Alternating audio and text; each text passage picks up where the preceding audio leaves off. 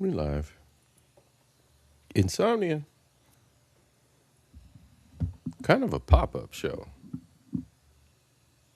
Anyway, how y'all doing tonight? Today? Whenever you catch this show. Like, subscribe if you are new. Let's go.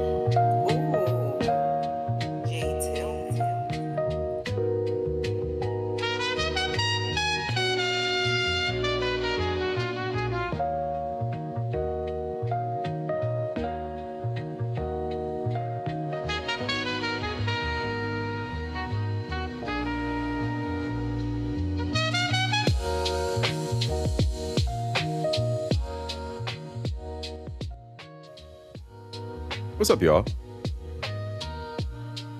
Insomnia. We got a lot going on tonight in the YouTube streets. But you know what? We're going to have some fun over here. Thank you for joining me. Hit the like if you are here. Cloud Watchers, I know you out there.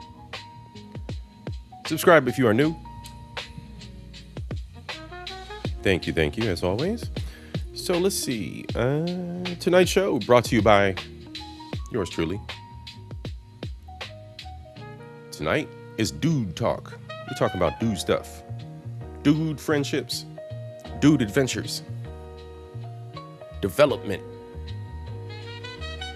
What it's like to grow up doing dude stuff.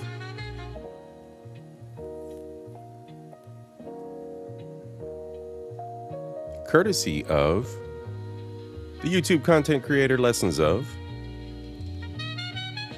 We got a view into the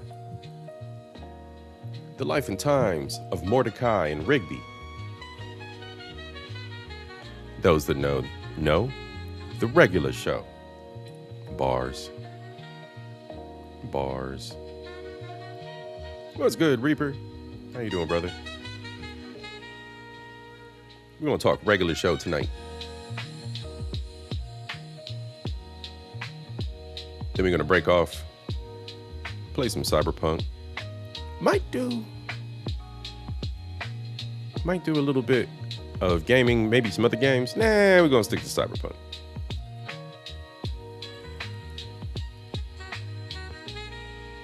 But before we get into that, why are we here? We're here for insomnia. Insomnia. Insomnia is that common sleep disorder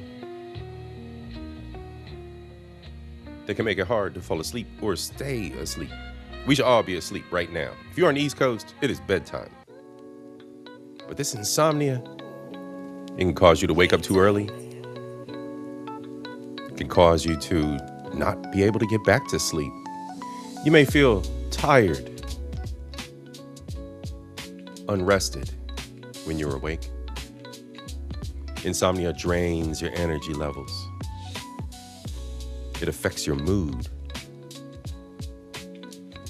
Insomnia affects your health and work performance.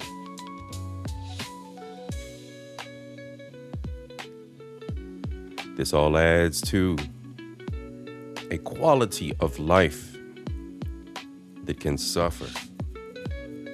But we all here because your boy C.I.P. shares in this insomnia, has ever since he was a wee little C.I.P.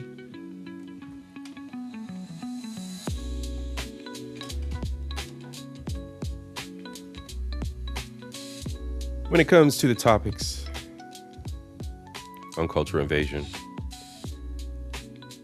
I wouldn't do this if it wasn't fun, if it wasn't my hobby. More than anything, I wouldn't waste my energy if I didn't love you. I wouldn't talk about these issues. I want better in the world. I want us to experience things a little bit differently. I want us to step outside of our comfort zones. Nothing is true, y'all. Nothing is true in our lives until you explore. And believe it or not, everything is permitted. Everything is at your fingertips. Everything is permitted. Nothing is true until you seek knowledge and evolve. Until you seek knowledge on those topics, on those controversies, on those socio-political issues that plague us all. The world around us is not an absolute reality. It never is. It's subjective. It's what you choose to explore. So all I ask you, my listeners, my subscribers, my friends, my family, my fraternity, what you limit yourself to an experience is your own responsibility. Choose wisely. Seek knowledge. Choose wisely. Tonight we got dudes doing dude stuff. Oh, that's right, y'all. If y'all know the call, y'all know the call. We got the regular show tonight. Okay, but before we get into this, we're talking about friendship, right? Friends. Deep journeys we share together.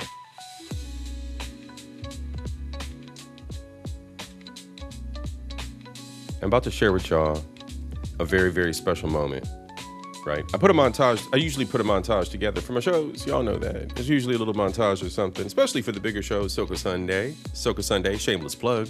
Soca Sunday, this Sunday, 3 p.m. Every Sunday at 3 p.m. on this channel. Like and subscribe, y'all. Like and subscribe, Culture, Knowledge, Entertainment.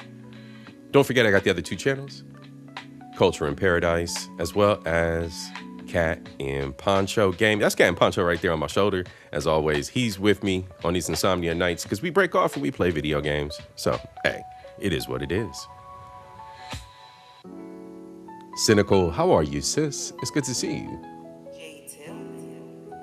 Lakers Rockets started at 9:30 p.m. Jeffrey Wood, that's good, my G. How are you this evening? Philly in the building. Shout outs to Philly.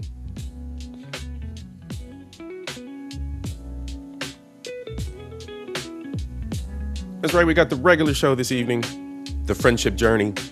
So, in honor and in spirit of friendship, Bronzebird,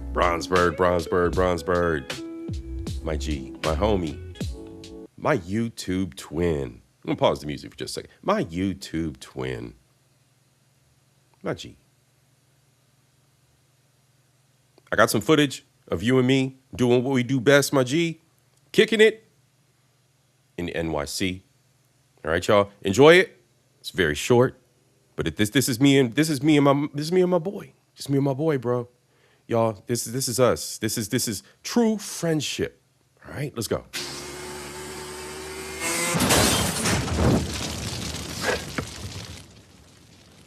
Whoa!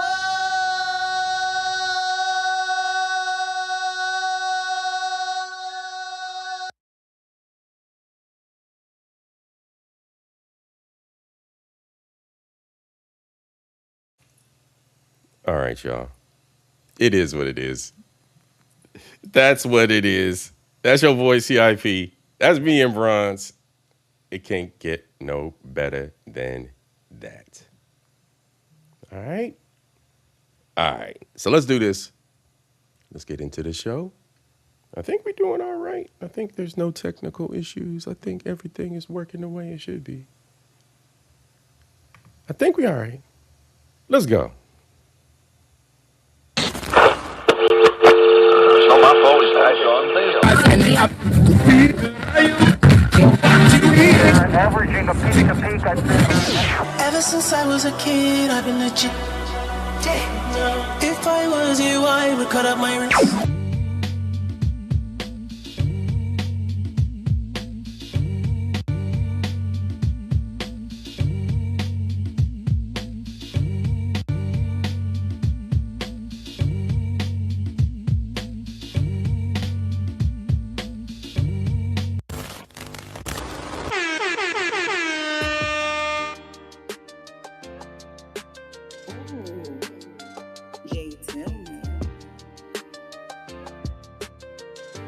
Camera's working. All right, we back.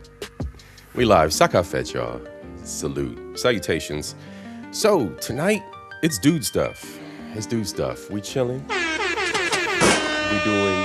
We just gonna talk about randomness tonight. But we do have a react, maybe two. We're gonna do one. We're gonna do one react. We're gonna hang out with Lessons of.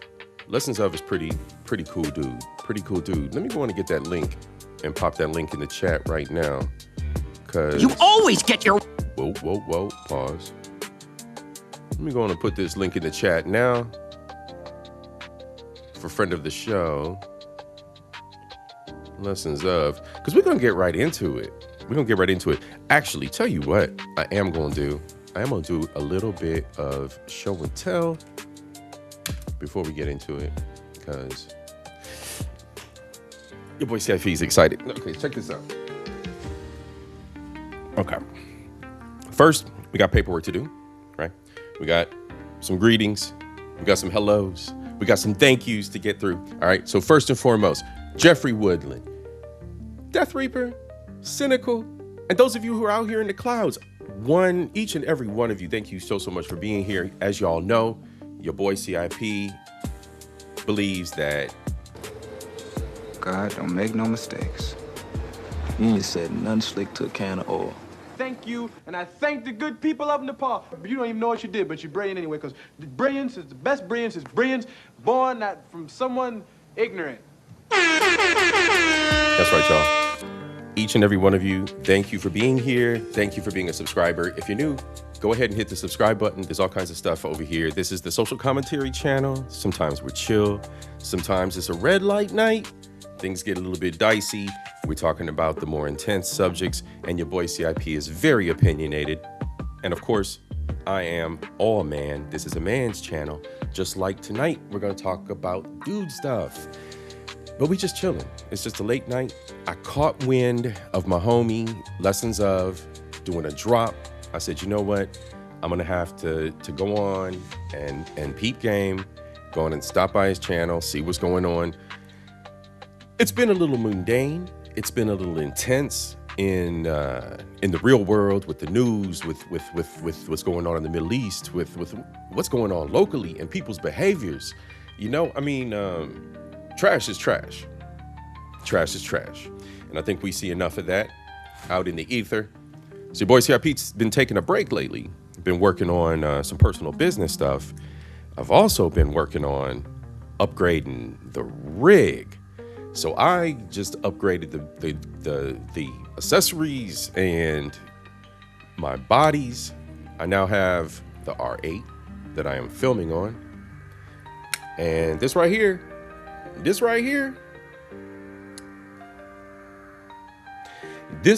so special, I had to give it her own name. This right here, this is Raya 5. This is Raya 5. I'd like to introduce her to you. All right. Very, very sexy young lady. All right. Very, very sexy young lady. Only about 8-10 years old in camera years. Raya 5. That's right. She is a Canon R5.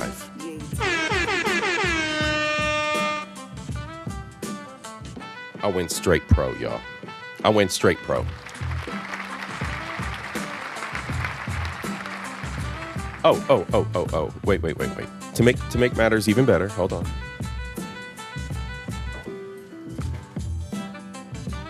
I switched all the gear from the other setup over to her, and everything fits right on the cage. So all I do is just slide everything together. We ready to go.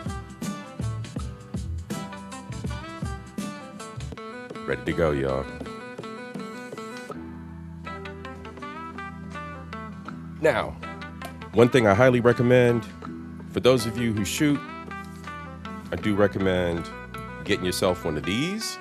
Now I have one for the R8, but for the R5, I got the upgraded model.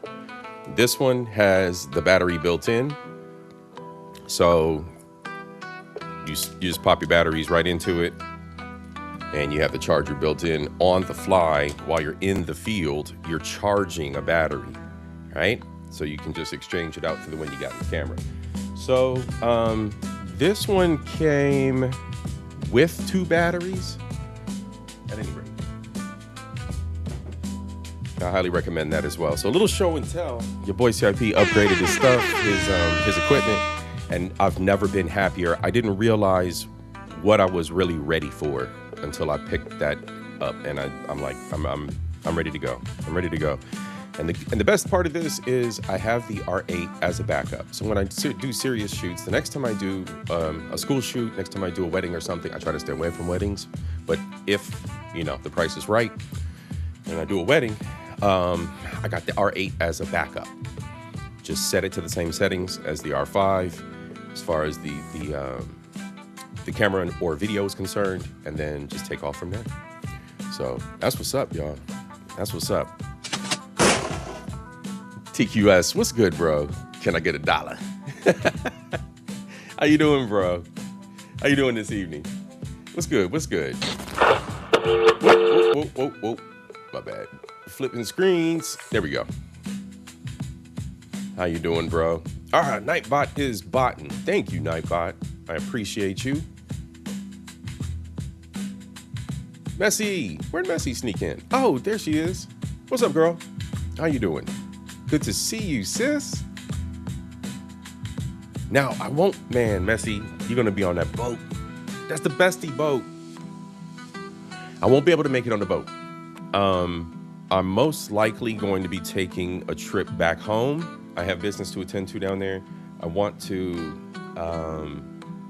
I've made some great strides here stateside as far as the company name is Archipelago. We'll talk more about Archipelago here in the future, y'all. But Archipelago, et cetera,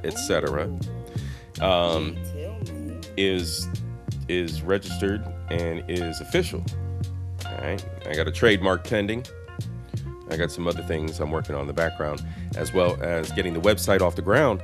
But once I get this business in a stable state, I'm going to be heading back to the island. I'm guessing that's going to be about July. So that's just in time for Carnival. Ladies and gentlemen, we might be doing Carnival in St. Lucia this year. It is quite likely. It is quite likely. I know, sis. I know. Yeah, bestie boat, for real. Oh, no, not with Moist Watkins. Ah, come on, bro. Oh, man. Not with Moist. There we go. That's hilarious. That is hilarious. So, y'all, why are we here tonight? Your boy C.I.P. was just, I was working all day long. I did some documentation at work. I do a lot of the training. Actually, I do all of the training for my pod, my segment, my practice, my part of the organization. And I was sitting there with 2 colleagues today, end of the day, working through some stuff. Everybody's brains are fried. I'm like, hit up YouTube, look through the feed. Pretty much typical stuff. I seen Messi was live. I was like, dang, Messi's live. Didn't even realize it. So I'm like, okay, let's go through. Let's see what's going on. All of a sudden, as I'm scrolling through the feed, listening to Messi, I see Lessons Of. And I'm like, what's bro doing? I ain't seen him in a while. Ain't really looked at what he got going on.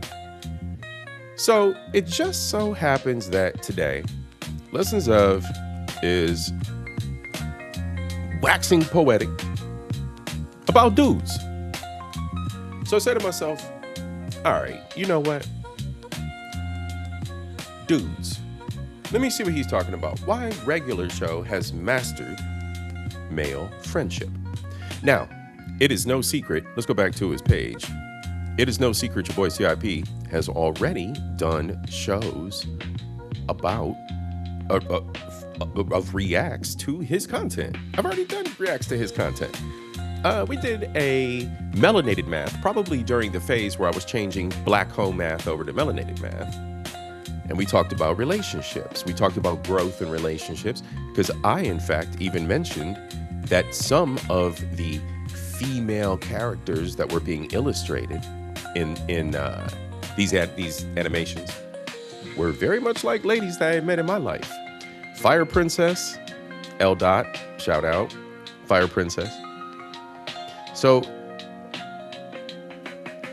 I realized that there's these parallels, and it hadn't really sunk in for me until I was in a drug-induced recovery for a rotator cuff, that Adventure Time had a lot of parallels to growing up, being an adult.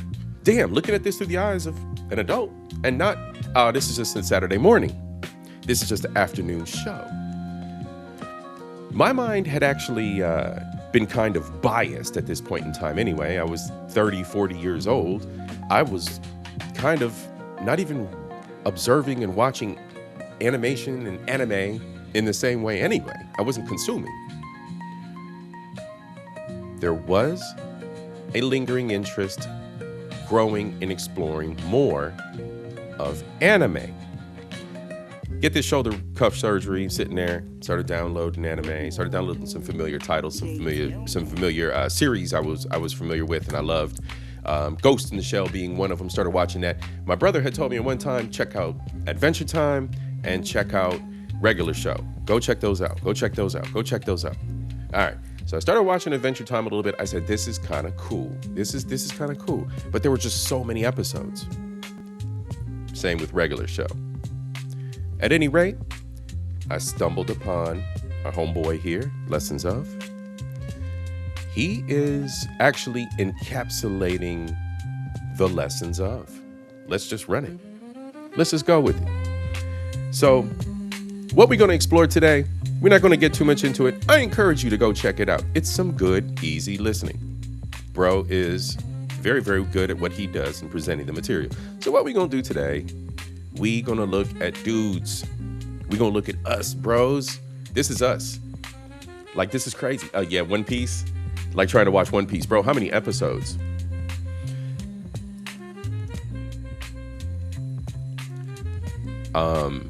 Dragon Ball has a bazillion episodes and arcs, character arcs. So, I mean, like Pokemon, a bazillion different arcs.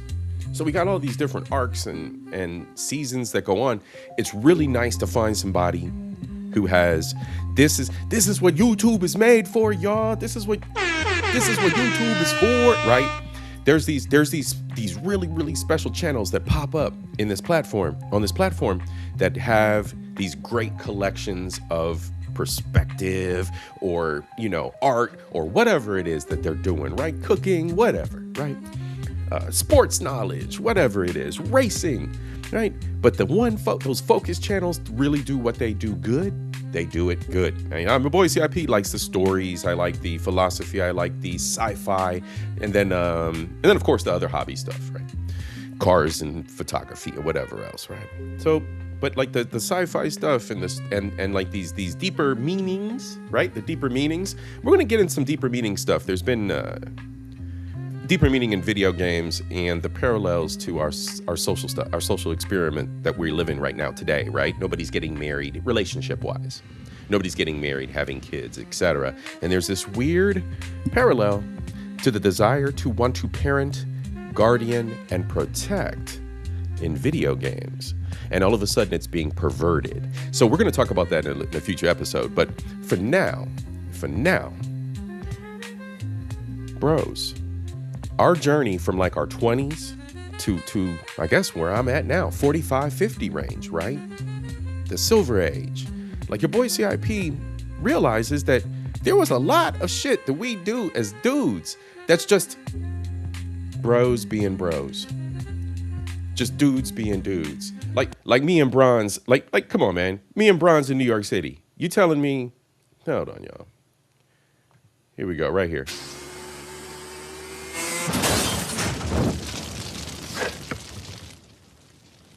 Whoa!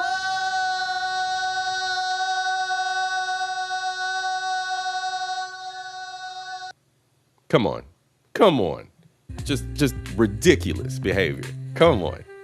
So look, when it comes to something like this, bros hanging out, this video encapsulates so much of it. So I'm gonna let it speak for itself. I'm gonna let Lessons Of just go on and ease us into this. It's gonna be a nice night. It's gonna be a fun night. We're just gonna chill. We're just gonna have fun and just watch this. But look, ladies, this is not for you. This is for the bros. This is bro talk. This is for real. The deepest, darkest parts of who we are as bros. Like, let's go, bros. Let's go. This is us. Where's the real bad man out here? Bad man, she love. Bad man, she love. What are you doing? Let's go, gents. What are you doing? Stand up, gents. This is about us this evening. All right. So we're going into Lessons Of, and we're gonna explore the journey of male friendship, right? Homies. What we do for each other, or how. If this isn't all celebratory, right? We have to look at this. We have to be serious. How we may hold each other back. Uh-oh. How we might be a hindrance or toxic to one another. Uh-oh. Gents, we got a lot we got to talk about tonight, fellas. All right, let's go. Wait. Let's play punchies. I'm sick of it. Of course I'm not going to beat you at punchies. Dude, you don't beat anybody at punchies. Most shows give you two friends who balance each other out, push each other forward, make each other better. Finn and Jake would die for each other. Dipper and Mabel literally saved each other from the apocalypse. Mordecai and Rigby can't even agree on who gets to pick player one without nearly being roasted alive. And yet somehow, these two slackers fighting over a sucky pickaxe might be the most honest depiction of male friendship I've ever seen in a cartoon. In its early seasons, Regular Show is a masterclass in depicting an era of male friendship defined by a shared, almost tactical refusal to participate in the real world. For Mordecai and Rigby, working as groundskeepers at the park is an extended taxpayer-funded hangout. Not they're working on taxpayer money, though. Like, y'all got to watch the nuances here. That's why I said when you watch this with adult eyes, you'd be like, wait. What the fuck? What the fuck's happening right now? Big Natty, what's up, bro? How you doing this evening? We just clowning tonight. We just kind of hanging out. We doing a little bit of everything, video gaming, and then, but first and foremost, we're doing a little bit of a react. We talking about bro stuff, Big Natty. So this is for us, bro. This is for bros. But then we're talking about we're gonna go into cyberpunk, and your boy's gonna be an evil corpo. So you know how that is. But yeah, they working off the system, y'all. They working off taxpayer money. Watch how these dudes behave. The very first episode tells you almost everything there is to know about their relationship. Mordecai and Rigby bust a hole in the wall while role-playing a fight with a wrestling doll. And instead of just owning it, Rigby's first instinct is to dodge the blame entirely. Dude, we're 23 years old. We shouldn't be busting holes in walls. We're gonna get fired for this. You mean you're going to get fired for this? That one line is their whole dynamic in like 5 seconds. Mordecai wants to look like the responsible one. Rigby wants zero accountability, and neither of them is actually going to fix the wall. And when Mordecai suggests they just ask Benson for a raise to cover it, Rigby shuts it down like he's been personally offended. No, that's not going to work. What are you, 65? Excuse me, sir, can I have a raise? Come on! Hey, yo, bros. Like, tell me that's not real, though. Like, there'll always be one of us that'll be the fuck up. I'll be messing about. And then there's us, or the other one, or the other person, because I know some of y'all be messing up. And the other person is like, bro, trying to be the little Jiminy Cricket, trying to be the word of the wise. And he's like, bro, like, come on, man. But your boy got a clown. Or you got to be the clown. You got to clown him. Oh, what you going to do, bro? You sound old, bro. You sound like you about to retire from this job. Come on, man. Tell me we haven't been clowned. Tell me. Let's go. These dudes are, I'm telling you, when you watch this with adult eyes, you're like, holy shit, I can't believe I'm seeing this. But they're laying it out for you. The keen eye catches this. There's a lot of lessons to be learned. Is actually going to fix the wall. And when Mordecai suggests they just ask Benson for a raise to cover it, Rigby shuts it down like he's been personally offended. No, that's not going to work. What are you, 65? Janessa Coleman. Sir, can I have a raise? Come on! I'm telling you, dude. Ham boning. Among others, Rigby's refusal to grow up is what fuels their codependency. J.G. Quintel actually talked about this once. When he was pulling the show together, he already had Mordecai as a sort of self-insert character from his student films, along with Pops and Benson. But Mordecai needed a friend, so he just made up Rigby. Which means everything you're watching, all the codependency, all the enabling, all the shared nonsense, it all comes from the fact that Mordecai couldn't be alone. These two often rely on a shared language of deflection where those oohs and hms act as an emotional shield of sort, or just something to... Yeah, we do, bros, we do that. What we do? Hell yeah. Mm-hmm. Hell yeah. Right. Those unconscious, those subconscious agreements, or damn, those expressions, those little expressions we say to one another, like, man, she cheated on me, bro. Damn. Mm-hmm. Telling Say y'all, in the meantime. I'm telling y'all, this is a reflection of behaviors that, okay, your boy C.I.P. I might be guilty.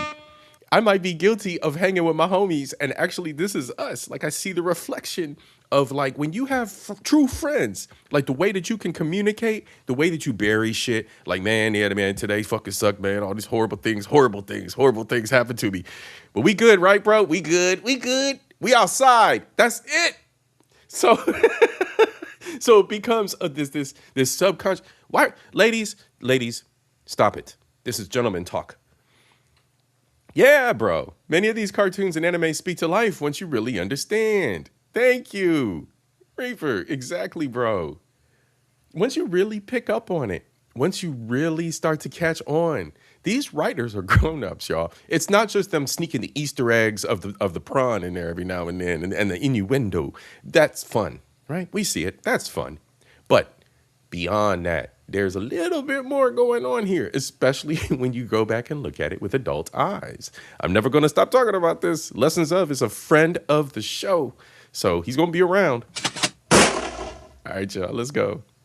And well, there's nothing else to say. Because young men rarely unpack their feelings or fears or emotions or talk in depth. They funnel that existential dread into low-stakes conflicts and small, inappropriate things, and they just choose to argue over the most ridiculous, absurd things that exist. Who gets the last slice? Who picks the movie? Who's the more macho? Who has to sit in the middle seat? And if you've ever been in your early 20s with a best friend, you kind of know exactly what this looks like. You'll have a 40-minute argument about where to eat before you'll spend 30 seconds. Tell me there's not a man out here that hasn't had a moment in his life where he's in an argument over who rides shotgun. I'm riding shotgun, bro. Talking about why you're actually miserable. There's some avoidance going on. This shared defiance creates a feedback loop where laziness and opacity becomes a lifestyle. And it works. Not because it's healthy, but because they're doing it together. And that kind of explains everything that comes next. Because this leads us to the specific, insidious comfort of having a partner in crime when you're kind of failing at life. In Season 1, Episode 2, Benson gives them the easiest possible task for a kid's birthday party. So this is the regular show. The regular show, Janesta. The regular show and Adventure Time are two shows that I really enjoy and have a lot of deeper underlying messages for us as grown folks. So tonight we're talking about dudes that are friends and how they grow together and how they battle out one another and how we have our interactions. And I think he approaches it from different dudes' perspectives. So there's some dudes that are dealing with a deep pain. There's some dudes that are dealing with other stuff. So, it's a combination of just dude journey. You're not supposed to be here watching this. This is super secret dude meeting tonight. This is dude talking about men stuff. Dude stuff. It's all dudes. So, just letting you know. Set up the chairs, because he already knows he can't trust them with something big. I can't trust you guys with something actually important. You're always slacking off. Instead of recognizing their boss. Cuzzo. Real bad man. We talking about dude stuff tonight. We talk about real man ting tonight. It's all about dude things. Friendship. That's what's going on tonight, man. How we stand by each other's side or how we help each other fail. So these dudes in this regular show, they learning. They some scabs. They working off the taxpayer money, bro. We about to see what their journey's like. Boss's frustration, they immediately turn it into a rebellion. They aren't motivated by pride in their work or just by some vague sense of responsibility, but by spite and the promise of not having to do the job next time. Benson's gonna drop his balls when he sees how good we set up these chairs. He's gonna be all like, oh no, my gumball. This encapsulates the safety net theory of their friendship. They act as enablers for each other's worst habits. encaffeinated concert tickets when Mordecai suggests working overtime to afford tickets to see the band Fist Pump, Rigby's response is immediate and telling. Extra work? I don't even like regular work. Of course, this is all by design, because as Quintella has said, the show only really works as long as these two are stuck in that phase of life. That's what the show is about. Right out of college with no real plan, nowhere to be, just each other. The second they grow out of it, this whole situation is over. So the whole show was kind of built on a friendship that structurally had nowhere to go. Mordecai and Rigby just didn't know that yet. And that safety net is actually a cage. It works both ways, just not equally. Okay, so something your boy C.I.P. kind of sort of complains about. I comment about during my social commentary. All right, yeah, I complain about this a lot. People don't leave their own backyards. We don't explore enough. We don't explore outside of even our family's nuclear circle and their attitudes, mindsets, beliefs, so that we can understand what others believe, right? There's many steps we can take to leave our proverbial backyards. And when we don't, we become complacent. And in a lot of cases, we become like stagnant mosquito water.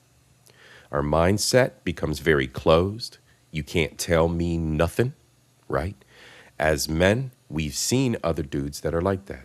My father is a very, very, very, very, very stubborn man who is rooted in his own backyard and will never leave it. So I've seen an extreme. I've experienced it as his child, right? So I know what that looks like. But this is a prime example of two individuals who are growing as friends together, but are stuck in that cycle of holding one another back. And that's the phase they're at right now. I just wanted to illustrate that to you because this is real life. It's real life. Cuzzo, what's good? I see you out there, JP. Rigby needs Mordecai around because the alternative is being a dropout alone. That part is pretty obvious. But Mordecai's version is much, much darker. He needs Rigby to stay a mess. As long as Rigby is failing, Mordecai gets to be the responsible one. See? The codependency between these two. They're both losers. Yeah, that's rough to say because these are my homies, but they both losers right now. They not doing nothing more than just fucking about. And because they got that codependency, hey, bro, why you fucking off like this, bro? All right, man, let's go, homie. All right, we gonna do this together. Let's go. I've had family members like that. You try to be the voice of reason, then you just end up going along with it. And then it's just a cycle, and it's a cycle, and it's a cycle, right? Come on, y'all. We've seen this. Adult eyes. Cartoon, but we're looking at this with adult eyes. We're hearing an adult person looking at this through his eyes and then examining our journeys, y'all. And that safety net is actually a cage. It works both ways, just not equally. Rigby needs Mordecai around because the alternative is being a dropout alone. That part is pretty obvious. But Mordecai's version is much, much darker. He needs Rigby to stay a mess. As long as Rigby is failing, Mordecai gets to be the responsible one, the smart one, the one who is kind of failing but doing a little bit better, the one at least has it slightly more together than the other one. Right. The moment Rigby actually improves, Mordecai has nothing left to measure himself against. This is kind of a terrible thing to need from your best friend at the time. Neither of them would ever want to say that out loud. They've just built a nice relationship here, a micro-society where success just means avoiding Benson's wrath for another afternoon. So when that unspoken dread finally needs somewhere to go, it goes here. You always get your way. Let's play punchies. Let's play punchies. I'm sick of it. Of course I'm not going to beat you at punchies. Dude, you don't beat anybody at punchies. These two will literally summon a demon or bring forth some natural disaster, but just can't have a 5-minute conversation about their feelings honestly and openly and respectfully. And that's just kind of how it works for a lot of guys at that age. This is not exactly aspirational, the not having an open conversation part. You can't just sit down and say, it bothers me when you always win and I feel kind of inept. You make it a competition instead and you just let it drive some internal hatred.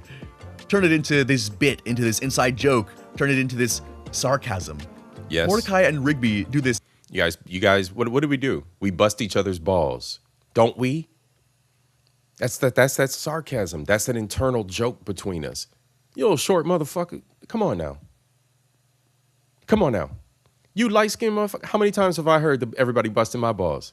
We bust each other's balls. We do that. It's the guy thing. And we've constantly, come on, R8. There we go.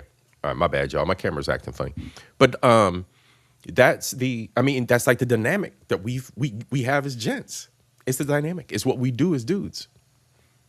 Constantly. I'm definitely smarter than you. And also, it's testing one another out. We always test each other out. We see what our boundaries are, what our limits are. It's always that interaction between us. We do that immediately. You walk into a room full of dudes, we're sizing one another up. Okay, we know which ones have the confidence, which ones don't. And then we immediately fall into place as gents. It's what we do. It's been that way ever since you dropped out of high school. Dude, what? I don't need no high school education. Rigby knows exactly how he's perceived, so he wears his laziness like a bulletproof vest. See? But the second he drinks a brain-enhancing juice and actually outsmarts his best friend, Mordecai's fragile ego completely shatters. Instead of letting Rigby have a win, he chugs the juice himself just to brutally reclaim his throne. I want to have some brain juice. Earlier, we see this same abusive power disguised as friendship in the episode Jinx. What starts as a childish game quickly devolves into Mordecai taking sick pleasure in physically dominating Rigby. Mordecai leverages a playground rule to completely silence and abuse his friend, a display of his superiority complex. This complex becomes fully weaponized during his obsessive simp era regarding Margaret, too.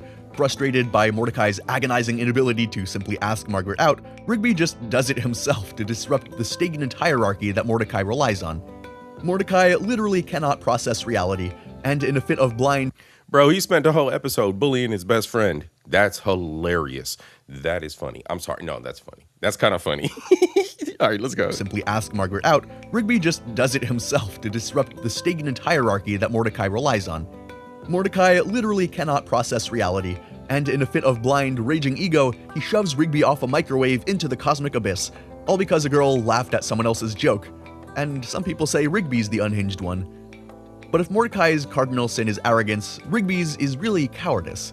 Rigby knows exactly where he stands, but for most of the show, instead of attempting to improve his station, Rigby dedicates his energy to ensuring that Mordecai never leaves his side.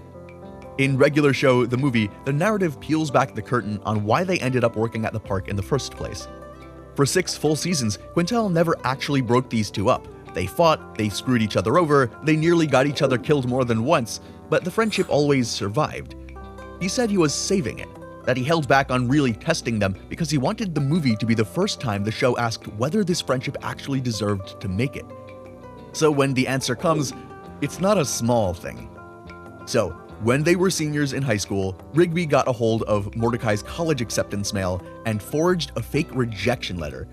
This is a calculated, life-altering act of sabotage that completely alters... Bro, boo, for real. Basta! Like, why would you do that to your homie? He took the letter out the mail, forged it, and then fucked his future up. Saving it. That he held back on really testing them because he wanted the movie to be the first time the show asked whether this friendship actually deserved to make it. So when the answer comes, it's not a small thing. So, when they were seniors in high school, Rigby got a hold of Mordecai's college acceptance mail and forged a fake rejection letter. This is a calculated, life-altering act of sabotage that completely alters someone's course of life. Rigby condemned his best friends to a life of manual labor, potentially sub-poverty wages and perpetual stagnation purely out of a paralyzing fear of abandonment for when Mordecai could leave to go to college and make a much better life for himself. This toxic cocktail of Mordecai's ego and Rigby's sabotage creates this self-sustaining loop. They enable each other because holding the other accountable would require holding themselves accountable. Then again, in Season 2, Episode 18, Rigby abuses the sacred code of the solid to force Mordecai into deeply humiliating situations during a double date with Margaret and Eileen. Rigby forces Mordecai to be in a humiliating disaster. Why? Because Rigby recognizes that Mordecai is slipping away into the adult world of dating, and if Rigby looks like a loser, he needs Mordecai to look like one too. But if the middle seasons of regular show expose the toxic, radioactive underbelly of male codependency, the later seasons force the characters to grow up.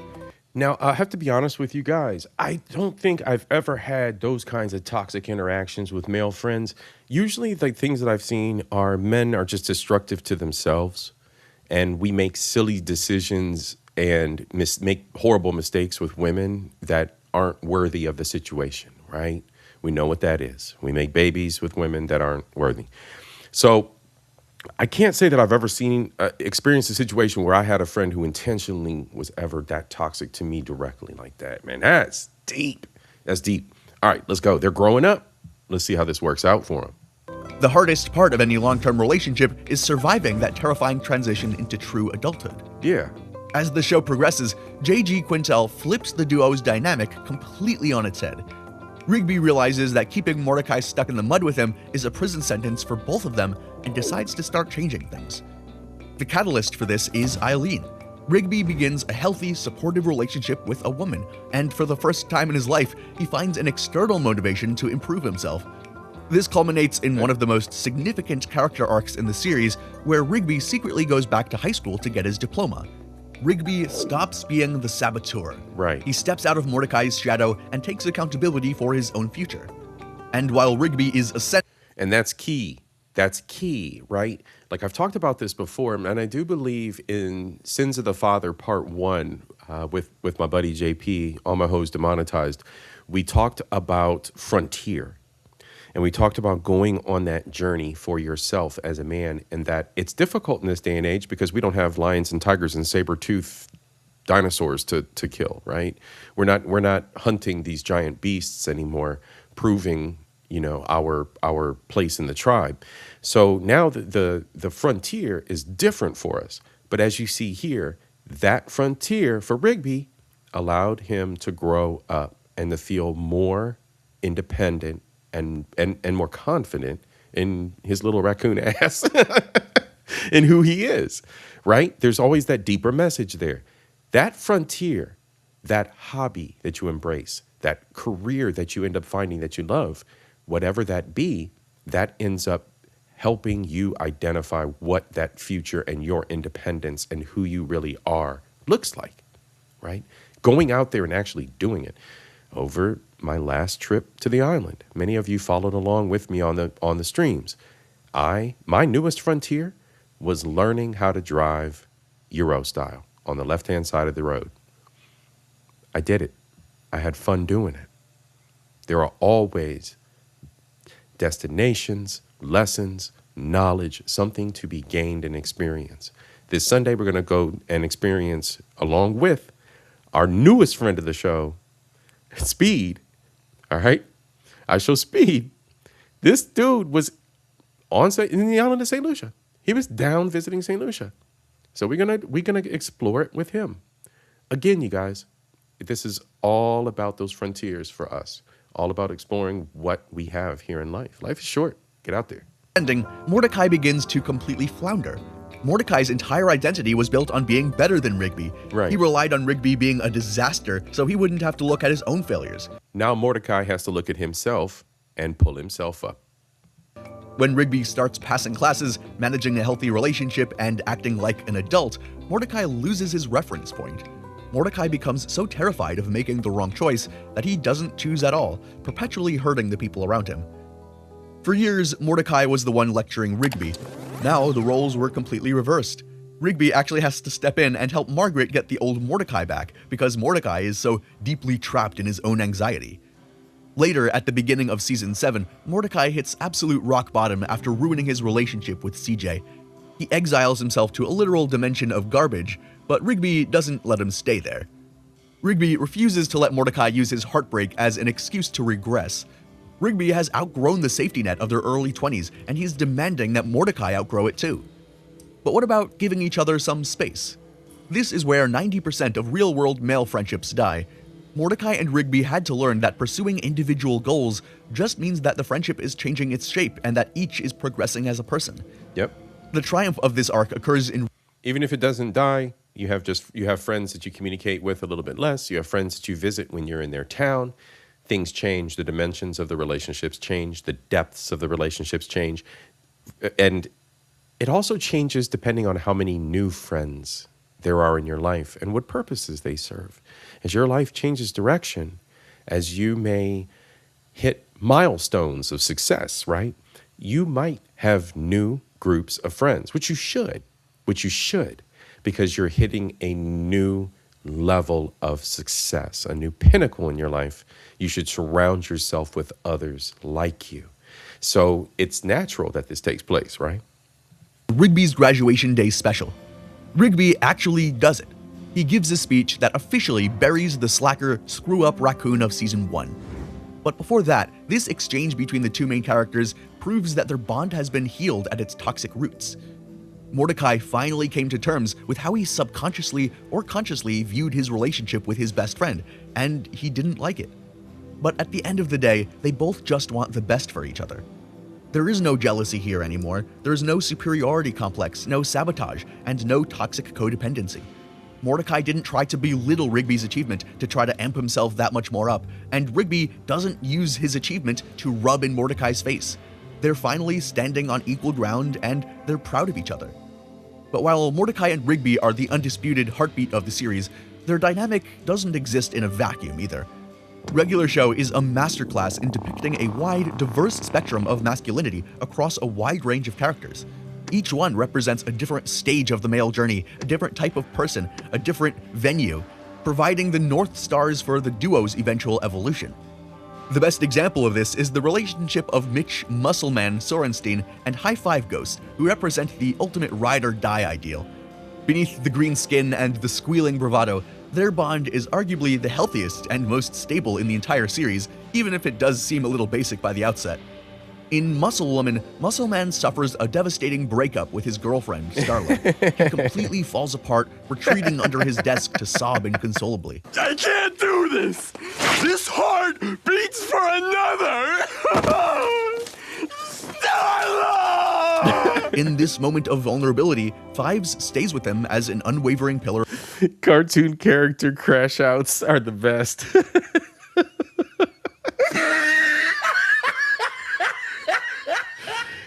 Janesta, today's a good day. It's Friday, damn it. I think we're all a little bit happy of that, especially those of us that be hitting the road doing these 9-to-5 gigs. I think we're a little bit happy. Those of y'all that are here and are happy that it is Friday, hit the like.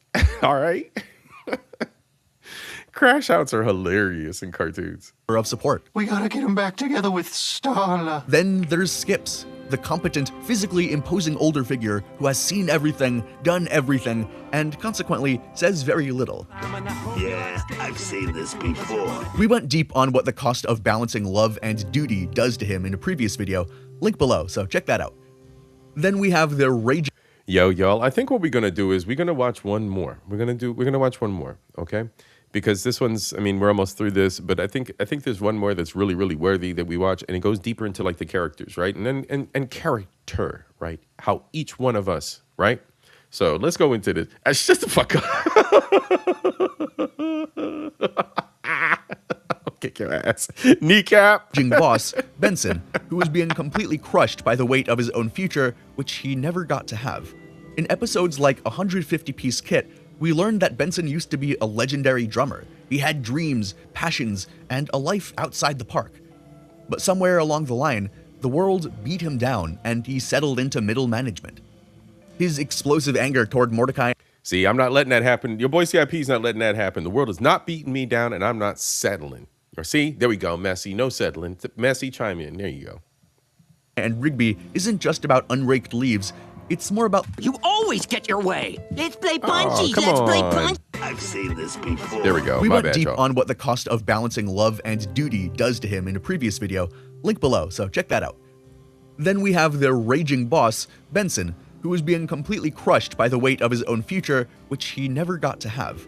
In episodes like 150-piece Kit, we learned that Benson used to be a legendary drummer. He had dreams, passions, and a life outside the park. But somewhere along the line, the world beat him down and he settled into middle management.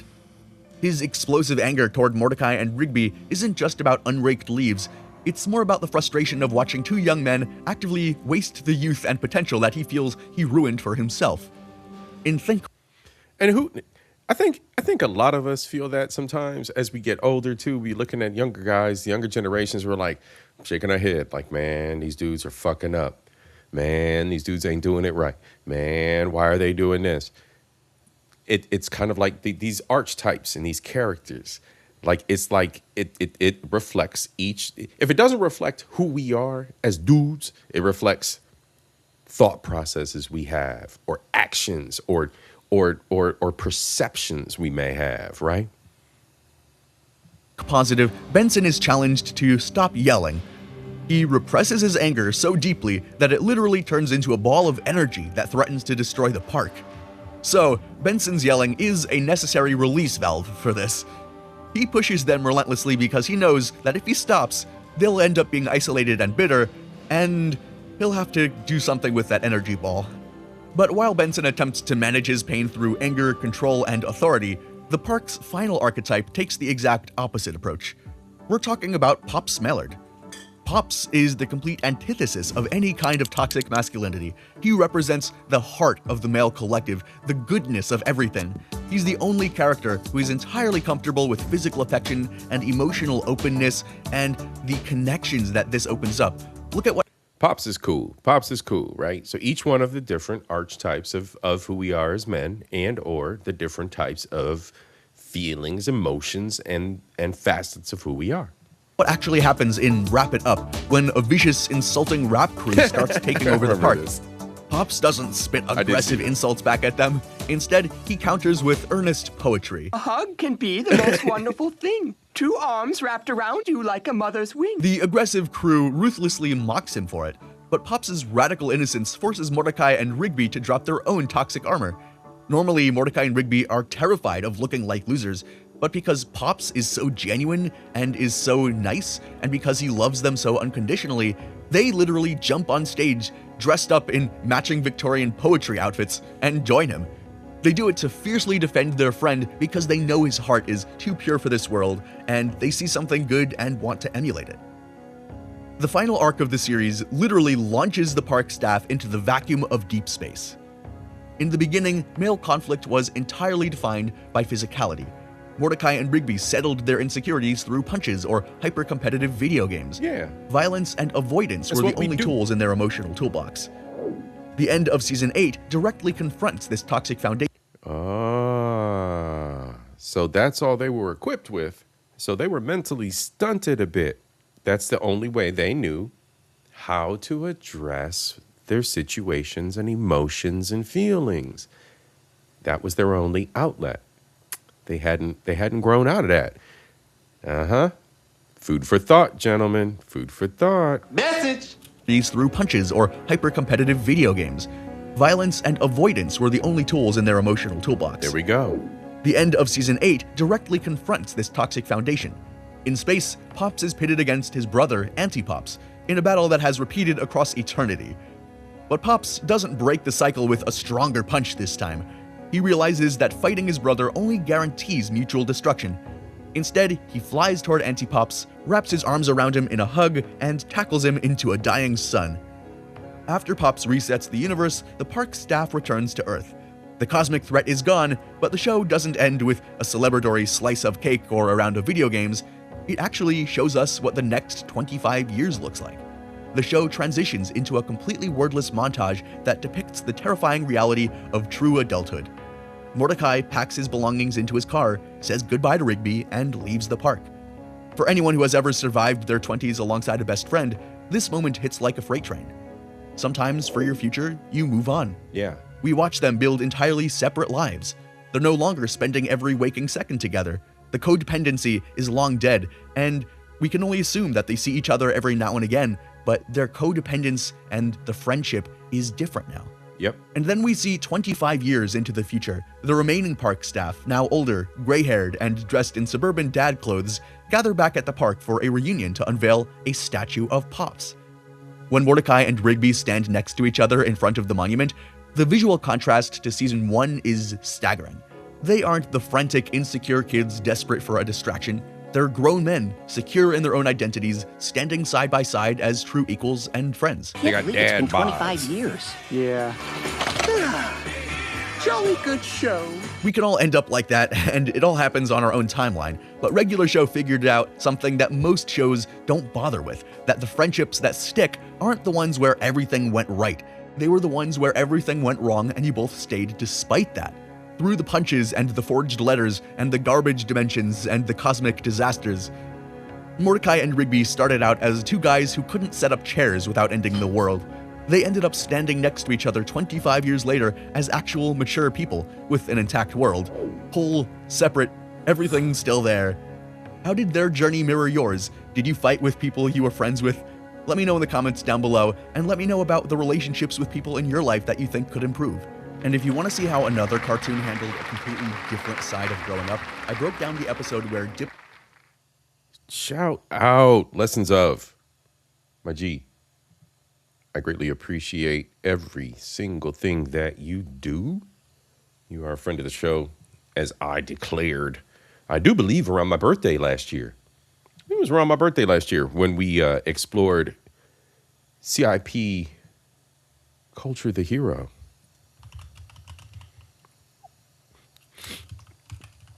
This is not my regular browser. So we just gonna dance around here. Videos, lives. Where's it at? Beginning of the year. I did all the sound checks. There it is. Culture the Hero. If I can't save anyone if I can't save myself. At Lessons of. 113 views. Woohoo! As long as I get 100 views, I'm happy. Anyway, yeah, y'all. So there's a lot to be picked up from our boy Lessons of.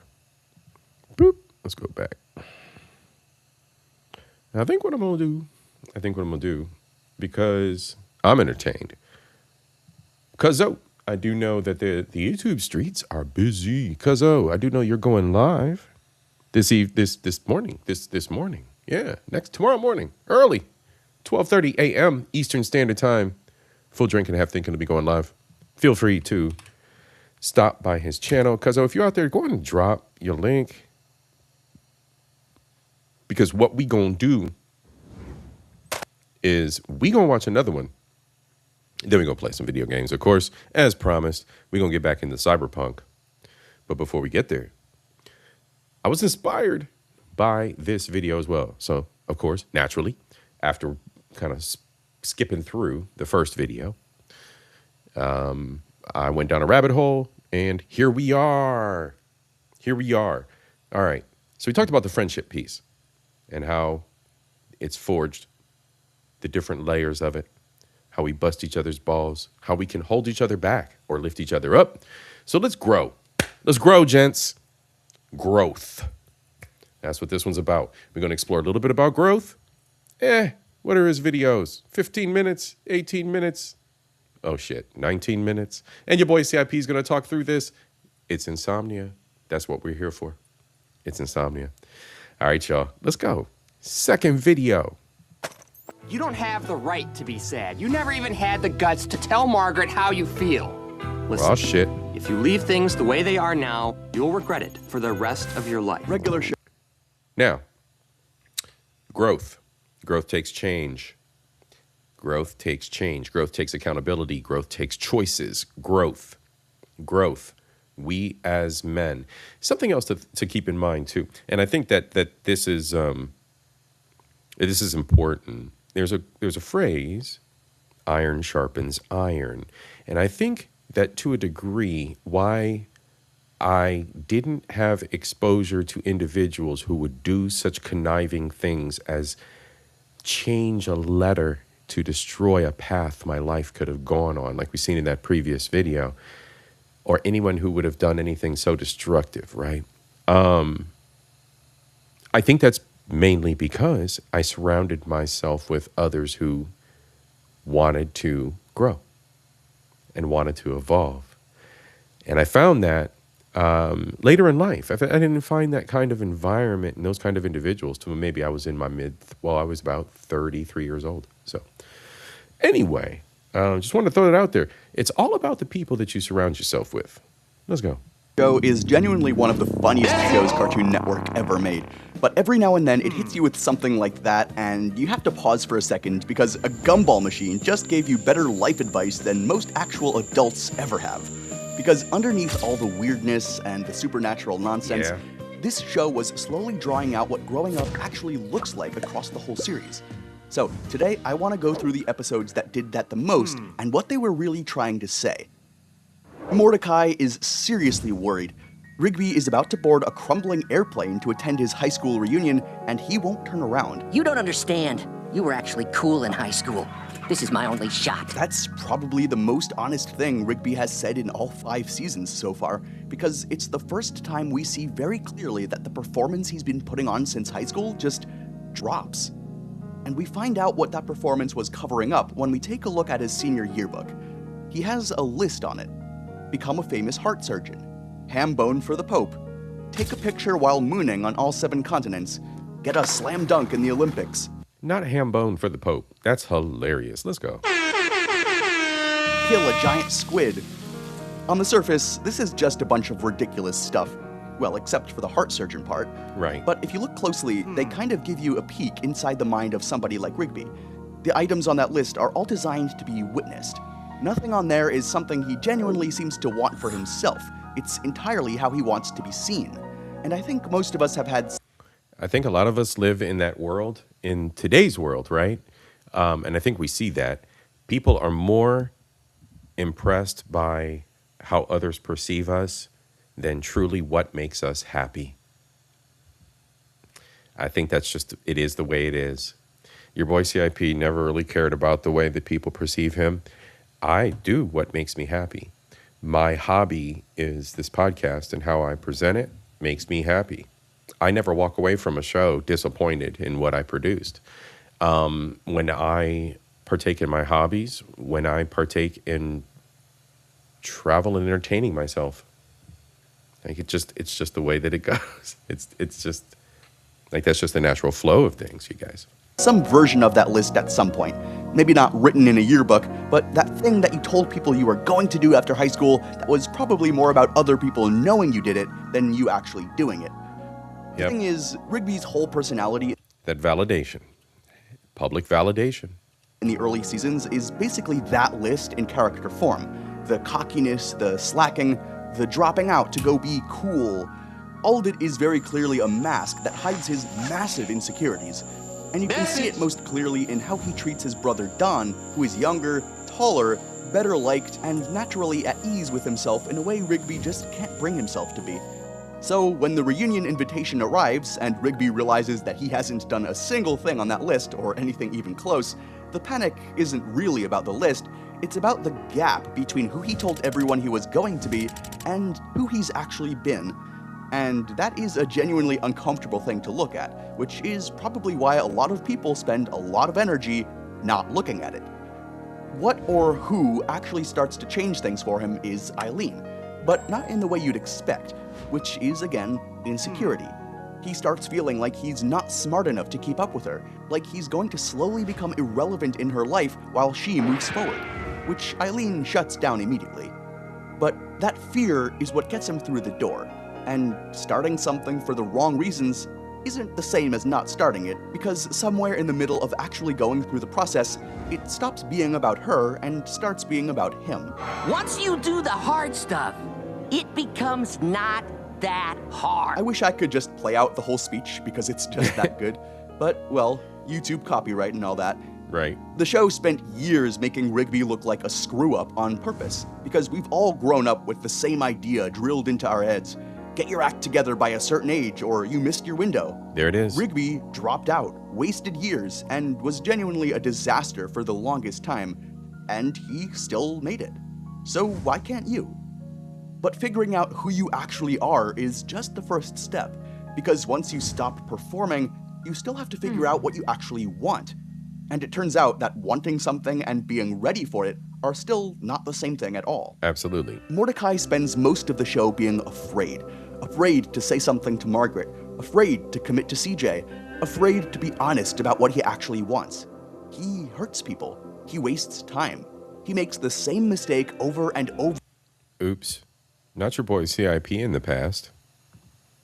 I mean, we all grow. We all grow, right? Maybe 20 years ago. Not your boy C.I.P. in the past. Over again in slightly different ways. And if you watched all of that play out over, what, 6, 7 seasons and felt frustrated with him, it's probably because you recognized something in there that you didn't want to. Uh-oh. I went through that whole arc in the last video. The hesitation, the indecision, the damage. But what matters for this one is what Mordecai looks like after all of it finally settles down.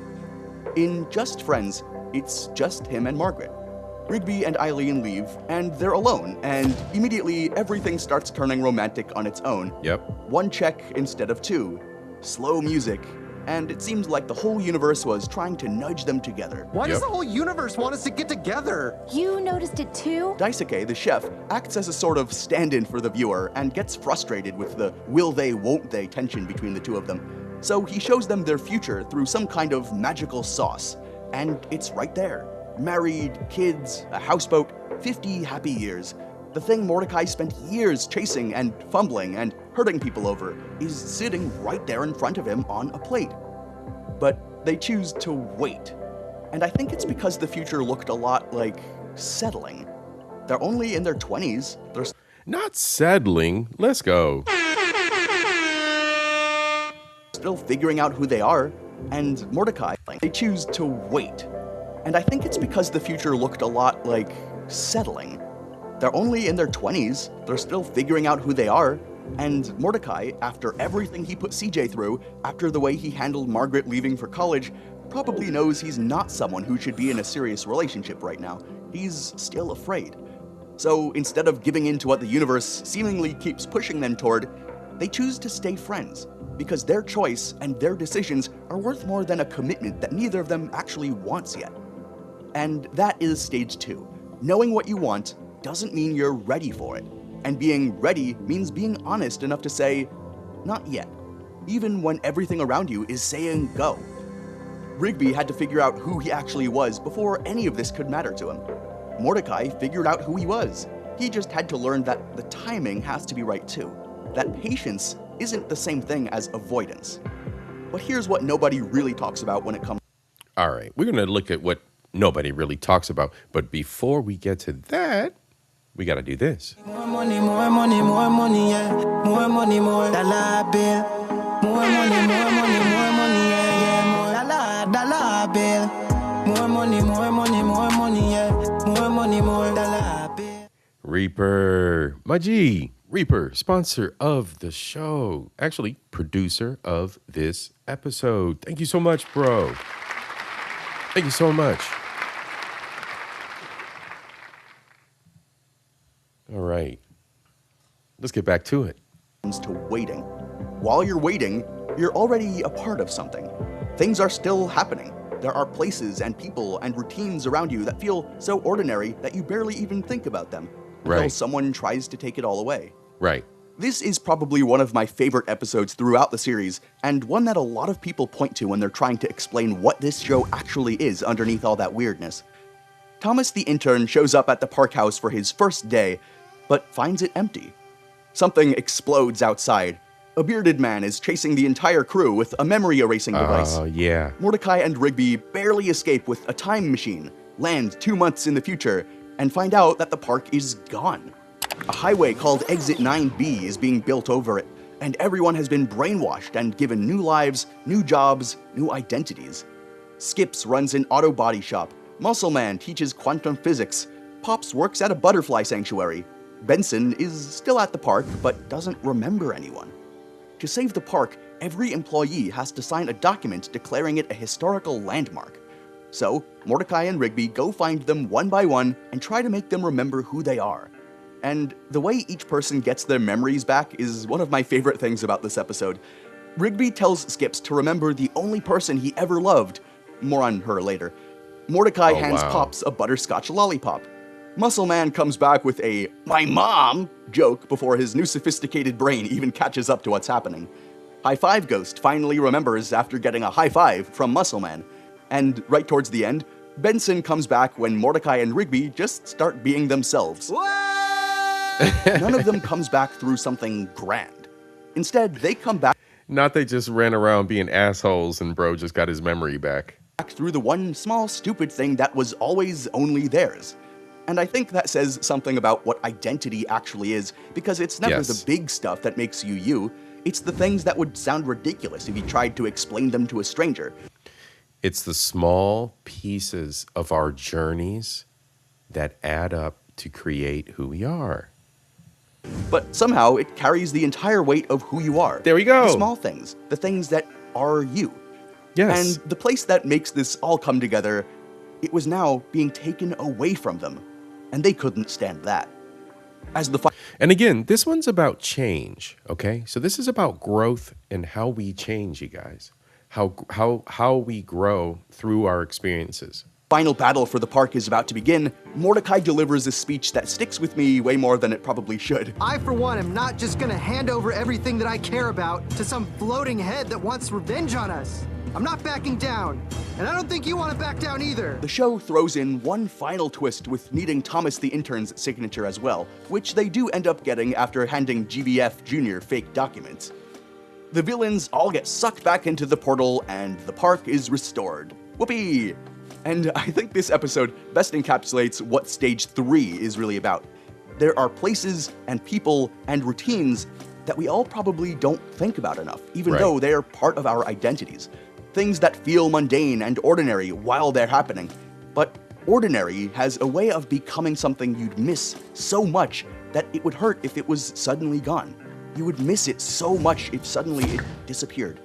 It reminds me of that line from Andy in The Office. I wish there was a way to know you're in the good old days before you've actually left them.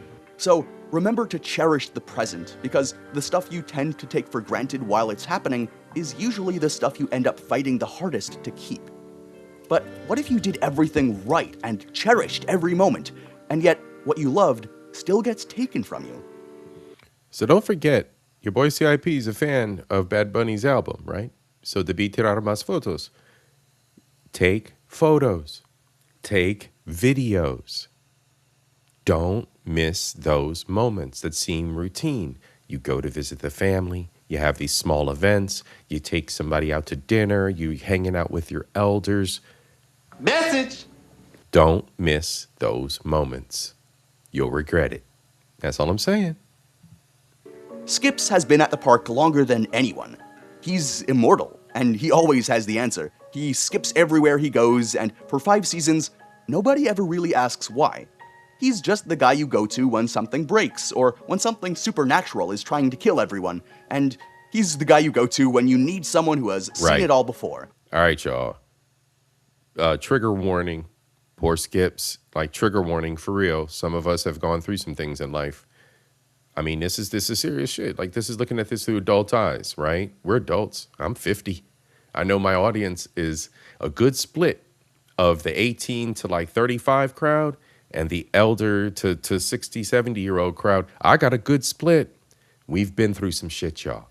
So I'm just saying, right? Looking at this through adult eyes. Let's go. The episode starts on the roof during lunch with Mordecai and Rigby bugging him about immortality and asking him how he got it. Skips doesn't want to tell them, but they keep pushing until he finally gives in. So we go back in time to this I'm gonna let this one rock out.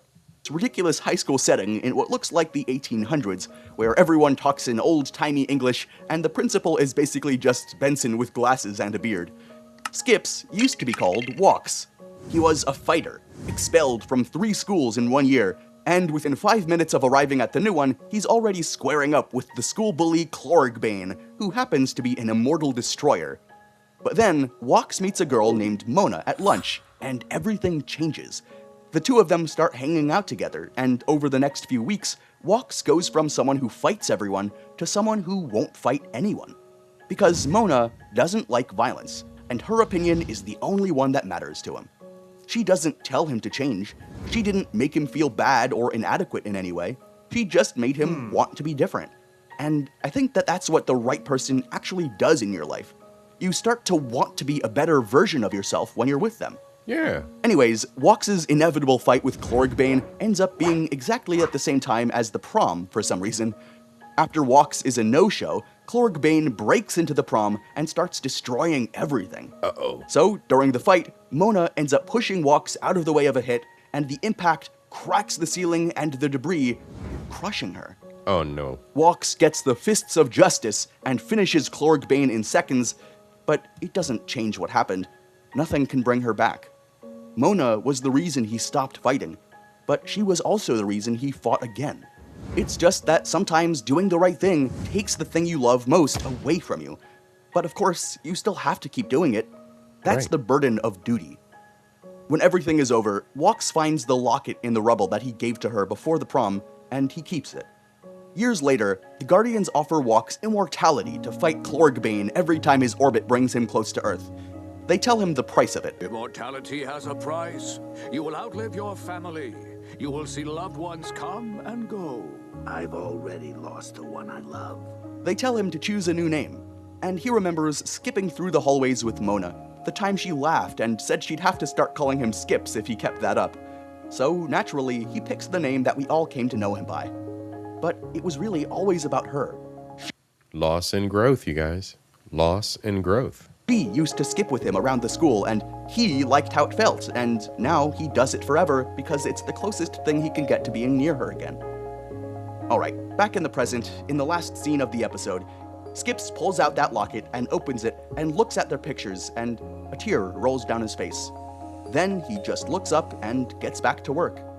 He's been getting back to work for over 100 years, and I think that says a ton about his character, because Hell we've yeah. seen on this channel what the other version of this looks like with Rick, losing Diane and Beth, and letting it turn him into something who couldn't love anything without destroying it. Skips lost Mona, and it broke him just as badly, but he didn't let it make him cruel. He didn't let it hollow him out or turn him into someone who pushes everyone away. He didn't let it make him into someone who's better than everyone else. He keeps carrying that grief inside because it's real. But so is the duty. Right. And that's what stage 4 is.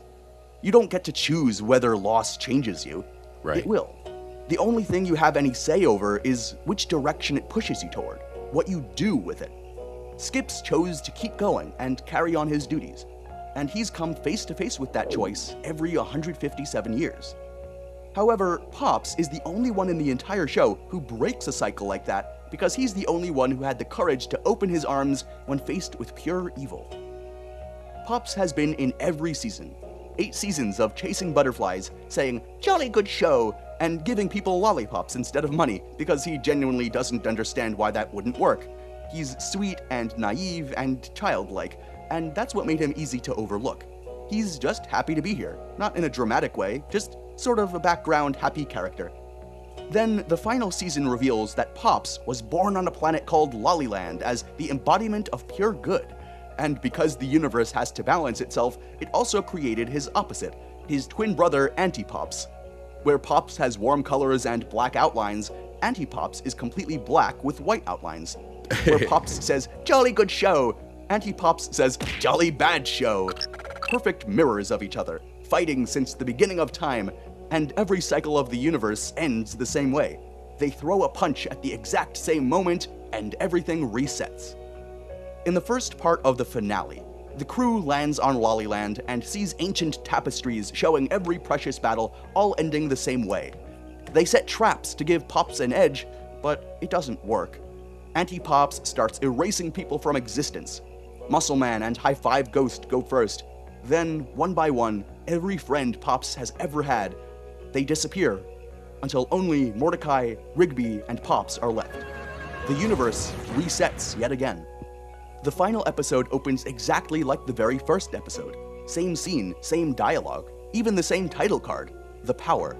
However, Rigby starts remembering and then helps Mordecai do the same. They then use the power to travel back to the fight. And as reality unravels, Pops remembers something the seer told him. Sometimes doing something different makes all the difference. Fighting is the loop.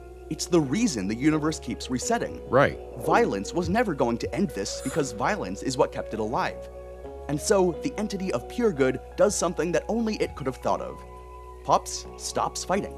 He spreads his arms and floats towards his brother and hugs him.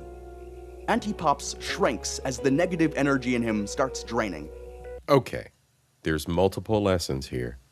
There's the love lesson, And then there's the change something that you're consistently doing and getting the same result. We know this, gents. We know this, people. Repeating the same thing and getting the same result is insanity. There's a problem there with us mentally if we do that to ourselves. Change the pattern. Change the pattern. It's that simple. All right, let's go. Still holding on to his brother, Pops starts flying towards the sun. Because this is the only way it ends. The only way the cycle finally breaks and everyone he loves gets to come back and live. There it is. Mordecai and Rigby are screaming for him to stop. And Pops speaks to them one last time, telepathically, with a smile on his face. I know you're sad, but I promise this is a happy ending. Take care of each other. Goodbye. Everyone comes back. The park crew flies home after 3 years in space as David Bowie's Heroes plays, and everyone they love is standing there waiting for them. They put up a statue in Pops' honor in the park. He chased butterflies. He loved to laugh. He saved the universe. He was our friend, Pops Mellard. 25 years later, Mordecai is a painter married to Steph. Check out our episode on that, by the way. Rigby marries Eileen and has 2 daughters. Muscleman and Starla fill a trailer with kids. Benson marries Pam and takes over the park. High Five Ghost DJs in Prague. Skips is still there. And all of it exists because Pops chose to let go. Every other part of this was about characters learning to grow for themselves. There it is. Rigby learned to stop performing. Mordecai learned how to decide and get better at relationships. Skips learned how to carry loss and keep moving forward. Every character of this show grew so they could build better lives for themselves and those around them. Pops grew so completely and— Oh no, not a community, not a village. You mean they did what? They improved themselves so that as a collective, they were better, united? That's crazy work. That is crazy work, especially in this day and age. Let's go. Performing. Mordecai learned how to decide and get better at relationships. Skips learned how to carry loss and keep moving forward. Every character of this show grew so they could build better lives for themselves and those around them. Pops grew so completely and fully that his last act was the only thing he could do, giving his own life so that everyone else could finally live theirs to the fullest. A jolly good show indeed, Pops. A jolly good show. Somewhere between the chaos and the supernatural nonsense and the giant floating heads, regular show was just teaching us what growing up actually looks like. You figure out who you are and what you want. Then you learn that wanting something doesn't necessarily mean you're ready for it. There we so go. You wait and develop yourself. And while you're waiting, you start paying attention to what you already have and realize that that's what truly matters. And when life eventually takes some of that away from you, you don't let it turn you bitter, you keep going. And if you're really lucky, you become someone good enough to give it all up for the people you love. The ultimate sacrifice. Most people spend their whole lives somewhere between stage 1 and stage 2. Getting to 3 is rarer than people think. 4 is rarer still. And 5? 5 is almost impossible. You don't even need to give up your life itself for it, but reaching that state is nearly unheard of. But the show believed that you could get there. You could reach that state. You could become that person. And I don't think any other cartoon has shown that better.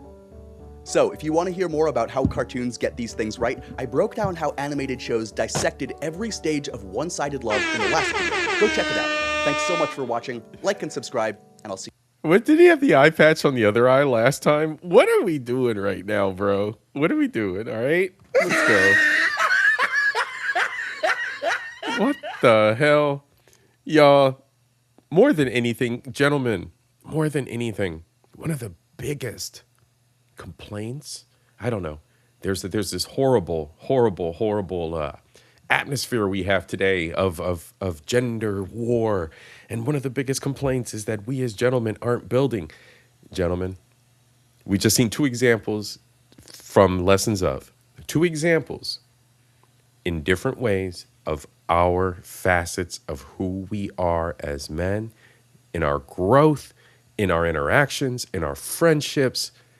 Build yourselves, gents. Build yourselves. That's what we're here for. Message! We aren't here on earth to waste our time. We're here to have fun, but we're here to build ourselves. That's what we're here for. That's what we're here for. That's what it should be. That's what it should be. It's a difficult path. Nothing is simple in life at all. But your boy C.I.P. is not here tonight to preach and to get into all the philosophies of everything.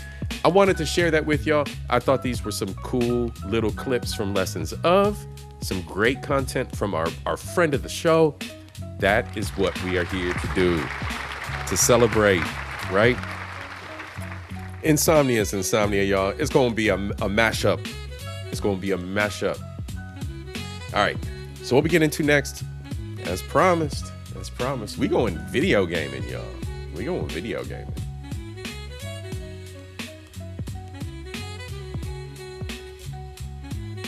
All right. If I didn't already mention it, the wonderful sounds you hear are from my boy, Jay Tillman. That's at Jay Tillman 45 on YouTube. Go subscribe. Bars. Cyberpunk.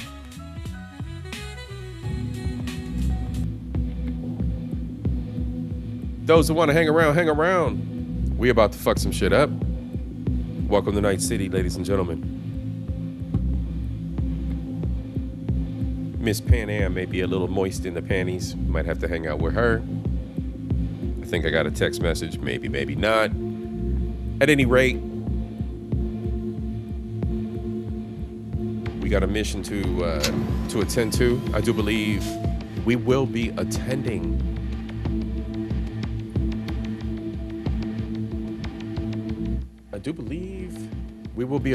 a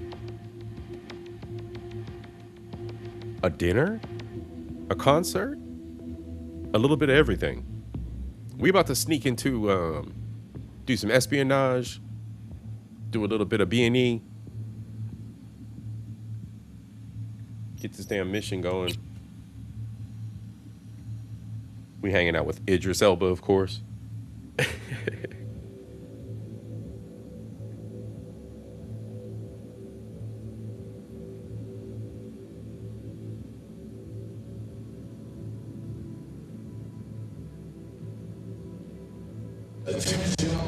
Let's go. This is Kurt Hansen. Yeah. An unmarked aircraft has crashed in our district. The crash site is now a restricted area. All right, y'all. Give me 1 second. I'm about to put this on the big screen for myself.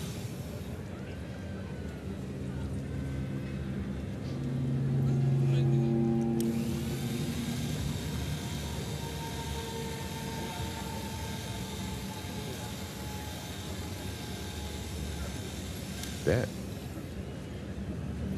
All right, so let's see. Last playthrough, we were stroking out when we got here.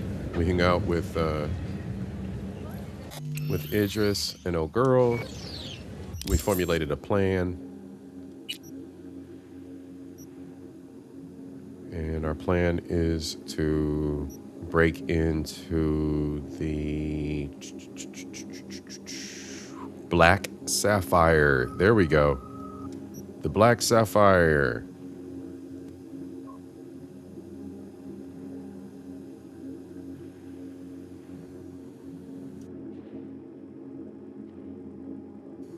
$99 stories tall. 99-story tall luxury casino, club, landing pads on the top for your air vehicles. Very nice, very nice. It's gonna be very swank affair. I do believe I have a tuxedo or some kind of gear to wear at the occasion.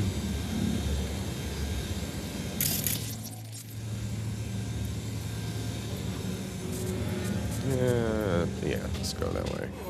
Corporations prosper. Now get your fresh clip shards here. Let's see what kind of trouble we can get in on the way there. Take care of Her Majesty, Alex. Take care of Her Majesty. You won't find a more reliable gun than her. She sure as hell saved my ass more than once. Be ashamed to deny her another tour of duty. I'll keep her warm for you. We began our service at the same time. We took we took life for the first time together. And we always took care of each other, but these past 7 years, the care's been one-sided. She's ready to serve again. All right.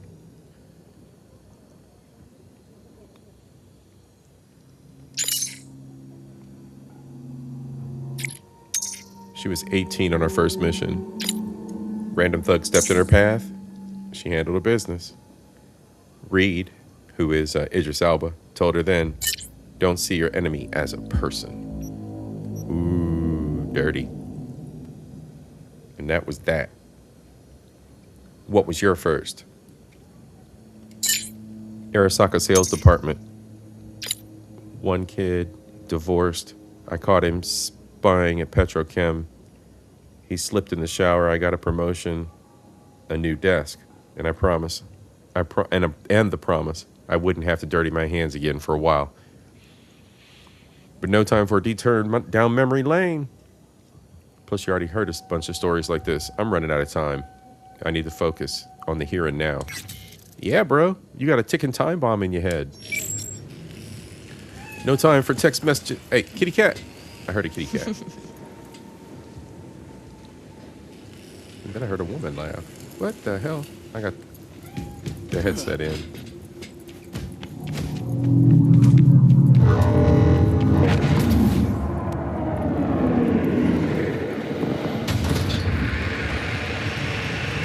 All right, y'all.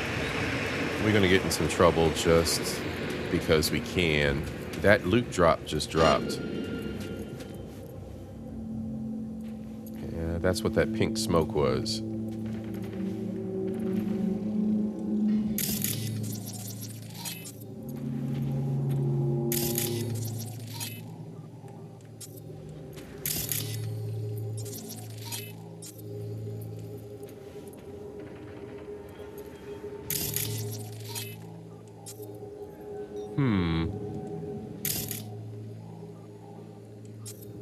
I need to upgrade my cyberware. I'm kind of roughing it right now. Yeah, Big Natty, that looks like it's going to be lit, bro. That looks like it's going to be lit. The new 007 game. I've been watching the trailers for that.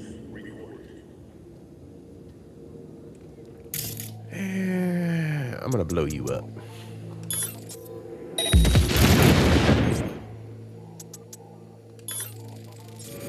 Let's see what I can get away with these guys.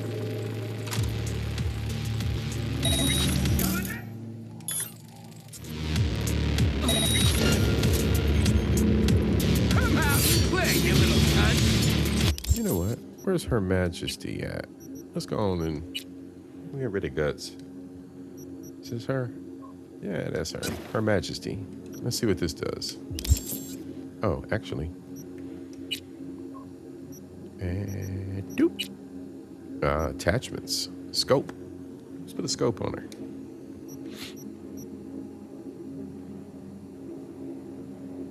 A little bit of zoom. Same thing. Handyman.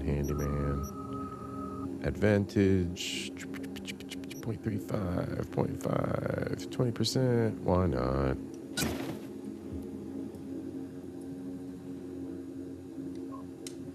Why not?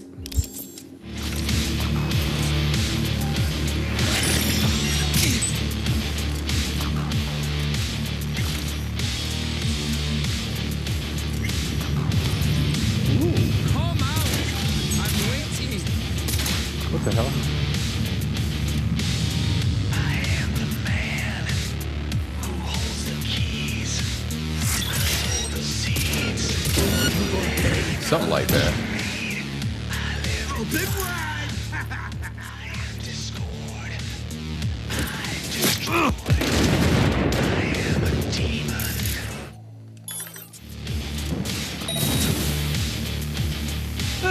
You'll kill us!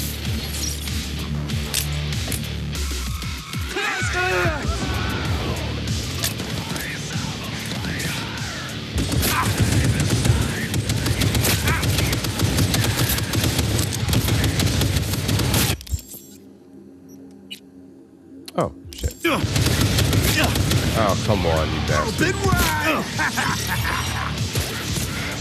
Shit, wrong. Oh, come on.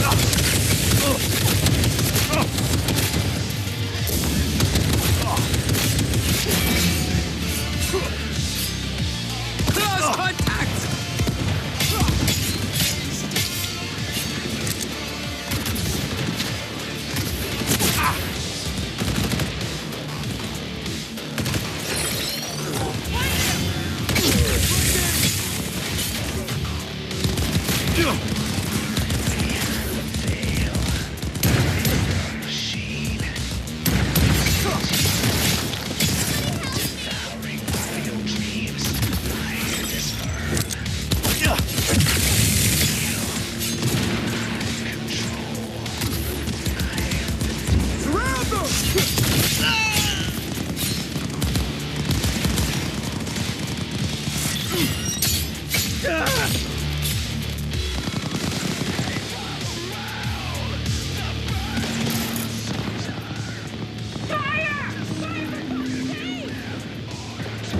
Where are you?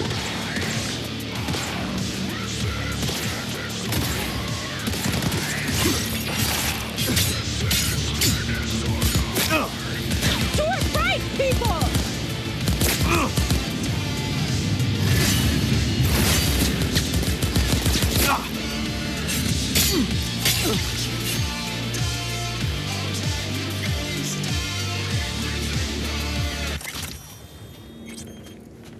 Well, hell. Something like that.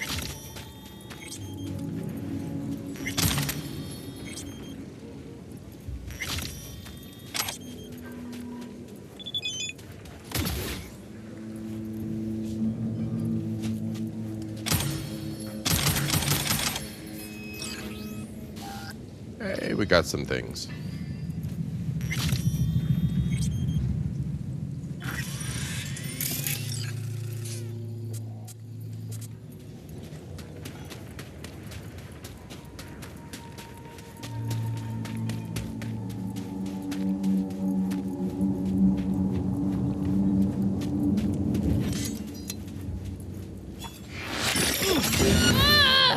I couldn't resist. I couldn't resist. Fucker! Shut up.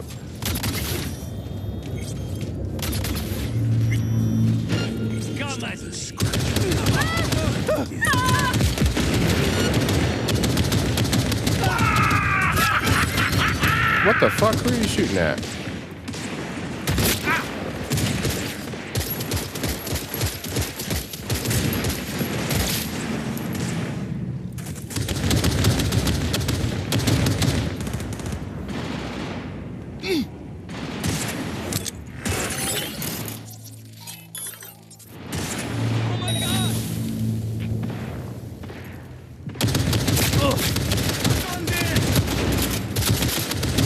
Oh, you a tough motherfucker. Come here, fucker.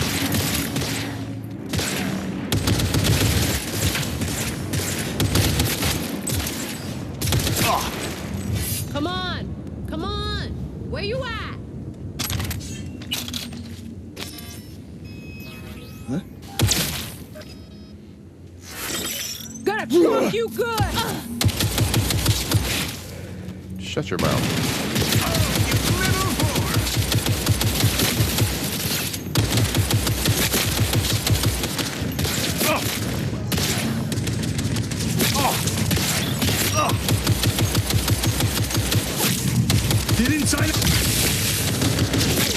Oh shit. That's a big boy. Uh-oh. I might have bit off more than I could chew. Let's go. Take that, take that, take that. There's someone here! Where are you at?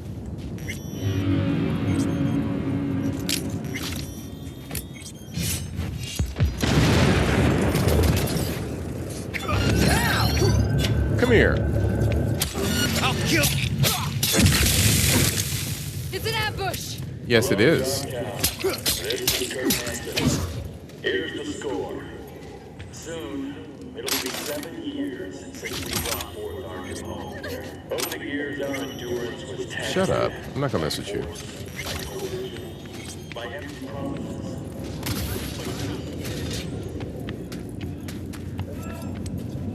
I think we gotta go that way. Where we gotta go, you guys? Woo! Way down the street. Let's go.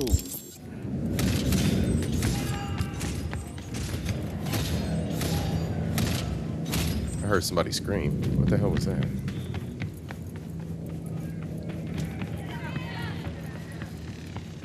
Welcome to Night City, y'all. We in Dogtown. I think that's where we gotta go. That big building right there. Whoa, shit. Gotta look where I'm running. Alright, so we're trying to get up to this big building right here. That's some crazy shit. We gotta go in there, go to a party. But we gotta find a way to sneak in. See? Guards. This shit's guarded. These days, you could light a smoke and spit the bug over to the other side. But I tell you what, 7 years ago, that channel was broader, and you didn't spit bugs. You spat lead. Let me tell you about Stan. Shut up, fucker. Stan was a fine southern boy. Dreamed of a career in dance. Wound up in our assault force. I really don't care about dude's public service announcements. I really don't give a shit. Alright, we gotta go up the street, to the tunnels, up this way somewhere. That night, Stan was running in front of me. When he suddenly spun around like down below. I thought, fucking Christ, Stan, not now. Down below. And then I saw the enemy snipers. Joey. Down here? Maybe? Gotta find a way to sneak in, y'all. Yeah. You from around here? Oh, where else would I be from, Jill? B-Town, born raised. Shut the fuck up. Crackheads. Too many names to count. Alright, there goes some bad guys. Everything we were ordered to do. And then the brass decided to flush us down the storm drain. You're gone, I heard. What the hell? We're never there. And I had enough of the lies. A moment of silence for Stan and the rest. No. I got a better idea. Grab your iron, whatever. What a fucking shit sty. And give them 1,000. Yeah, no shit, bro. I see that. They earned it. Let them know up in high heaven that Dogtown is still kicking. Let them know. Reed, you copy? Made it to the hallway. Copy you loud and clear. I'm in position too.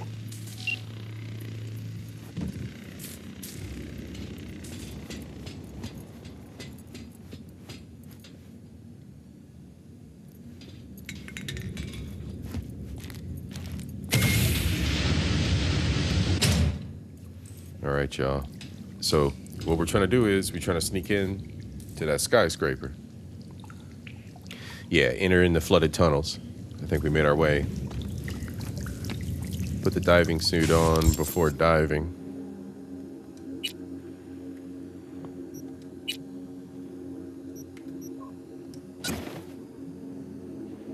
Let's go.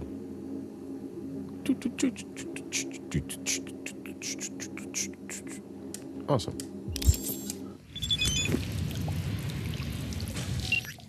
What?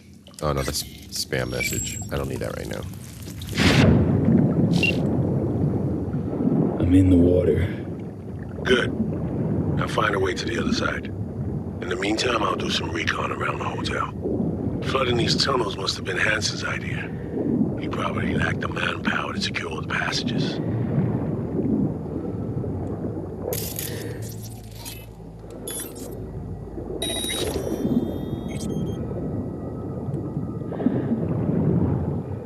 I found a breach in their defenses. I should be inside momentarily. Out.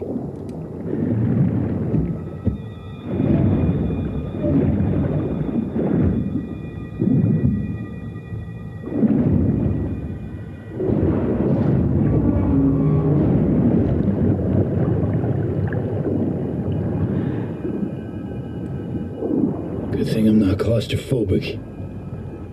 Yeah, no shit, bro.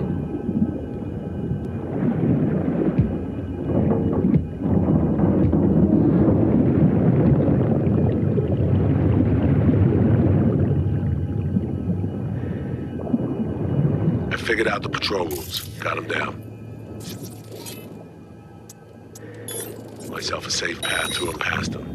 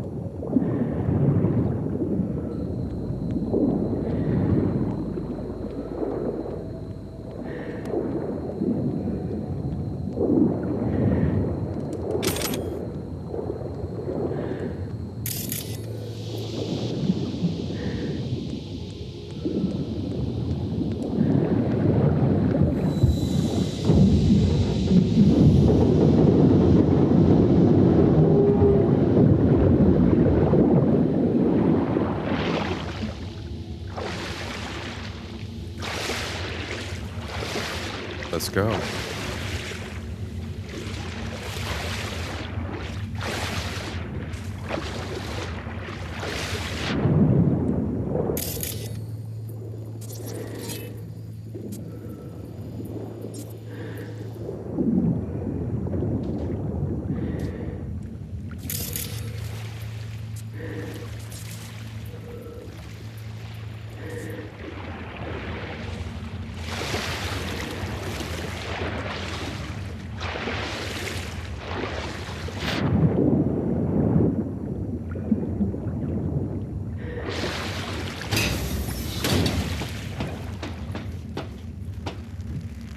All right. Now what?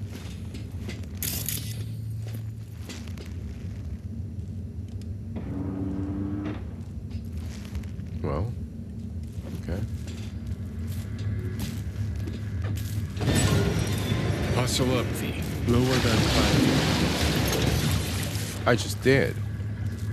I'm learning. I'm trying to figure it out. Fucking Johnny. This way. Now what?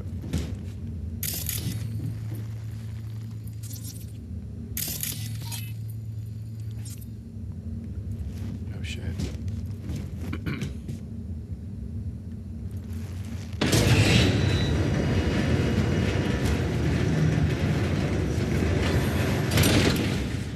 Okay, I'm through the outpost. Approaching warehouse gate now. Wow, I don't remember this. Must have been a while back before, when I played this. Ugh.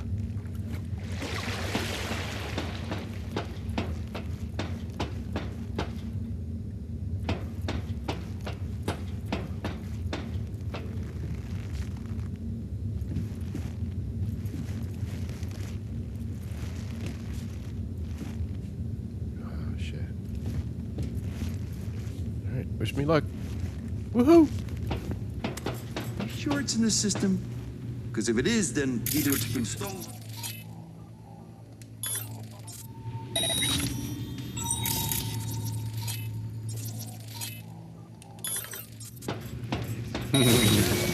I'm an idiot. Why did I do that? Come on, let's play a B, game. you still there? Sure am. At the warehouse gate. You'll need to secure the area, crack it open from the other side. I fucked up. They're gonna find me. Should I jump back down there? I fucked up. Oh, wow. Really? Is it like that?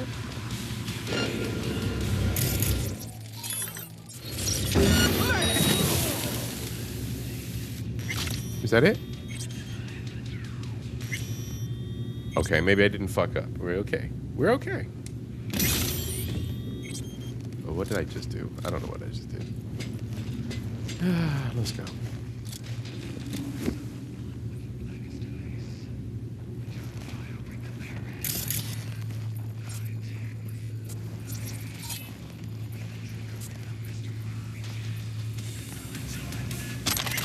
Pieces, parts.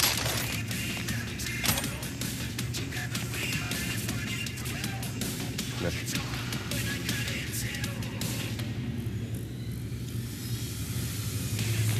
Where are you, Reed?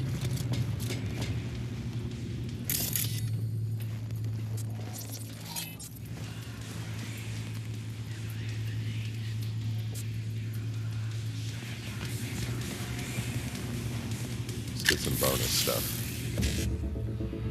Might as well.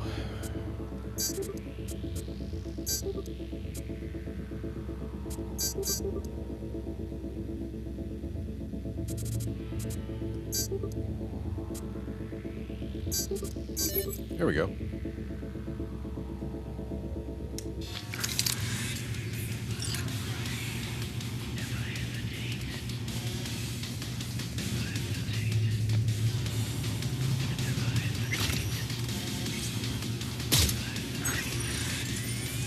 Couldn't let him live. I told you to pack essentials only. No, goddammit. We gotta split before dawn.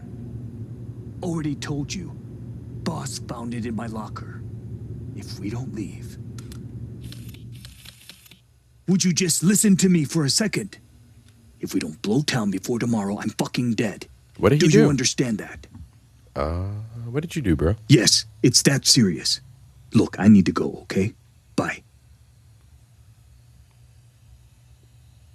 There's something in a locker? What did he do?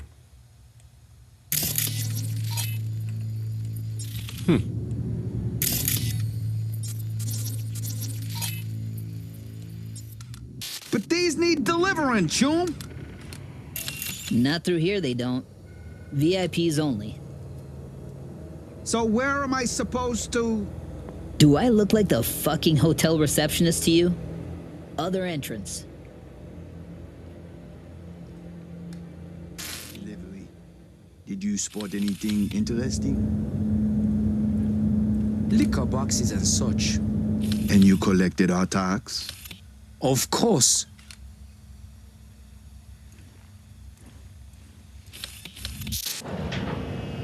Ah, there you are.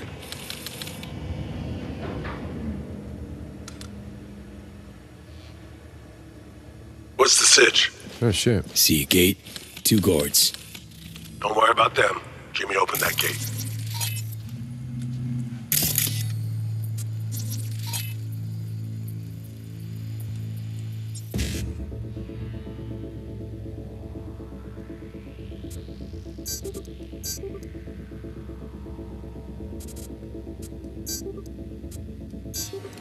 There you go. There we go. Nice. Nice.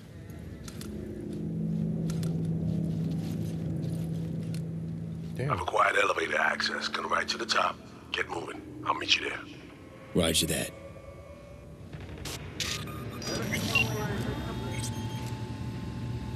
It's gotta be checked out.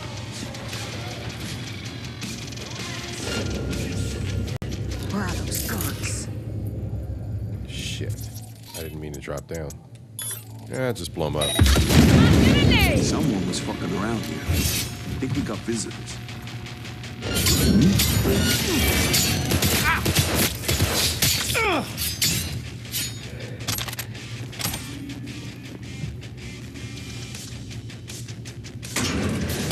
Stay sharp. We're in the wolf's den now. You scared of him?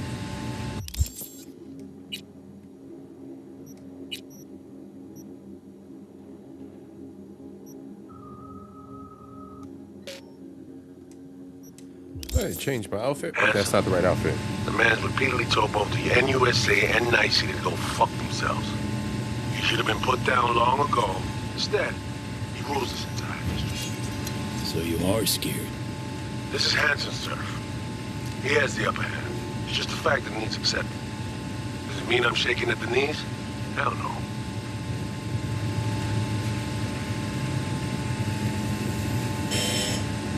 Alright, find a vantage point to have eyes on me. Neutralize any and all threats. Calm and quiet.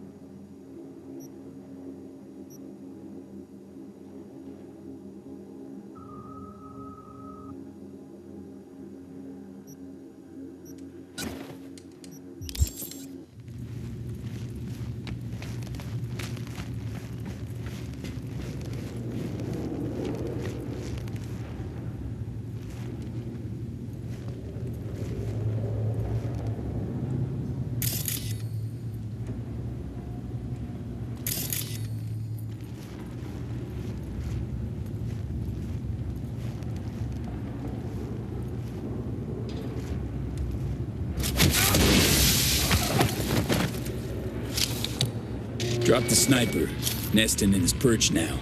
Had the perfect vantage point, saw everything. Shit. Cover me. You're in prime duck hunting position.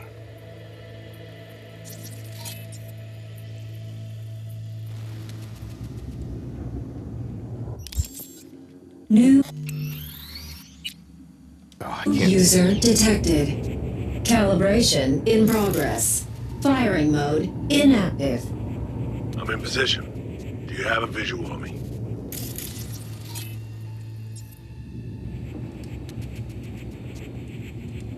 I got you.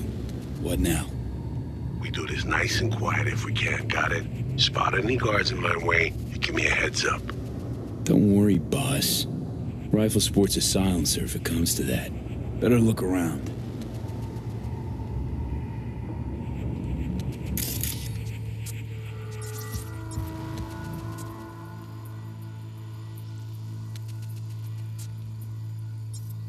What the hell is that? Healthy smattering of guards along your path. Copy that. We'll take them out one by one. Best if they never knew we were here.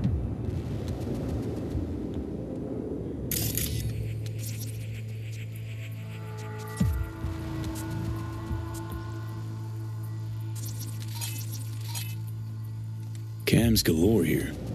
Should have access once the sniper's nest completes calibration. Good. They could prove useful.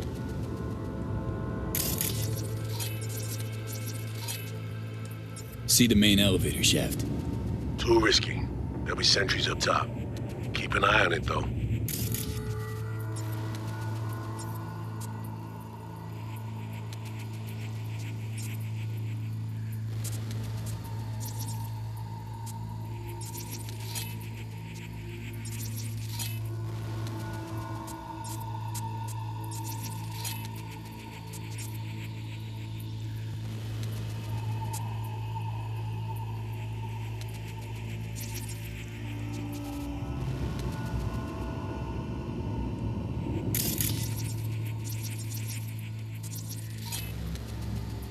Oh shit, we gotta get all the way over here? See a bunch of containers. Could use them to get to your side. Yeah, see him too. Let me build that bridge. There's a service elevator nearby. We'll take that up. Gotta get there first, though. Cover me. Calibration complete. Firing mode active. Don't see anything. Path's clear.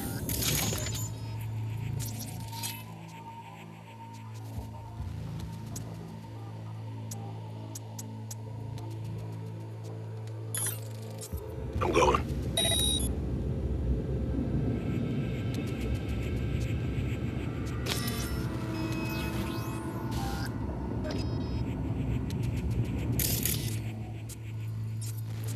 Well, I'm trying to help him along the way.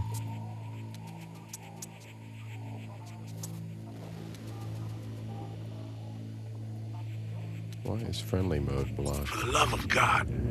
Again. First you fall into a trap at Slider's place, and now you missing mine? Pull yourself together, soldier. I almost blew myself up. What? There. It's a tsunami Tsuchigumo. Can set it to friendly mode. I didn't see the mine.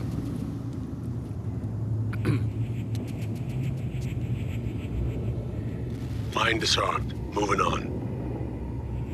I can't see around the corner. All clear? Am I okay to move on? Yeah, you're clear. You're clear.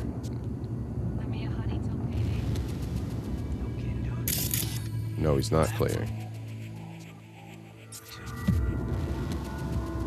Well, guess it's time for a little walk around the block.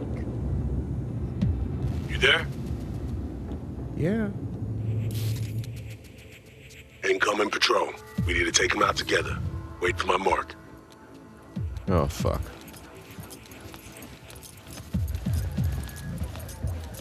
Three, 2, 1. Contact! We've been spotted. Have to blast our way through. Cover me, V. I go to the scope. Man down! Take their place! Fuck! I got a few bogeys on my 6.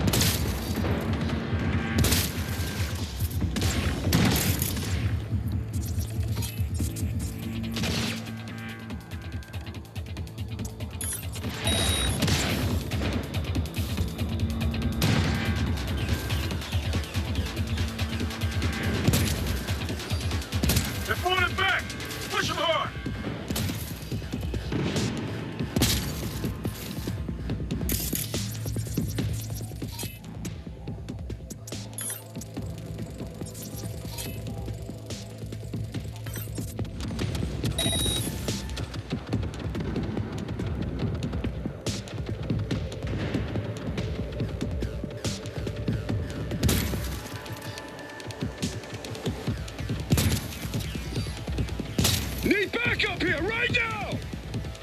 Careful, B. Snipers above you.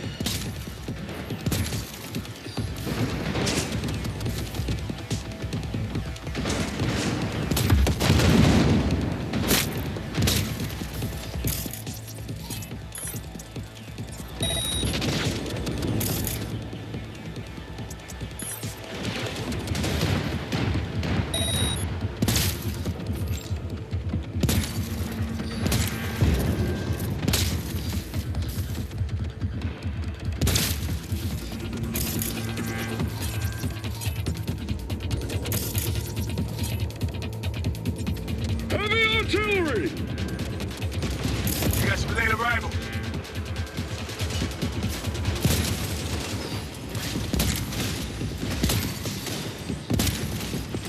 Come on. Got him. V, a few drones headed your way. Take them out before they reach you.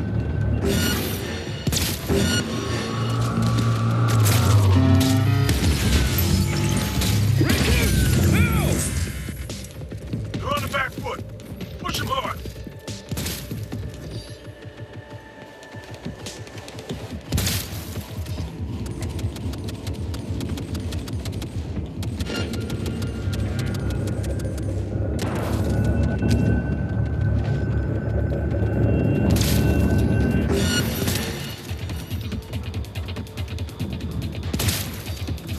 Focus. Don't let me out of your sight. I need support. Stat.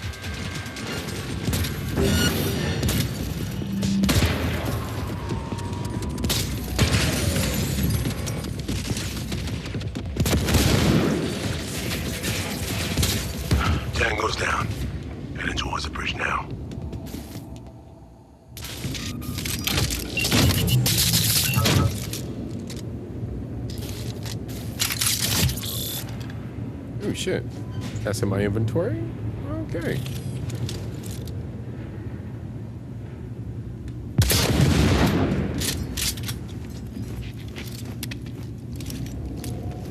Lowering the bridge now.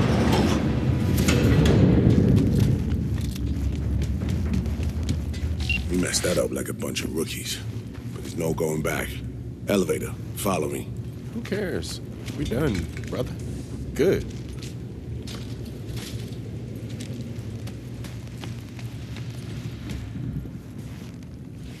Oh, you got the gear? Okay. So. Oh, my bad. We don't have all day. My bad. Almost there, V. My bad. Fucking finally. You're looking a little pale. Having a little deja vu. Little deja vu is all. Different elevator, different hotel. The sitch didn't turn out great. What makes you say that? It's my job to notice things like this.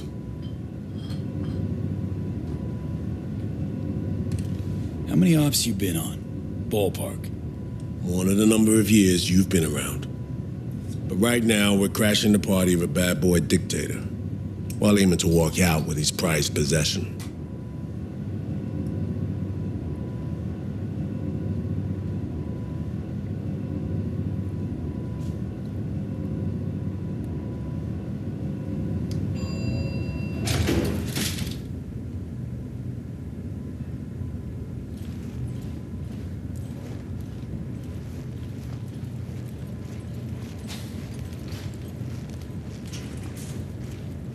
Dress-up time. Throw on your new threads and plaster on your best fake smile. A party awaits.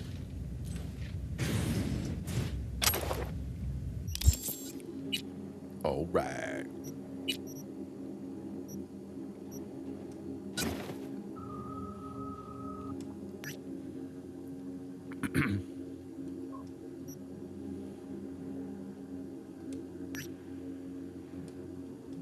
What are you doing?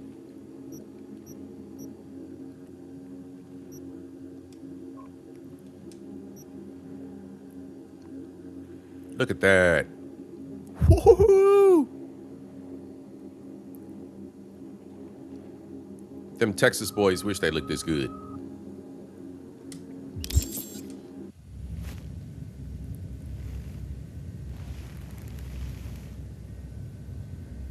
We're all set.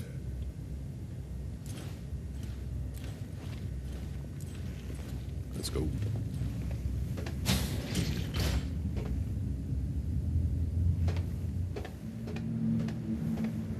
Gotta hand it to Hanson, V. Party's hopping. Has a sense of grandeur. Didn't have shit like this in my day. Now hop on over there and help me out. Managed to forget what real champagne tastes like. Holy shit. Look at this party, y'all.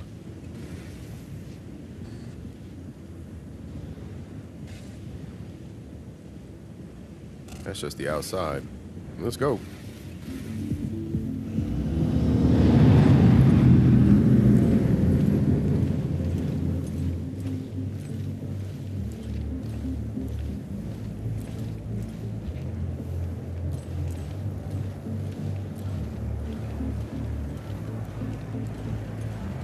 Say again? It's Friday night, Maintenance y'all, area. and we going to a Where party. exactly? Wounded, or do we have bodies? Let's go. Yes, sir. Affirmative. 4 and 7 will ship most immediately. Out. I'll be at the bar if you need me. What's up, baby? Oh shit, I can't cheat on Pan Am. Let's go.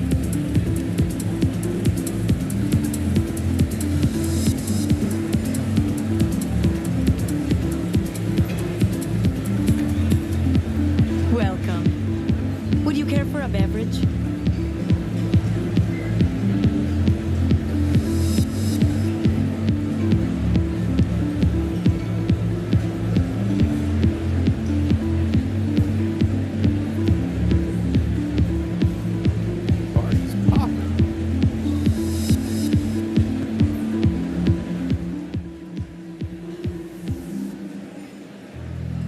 This party looks fun, y'all. It's popping.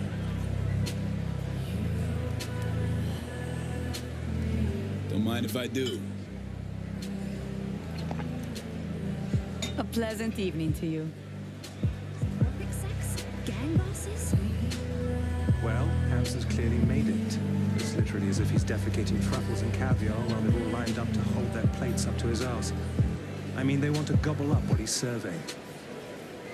Damn, they're talking shit. Hey, they a nice looking couple though. I like that they got the matching outfits on. Y'all kind of lit. Y'all got it going on. Y'all got it going on. All right, y'all. Let's go. This is campaign. Ah, shit. We got the Japanese mafia, y'all. Yakuza. For us, payment is not much an issue. I just need the paperwork to go with it. There's a little bit of everybody here, y'all. Here's the deal. Either we get some proof of purchase or there's another path. None. Yes. What is it? Weldon Hope. How's your campaign against Perales going? Oh, it's hardly a contest. I'd say our victory is assured. But still, don't forget to vote. Hold up. I'm so sorry. What was I saying? Here's the deal. Hold up. Bro's a politician hanging out with the Yakuza. See, this is that bullshit. This is that political shit to be going on. That's why I love this game. Let's see what they're talking about. Either we get some proof of purchase or there's another path. Non-violent, understand? Meaning what? Exactly. Meaning you sue us, take us to court, put on a show for the people. I'm prepared to testify that this undertaking was commissioned by City Hall. We will discuss this at a later time. Of course, I'm always open to compromise. See? Stage entrance, artists only. Hey, bro, I wasn't getting on the stage. Chill. You don't know who you fucking with. You watch. Hanson will jerk us around for hours, or try to. Thinks the booze and ambience softens us up, makes us more pliable for when we sit down to negotiate. I don't think I care either way. We have one job, to get 2,000 bombs and vagrants out of Vista Desert. How we get it done? The bosses don't care. Hiring Hanson and Hounds would be cheapest. No corporate overhead. His prices are lowest. Just structure. I don't think they're real. I don't care.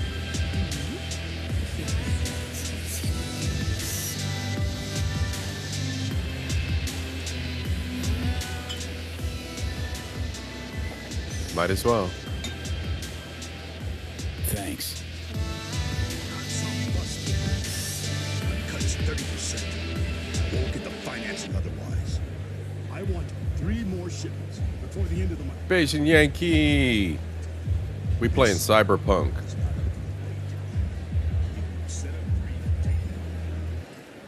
We at the club.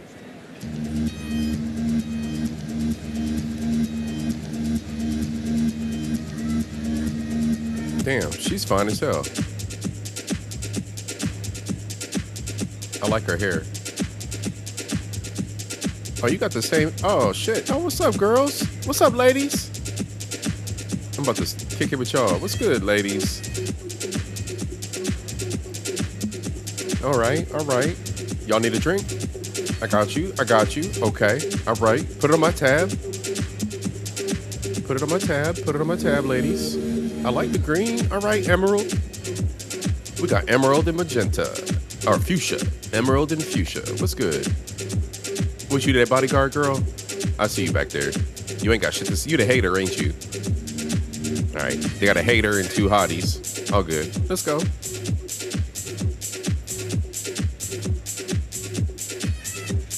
Oh, she kind of cute. But she got her people with her. Not... Get the fuck out of here.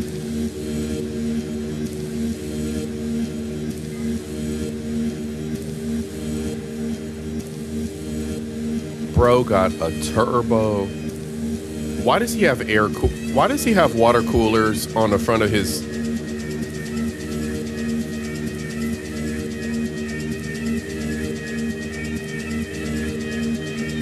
I'm not even asking.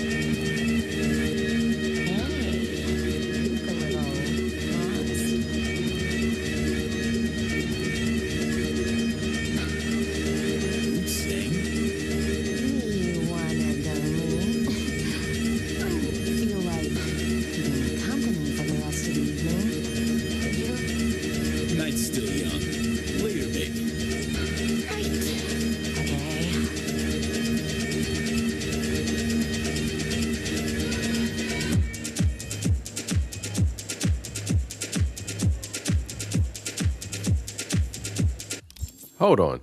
Did she just try to come on to me? She trying to get slayed. All right, girl. You're not my type, but I mean, okay. All right. Excuse me.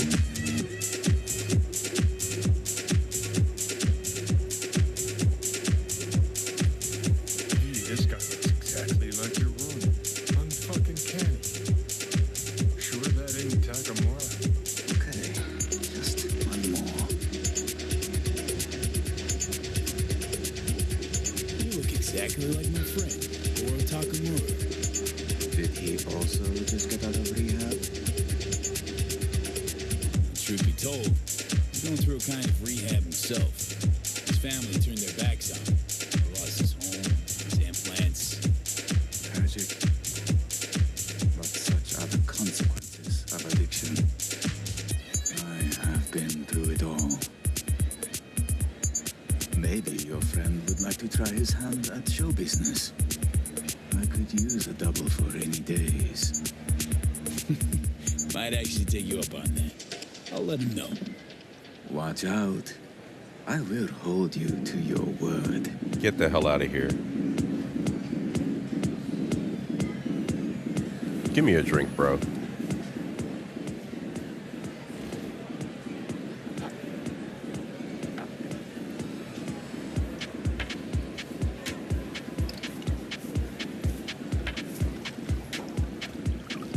Drinks up.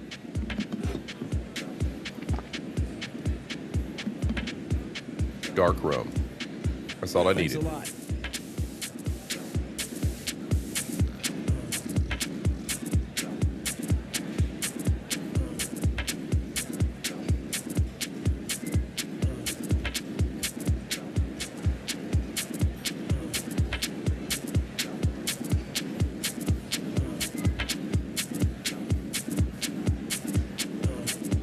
Oh, y'all some crazy looking people. For real, for real. Yeah. I'm on the walk of shame, but I feel no shame.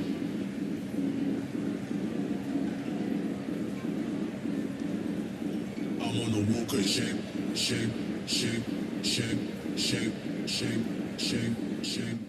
Yeah, Cyberpunk is one of the top games right now. It remains a mainstay. It had a rough start, but Cyberpunk is dope. And not only do we have Keanu Reeves in this game, but we also got Idris Elba. So I'm kicking it with Idris at the club right now. We're about to do this crazy, crazy mission. Let's go. What's your play?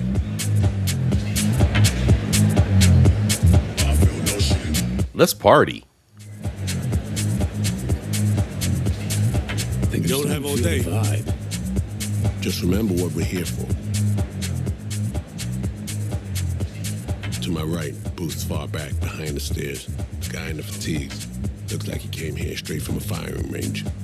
Owner of the Black Sapphire, Mr. D-Town himself, Kurt Hansen, clearly having a great night in the company of the NCPD commissioner. PA broadcast. He's fiercely anti-law enforcement. It's an act. Behind closed doors, he's rubbing elbows and patting backs of NCPD's top brass. Avoid him, especially in a confrontation. Beside that, stay visible. Songbird said she'd find us here. Let's give her a chance. I'll grab a drink and look around. Open line on comms. Let's go. Don't press anyone too hard. We need to keep up appearances. Look like you're having fun. Gin and tonic, please. Shame, shame, shame, shame, shame, shame, shame, shame, shame, shame.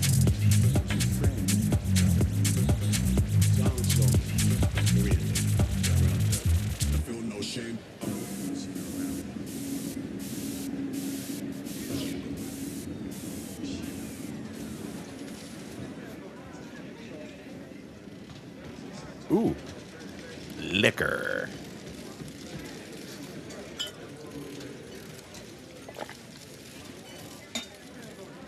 Thanks.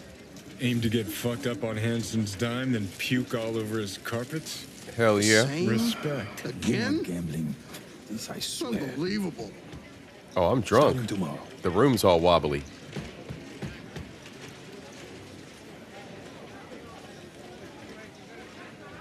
Deal me in, robot. I'm drunk as fuck.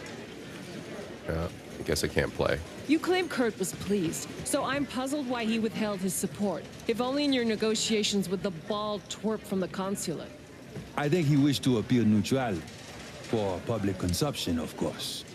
We didn't put 2 ministers behind bars to have him appear neutral now. That ship has sailed. Mumbai branch is losing patience fast. Remind him tomorrow. Naturally, of course. Well, here goes nothing. Damn, I love politics. Even if it's in a video game, I don't give a shit. I love this. I saw you, simping for that mangy slut from N54. Ooh. Honey, I was just being nice. Ugh, they don't pay you to be nice. You're supposed to be tending to business. You know, I could tell Carlos I talked to the cartel alone again, because my husband caught a whiff of available pussy. Tell you what, I'll talk to Carlos. Just so happens the mangy slut from N54 disclosed some shit he'll be very interested in hearing, honey. Oh, shit. Damn. She tried to get him caught up. He was like, nah. More liquor. I wonder if I'm gonna get sick and puke. Thanks, baby. I'm gonna get sick and puke. I'm gonna pass the fuck out. Idris gonna be mad at me.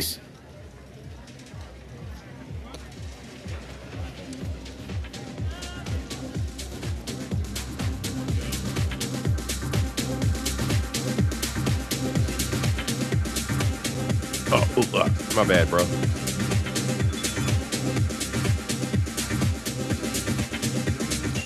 Look up on the mezzanine. I got a text message from Songbird. So where's she at? Up on the mezzanine.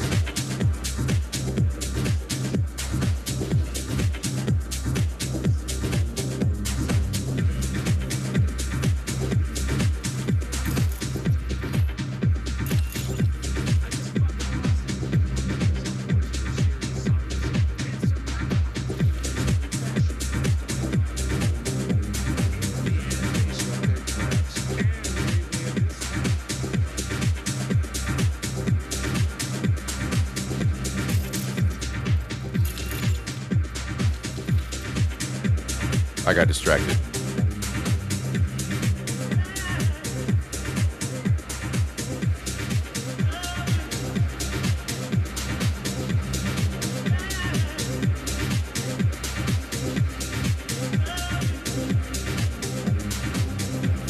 Songbird?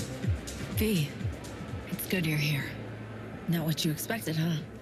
Is it the haircut?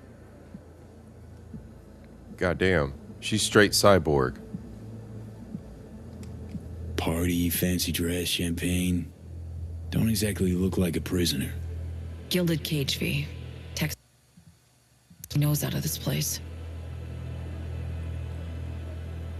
It's so good you're here. Don't know what I'd do without you, V. Really.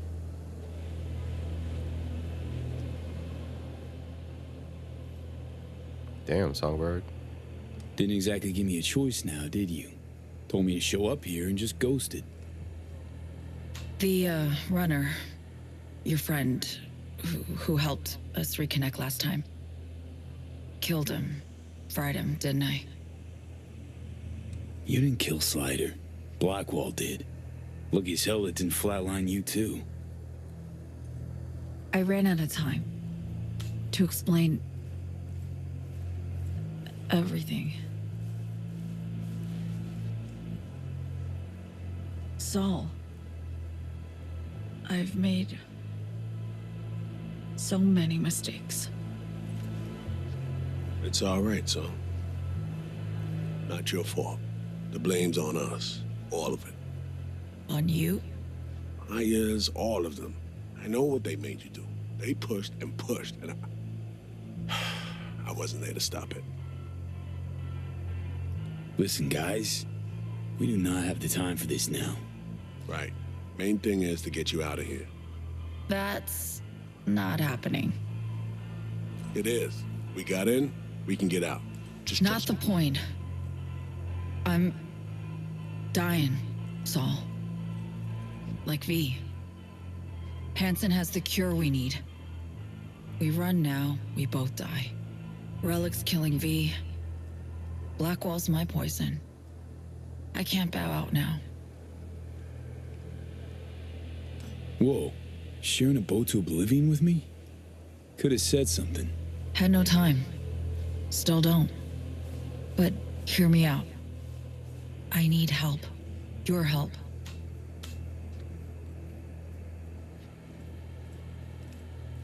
Hansen pulled some tech out of a bunker under Dogtown. Tech that could cure both V and me. We need to clep it. Only way I see of doing that is to stay close. Play the prisoner. So, fuck. We'll wait for an opportunity and pounce. I'll be on the inside. Ask for your help when the time's right. I can flee once I have that tech. Nothing's ever simple, is it? So me. Oh shit. Care to introduce your friends? It's not often I'm simply not familiar with guests attending my own party. And I never forget a face. Kurt Hansen. Name's V. Somi's +1. +2, I'd say. In any case, enjoy your evening. Well, I need to grab you, darling. I have a couple NC politicos here who are dying to meet you. And if we're to keep hungry rats from devouring Dogtown, we really do need to feed them the occasional scraps. I'm all yours, Kurt. Oh yeah, Yankee. See you soon, V. What'd she do to me? She touched me. She hacked something? Oof. Cream, it worked. Reestablished our link the moment I touched you. Interesting. I need a minute to process. And I need a drink. Heading downstairs. I'll explain everything. Just need you to listen. Lied to me, Song. Said you had the cure. No mention of a fuckload of flaming hoops I gotta jump through to get it. It was no trick. Just didn't tell you the whole story. V, I can't explain everything now. It's too much. But I really do need your help. All I want is to get that cure for us. It's what I've been chasing all along. Not liking this. Not a bit. I don't like my situation either. It's varied shit for all three of us. There, I said it. The cure. How do we get it? We need the neural matrix. Secret tech that incorporates AIs from beyond the black wall. The matrix is nested in a mainframe Hansen pulled out of the bunker. The mainframe's secured, but Hansen lacks the key. That's the problem. Wait, what's the rush? I might be talking to you, but in the flesh I'm with Hansen. I'll need to focus. Play nice in a minute, or he'll suspect something's up. Got a plan, spill it. Hansen needs me and a duo of runners who worked on this tech in the past. They actually grabbed access codes they're willing to unload for a price.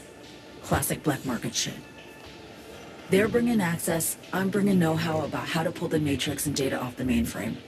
We're to work side by side, giving us a chance. You clip the access codes, then get the runners out of the way. You'll then impersonate them for a meet with Hansen. Say meet or we'll swipe the matrix out from under his nose. This job, this whole story about Hansen, not adding up something fierce, Song. You're hiding something, still. I don't have time to explain the ins and outs now. V, please, we need the matrix. Focus on the runners. Find them. They're here. Downstairs. Red-headed twins, walled to the teeth with ice. Grocery scans will show you bunk. You're blowing me off. Champagne glass over there. Prep some intel for you. Get it to read. You'll need it later. Really need to go now, V. I'm counting on you. Songbird. And she's gone.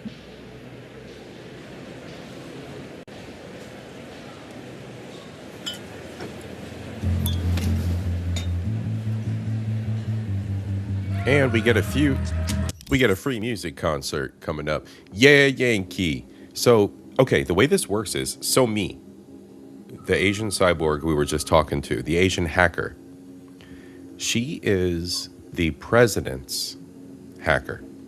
The president's ship went down in this part of town. The president was rescued by me. I got her to safety, right? So I got the president to safety. She's taken care of. But her bodyguard / cyber defense, me, the woman I just met with, she got separated and got captured, either willingly or by force. That is yet to be determined. So we finally met up with her. Part of my mission the president sent me on was meeting up with Solomon Reed, who is Idris Elba. Idris Elba works as my number one, and we're finally at the point where he and I put one and one together.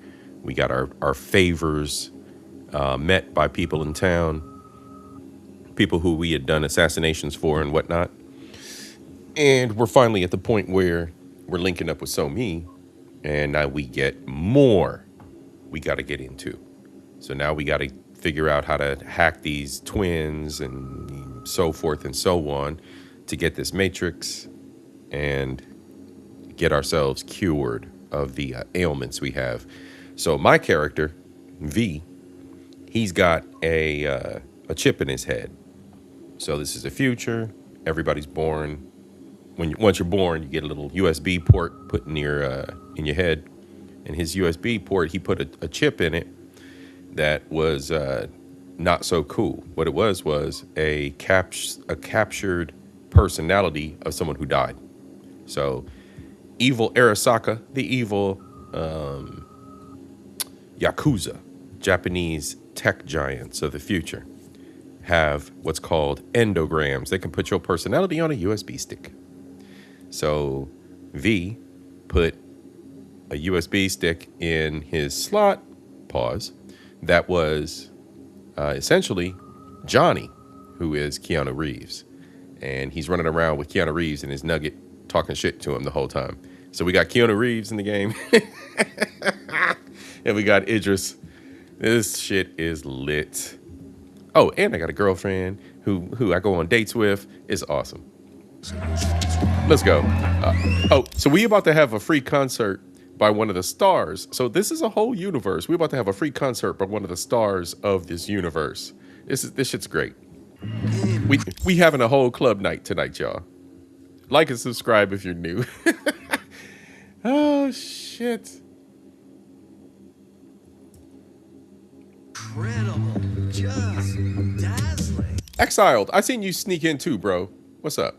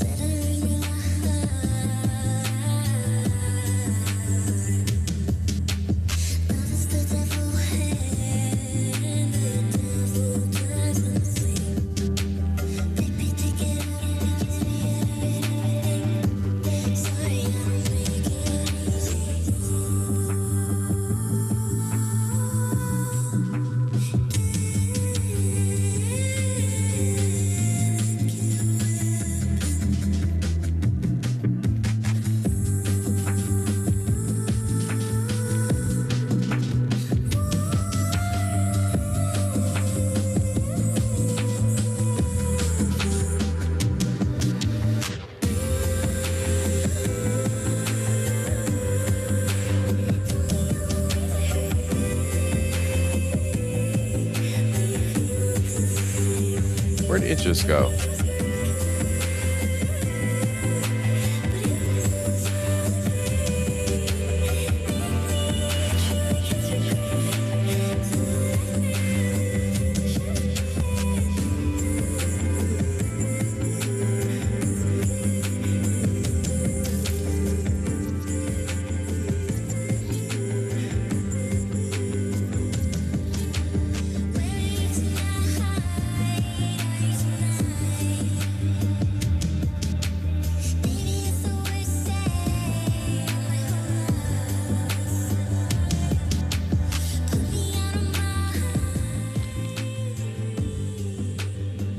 those are the twins.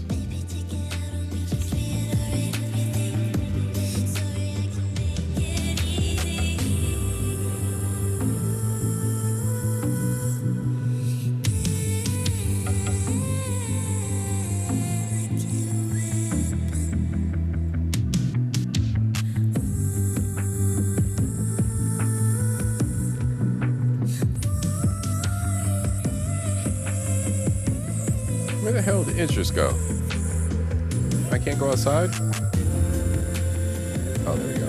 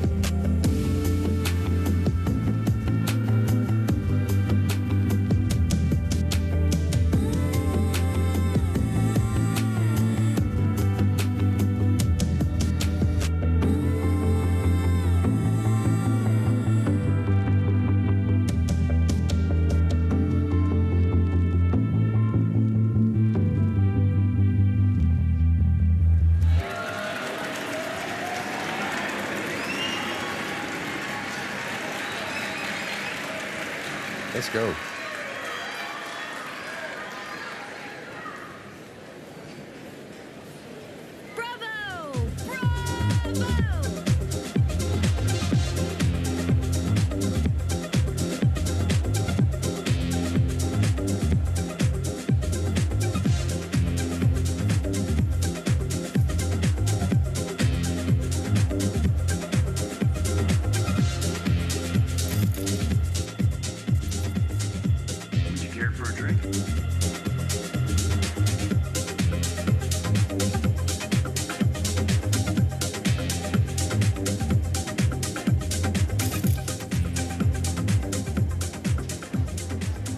Damn, he's sitting way back here. Seems your special agent has special needs, trying to drown his sins and sorrows. Well, Johnny, you used to be a drug addict, my friend. Talk to Songbird via the relic. We can communicate again. All good there, Reed? Yeah. I just need to process for a minute. It's just how I'm built. A little adversity, and I need a few moments to think. Come up with anything? Yeah. We now know who took a swipe at Myers' head. Thinking Songbird planned the whole thing. Yep. You're thinking right. Yep. Don't know about you, but I see coincidences as patterns. Structures we have yet to recognize. Yep. What you driving at? Yep.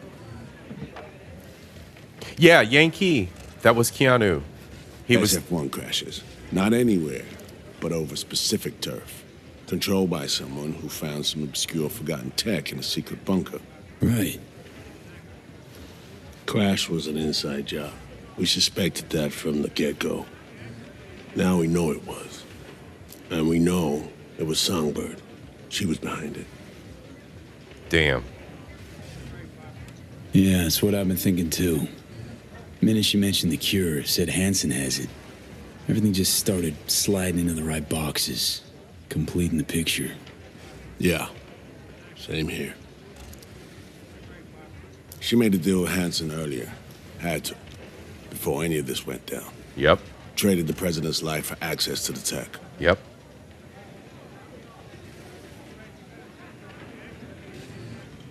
Yeah. If there's truth to this, Song's guilty of high treason. Her and her actions, I won't judge. Not my place.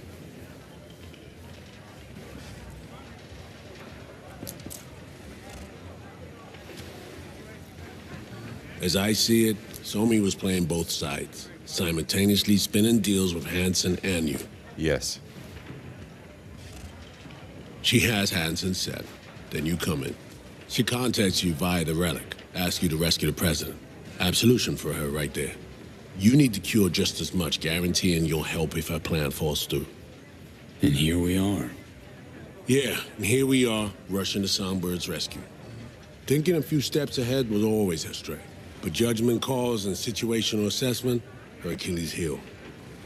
As a chess master, she'd be famous for dazzling plays and excruciatingly beautiful defeats.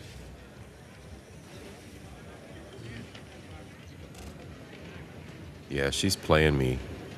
Shit. Can't shake the feeling she's still running a game. Sure, seems more upfront than at first. No way she's telling all, though. Could be right. Staying alert's never a bad idea. But I know Somi well enough to know she'll do her damnedest to be fair. So we're gonna rescue this traitor? How you feeling about this? So, what are you thinking about all this? I'm not convinced Somi's to blame for everything. In this trade, nothing's ever as it seems. You gotta keep asking questions till you get to the bottom of it. That's experience talking. Main thing now is to get her out of this cesspool of a sitch. Then we'll see which direction to take. All right. Right. No point pouring over it now. Right. Back to the sitch at hand.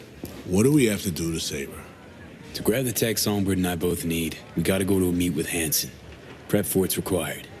Because we show up as a pair of runners. Need to collect their identities first. Whatever that means. Personality imprint theft. Sounds like our Colombian job of yore. Who are they and where do we find them? Song got this shard to me. Take a look. Our targets are a brother and sister, red-haired twins. They're here somewhere, schmoozing. Okay, we need to pull data. Get samples of assorted behavior. We make contact with them, talk, scan as we talk. Got it, I think. So, time to make our move?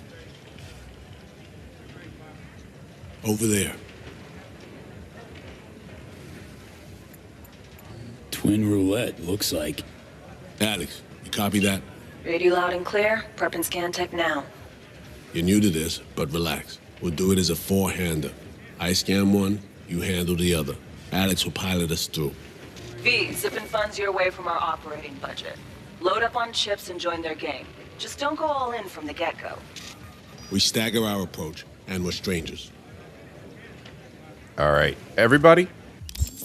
Your boy C.I.P. is going to take a quick intermission. Bio break, grab some water. Give me 1 second. Tell you what. Jazz.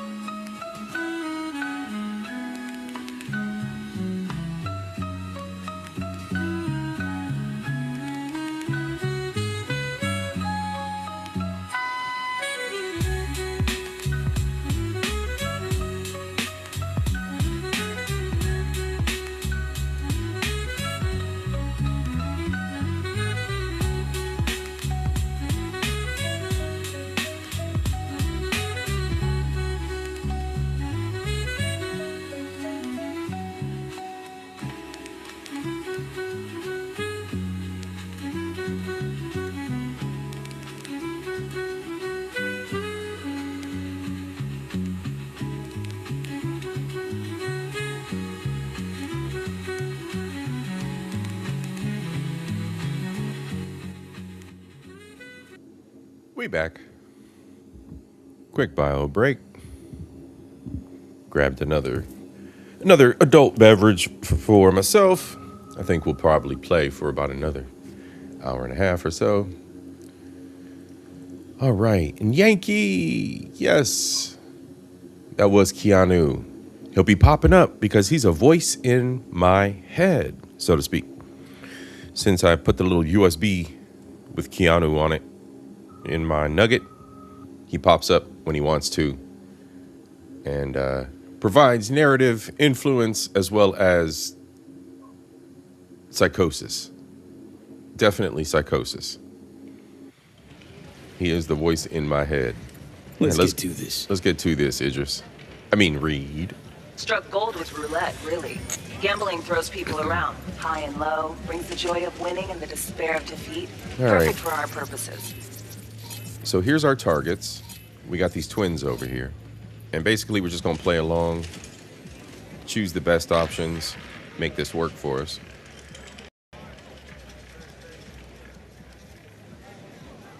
Aha. Yes, yes, yes. Hello, hello, hello. Oh, wait a minute. What the hell? Come on, Reed. Let's go. 11. Reed. Black.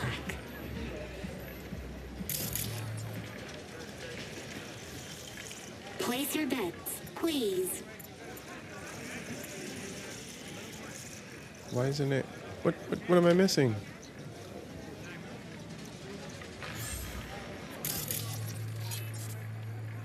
Do I gotta talk to him? No, no.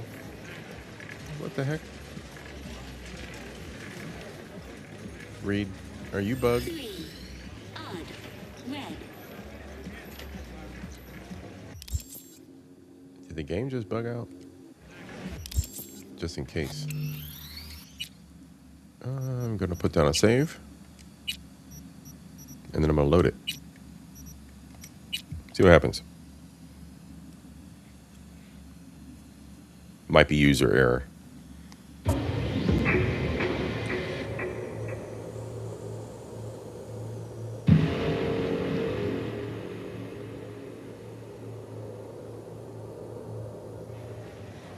All right. Place your bets, please.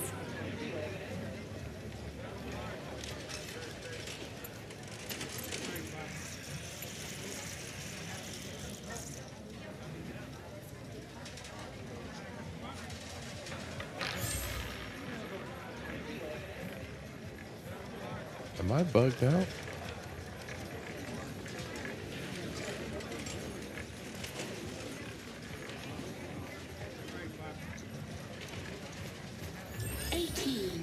Even. Red.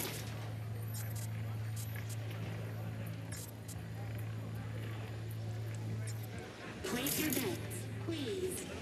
Get the hell out of here.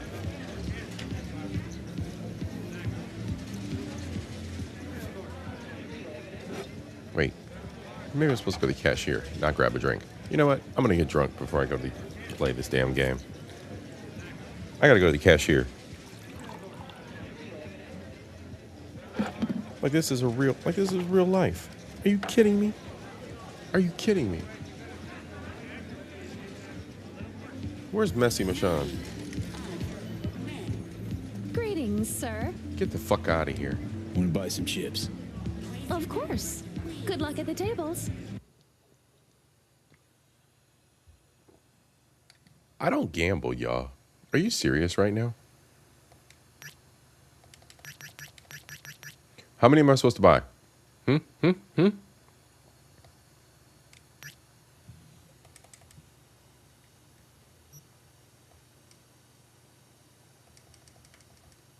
She said what? $8,000?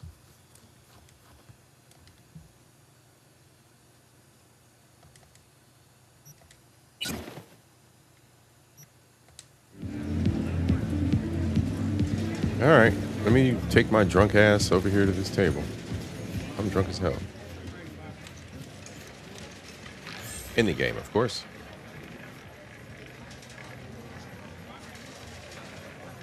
I still can't gamble. Robot, help me. I'm drunk. Reed, help me. Did I not get enough money? 3. Odd. Red. Oh, must have not got enough money. Give me more money.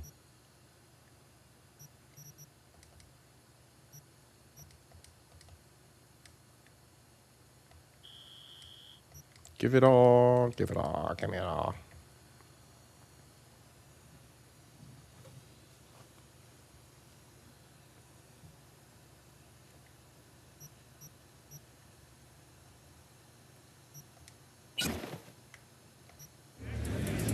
V, important. You're not there to have fun. Simple bets, red or black only. None of the double street or basket bullshit, understood? Understood. Will you join us? I think I can now. I've been pretty drunk. Like 4 champagnes, 2 shots, okay? I'm feeling lucky. Oh, I missed it. Oh, you won. Oh, that's why you was talking shit. Mm-hmm.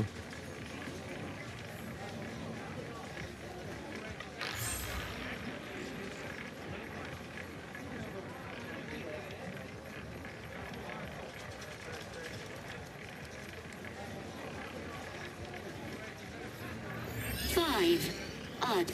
Red. Hurry up, hurry up, hurry up. Place your bets, please. All right, let's go. Betting's open. By all means. Black it is, then. Relax. Buy him drinks, break the ice. I'll join you momentarily. All bets are in. Bidding is closed. What? No introduction? V. You? Aurore Cassel. And that boy is my brother, Emmerich.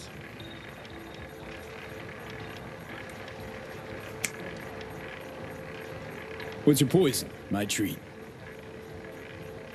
A bourbon for me. Alas, mon frère does not drink. You heard the lady. And real water for the gentleman here.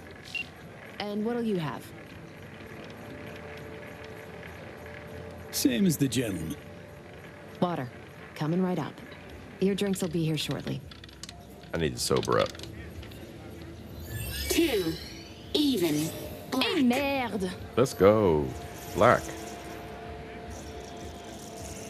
Place your bets, please. Last chance. Red. Let's go, let's go. V, can't get a hold of Reed. No idea where he is. Stall for time, okay? I just realized. You must have dirt beneath your fingernails too, like all these bastards and bitches. That is, unless you're a tourist, like the no-lifers who must watch others live to feel anything. Provocative, this one.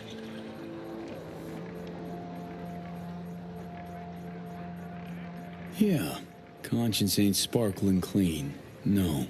I like those who brag about such things. Uh-oh. Even. Black. No! Ah, yes. Fucking done here. Duh. Place your bets, please. Damn it. Can't help feeling I interrupted something when I walked up. Do not worry yourself about this. Oh, come. V is just being cordial. Oh, shit. N'est-ce pas, V? You weren't snooping just now, 13. were you? Odd. No, Black. no. Still no sign from Reed, V. Got a sinking feeling about this. Place your bets, please. It's my... He got me. On to you big time. But in my defense, you guys stand out. Even in a crowd like this one. Oh, really? Listening to conversations of strangers can be dangerous. Sometimes you can hear more than you can handle. Listen, Reed's MIA for now, can't wait for him. Gotta do both scans on your own.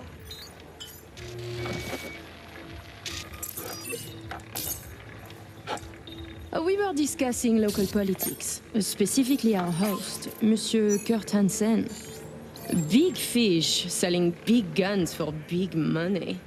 Yet here you have celebrities, politicians, even the chief of police. So I was thinking, perhaps Hansen would do better by being a véritable businessman, no? I claim he would. Mon cher frère disagrees. 28. Even. Black. Let's go. Guess it's not my lucky day. Place your bets, please. Yep, black is lucky tonight.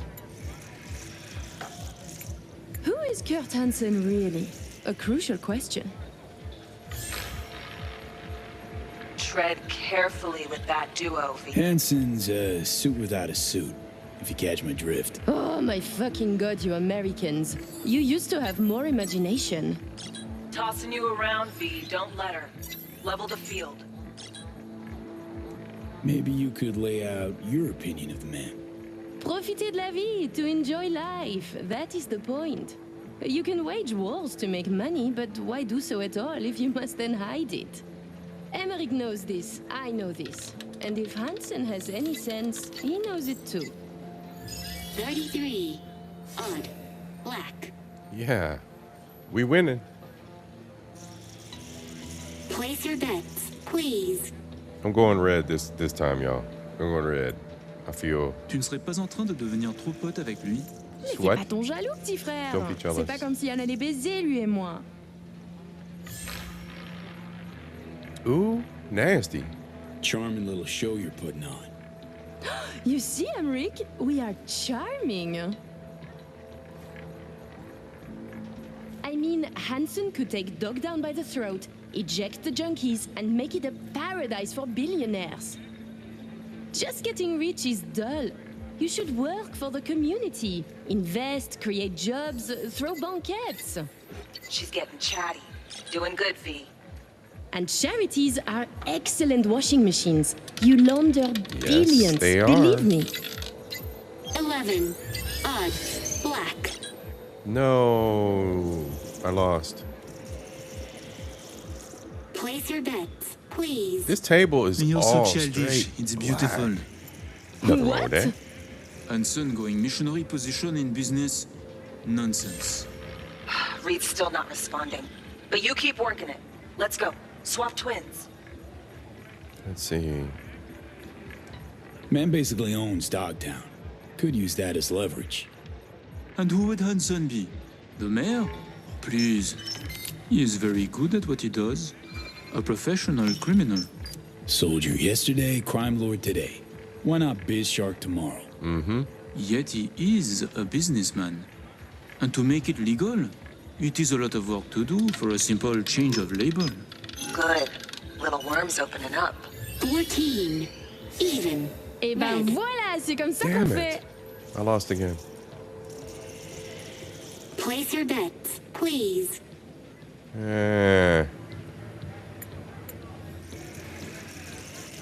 Don't got much respect for upright, honest peeps, do you? Allow me to say, V. Arms or property, it would make no difference to me what I sell. And to spend 5 years on efforts to change how people see you, call you, to be upstanding in the eyes of others, I could not give a shit. Damn. I do feel that, though. I feel that. 13. Odd. What you see is what you Ouais, get. par ici l'argent. Viens voir maman. Place your bets, please. Getting there. Almost got it. Give me something big now. Make him laugh or cry, I don't care. Please All or place your nothing. bets. Have a taste for risk? Like the tingle of risk? Oh mon vieux, t'as pas d'idée. Thinking She we can add a does. little spice to our game. I'm listening. My, I too am curious. How about we go all in? Bet everything we won tonight. And we play different colors, yes? You win or we do. And either you or we lose all. My thoughts exactly. A moment. You join the table, buy drinks, talk and talk. Now you wish to risk everything? I find this disquieting. Oh, shit. Perhaps you could now tell us about yourself. Tread lightly. Name's V, Afterlife affiliated. Make what you will of it. Are you happy now? You choose first then. Damn. That was easy. I'll go in black. I've been having good luck. Black's my choice. Oh, we are red, as our hair, a luscious color. There you go. Have it. What's this, 90 stacks? What I take out? 90 stacks? I won about 40 more.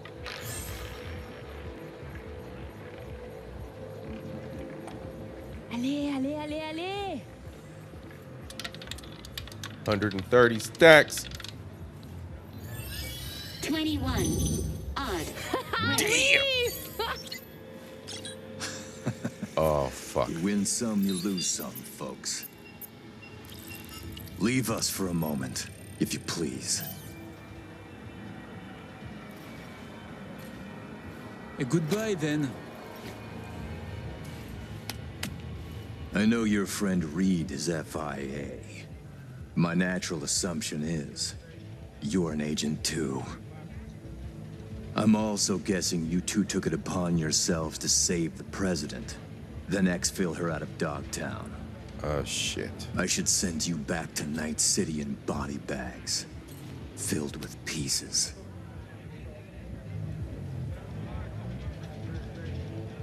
You trying to scare me?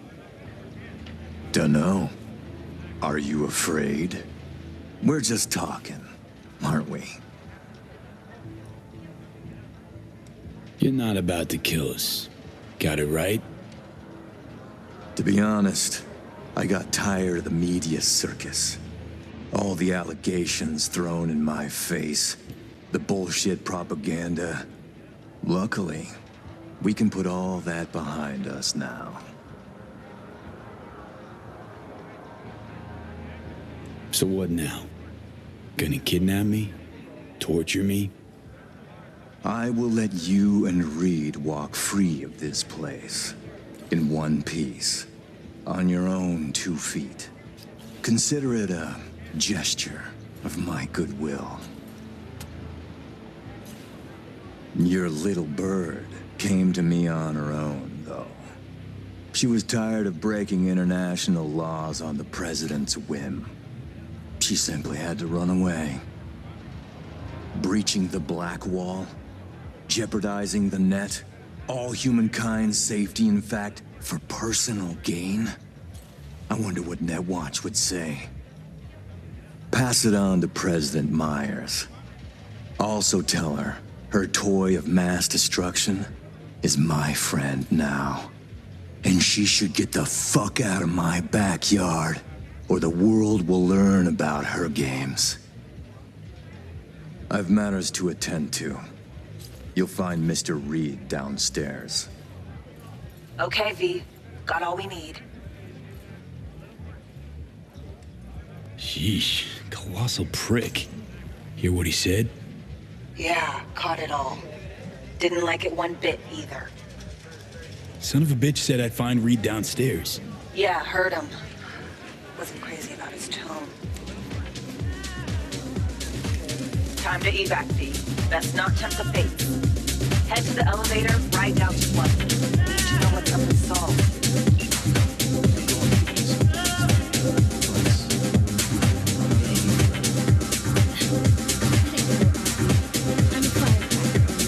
Hey, Liz, famed singer, right?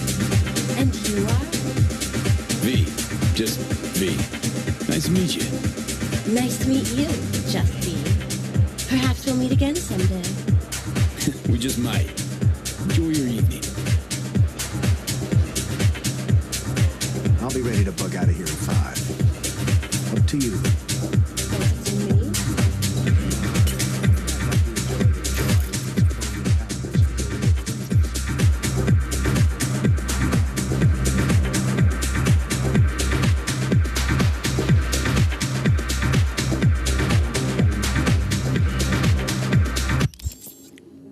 Just had an elevator.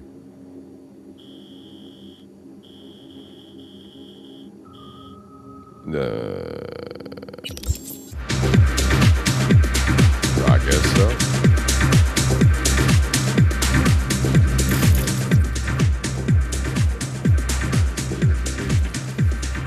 Sure. Is everything in order? No need to worry. Routine verification. Please enjoy your evening. Is something happening? people are checking. Have you noticed anything out of the ordinary? Actually, the laundry room area, I think someone was there. But earlier. Come on, show me where. Oh shit, the laundry room. That was us.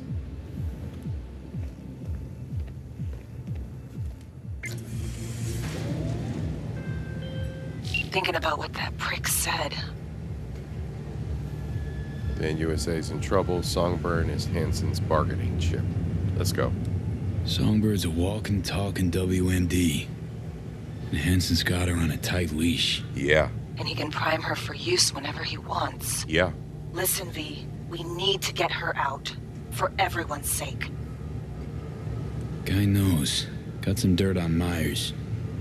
Can't imagine it happening.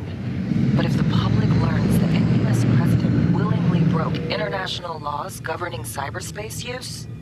And USA's fucked. Myers will either have to take the fall, let herself be buried in dirt for this, or she'll defy the world and spark another war. Fuck me. American presidents. Just once I'd like to see things go smoothly, as planned. Just like American This feels presidents. so very, very wrong. I know, Alex. Everything's wrong.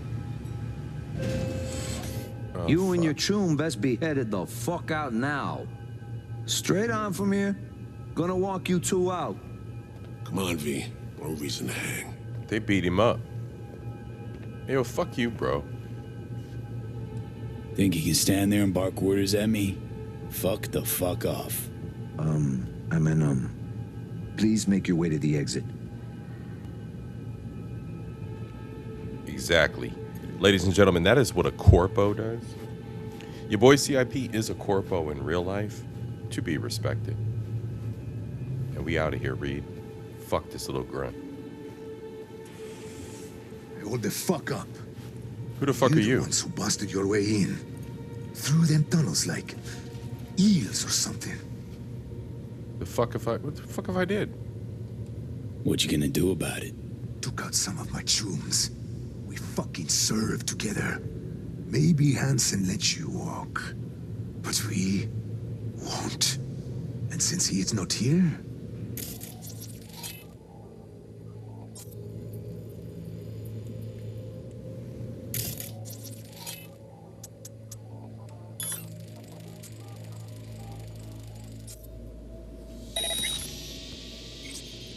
For what it's worth, I'm sorry. Know how you feel. Do you? Get the fuck out of my face.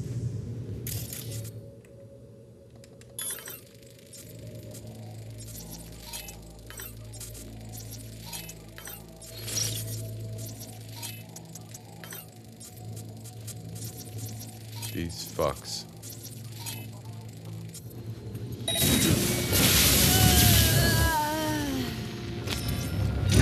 That's our cue to leave. Now run. They're done for. Hide to the turret. Now!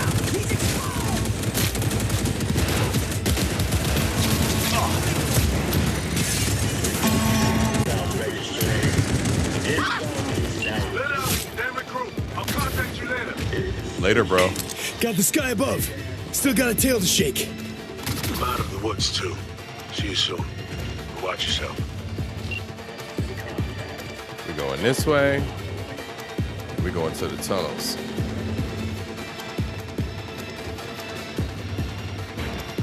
Actually. Password. I'm just gonna hunker down right here.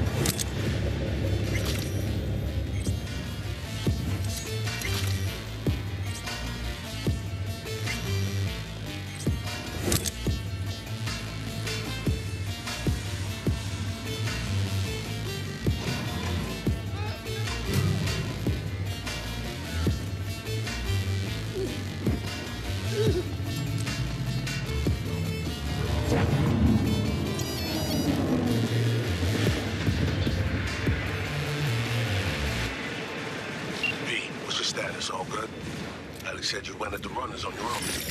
Got the scans.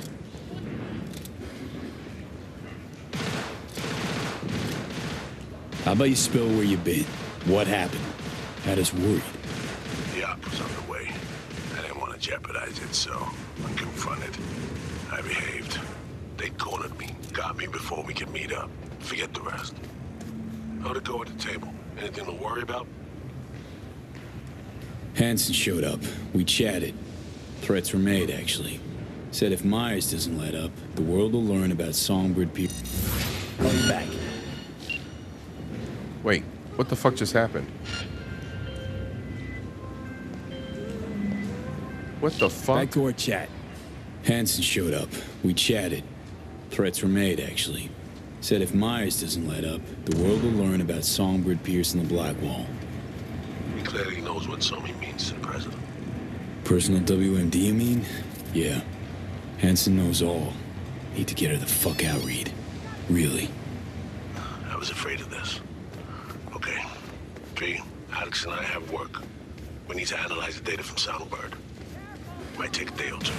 Preem. Open comms line, then? Sure. We'll work out a game plan. Get back to you ASAP. Oh, and V, bang up work.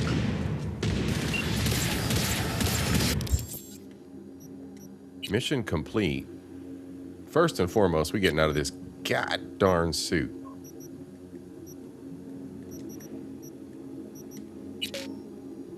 Blocked. Oh, come on.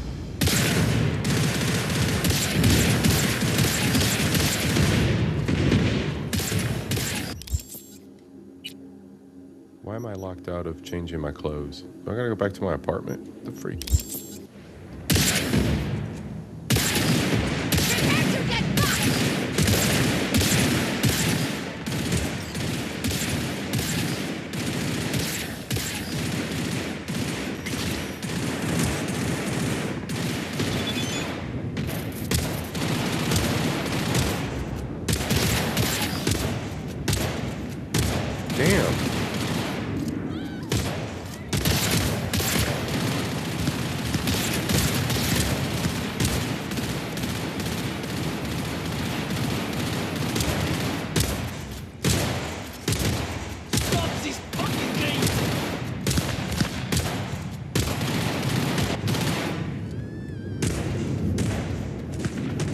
Man, that fucking gang is on crack.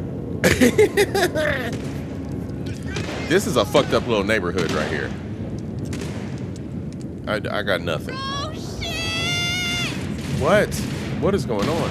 God damn, everybody is panicking. You know what? Yeah, I agree, bro. Let's get the hell out of here.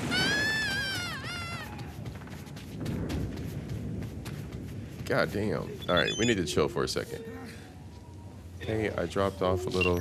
You know what? I don't like you. I do not like Songbird. Hey, I dropped off a little something at your place in Little China. Something to remember. Mission by. Don't forget popcorn. Alex. Still breathing. We're fine. Call it Control Chaos. I got nothing for Songbird, man. I got nothing for Killer. Cuzzo. I think I needed to do some side missions before I went into that hotel, bro. Cause the last time I played this, that Lizzie with the Lizzie Wizzy viral songstress, the one that's in all silver, she gave me her little headset. So I could walk around with her little headset on. But she didn't give it to me this time, so I think it's because I didn't do her loyalty mission before I got to her concert. Anyway, don't matter. We having fun. It's a different playthrough anyway, bro.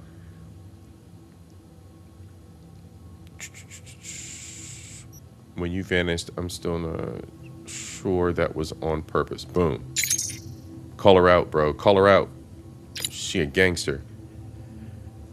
You really think it was my intention to be Hansen's prisoner? I do. I do. I do. We know how the modern cyborg girls act. Please, I know there's better ways to complicate my life. Whatever, girl. Whatevs. I'm gonna leave you on red. I'm not even gonna respond.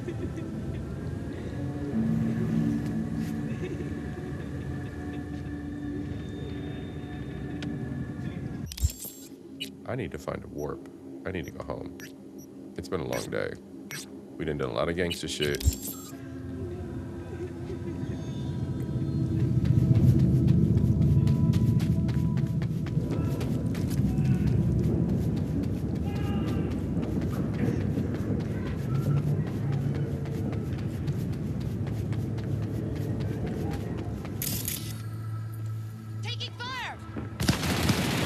Damn, y'all are still fighting?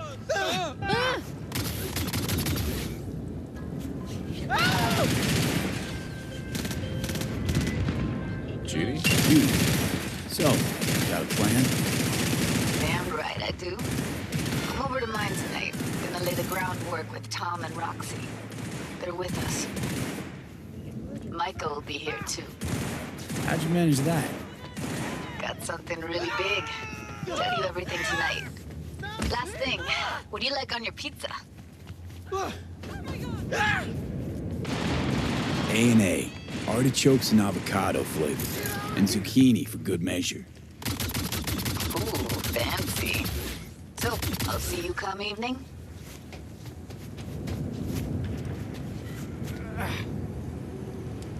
Gonna tell me this big secret of yours? Figured out how to tweak behavioral chips. Turn dolls into fighters. Sounds like my kind of plan. We'll go over the specifics tonight. You're coming, right? Of course I'll be there. After I change my clothes, go do another mission.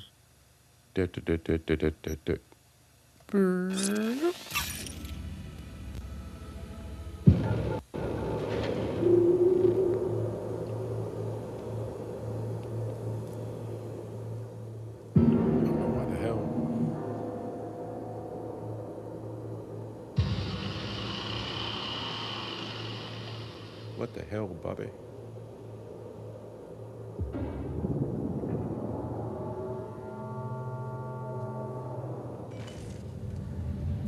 Shoot, shoot.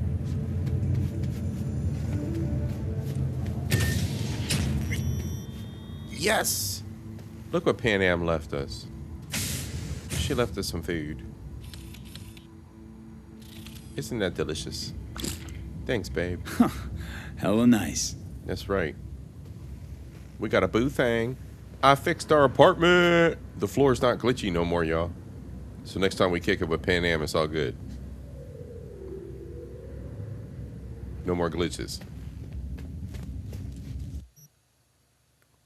Butt naked. Red. Let's go. We dressed up like an Arasaka pimp. Get out my way. We gotta go to Judy's house. Oops. Let's just go to Judy's neighborhood.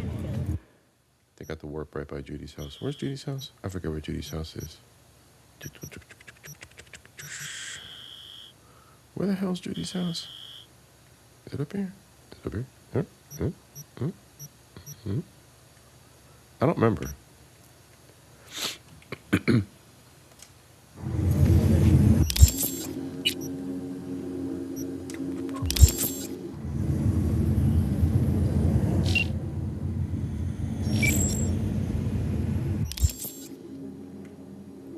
Cree. What's good, girl? It's been a long night. It's insomnia. We chilling. It's been a good night. But it Cree. Now it's the everybody night. Earlier it was only dudes, right? That's it. Only dudes. We had a dude conference. The conference of dudes earlier. We had two reacts from the regular show. If you know, you know. But the regular show is all about dudes doing dude shit, and we was talking about dude shit tonight. And then we went on and played some Cyberpunk, shoot some people in the face. There we go. Judy's apartment, 773 meters away. Map it out. Judy with the booty lives up here. Boom. And F that. We just gonna go and take a warp. Judy's. Zoop. I knew it was up there somewhere. She said all meat show. Yeah, talked about dudes being friends, dudes fixing their face, dudes not being lazy asses. Judy's crib is right here. Judy live in the ghetto. Man, y'all tweaking? Y'all good? All right, no tweakers.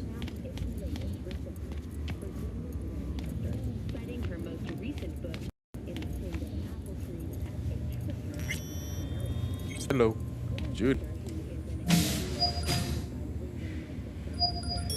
Hey, V. Come on in.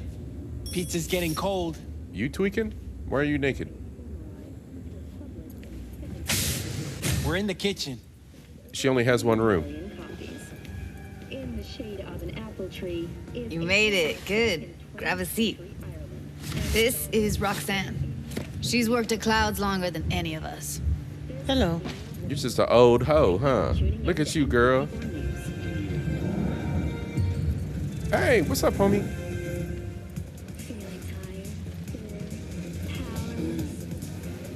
Yankee, if you're still out there, see? He's in my head, so he's sitting in the corner of the room, but he's not really here, but he's here. But if he starts talking shit, I can hear him.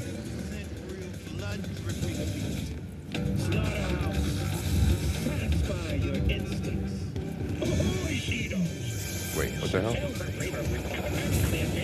Oh, sit. Hey, nice to meet you. There we go. When I heard what you pulled at Clouds, shit, I so regretted I was off that day. Just eat the free pizza and then we're out of here, okay? I know, bro. I get you. All right, so do I talk to Roxanne, Tom, or Judy? Roxanne? I don't have all day here. Come here, cause shut your mouth. You want payback for what happened to her? That's for sure. But I just want to have a normal job, too. No fears, no tears, you know?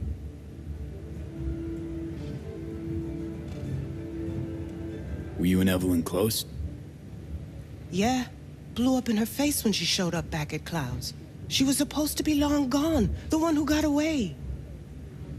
But deep in my heart, I was glad to see her back. Feel like such a gunk now.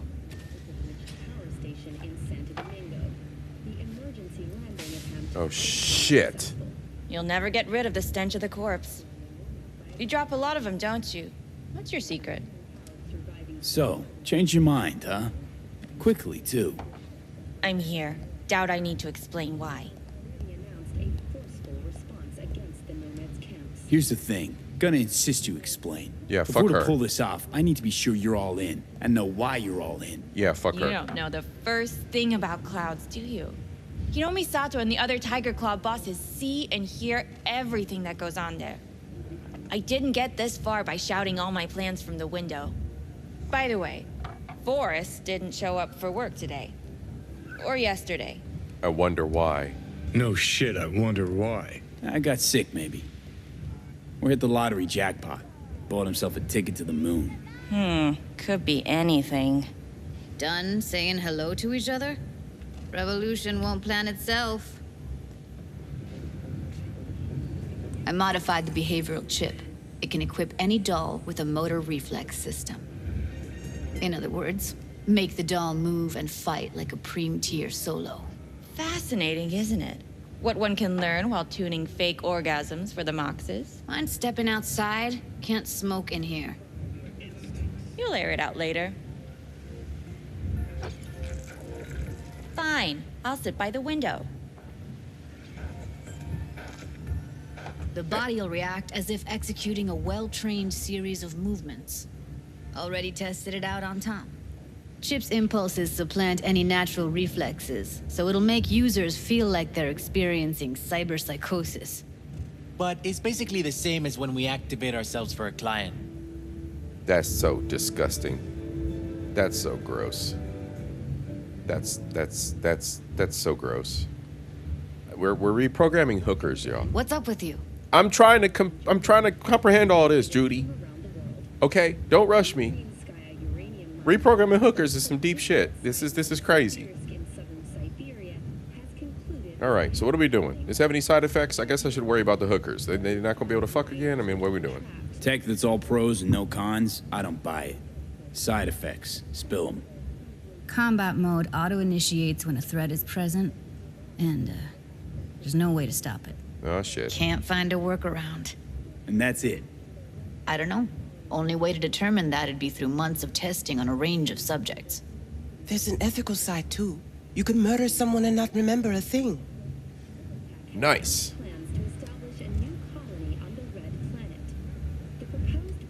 How'd you ever come up with this? Learned how the behavioral chip works at Clouds. Always seemed like they must be pretty easy to modify. I'm surprised I didn't get the idea the moment we walked into Maiko's office.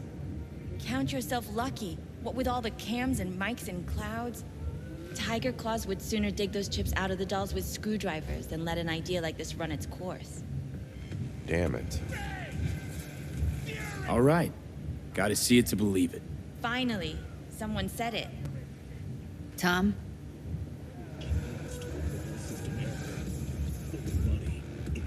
Pulled that sequence from a kung fu training virtue.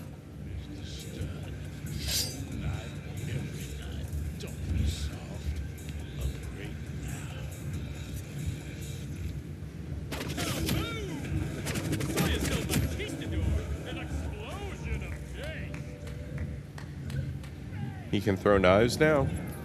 Gotta admit, not bad. I guess. Yeah, for the Market Square and Kabuki. Before we start talking serious biz, gonna need to see serious action. You just saw him. I saw a bar trick. I want to see a fight.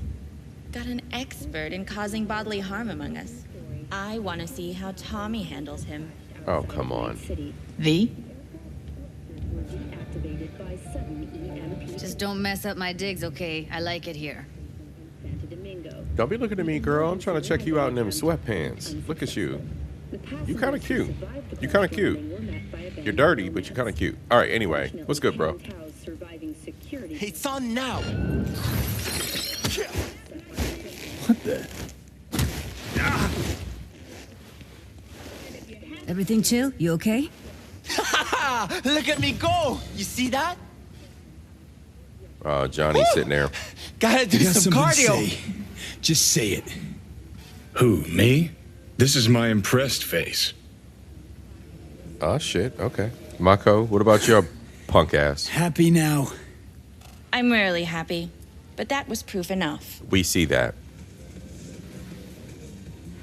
Let's get to it then. You've got an elite force of 3 muscleheads and a techie. What now? Guards and tiger claws in and around will overpower, take down, disarm, escort them out. Clouds will be ours. Bosses, we'll give an ultimatum. A cut of the proceeds in exchange for never showing their faces at the club again. And having no say in how the club's managed. That's what I thought. A half-baked, insane plan. You can't see more than an inch ahead of you. Taking out the security there won't solve anything. Claws will just send more. Hiromi Sato's the man you gotta get to. Where do we find this Hiromi? At his apartment. H8 Mega Tower. Topmost floor. It's a penthouse. Almost never steps outside its glass walls. But I'll figure out a way to get us inside.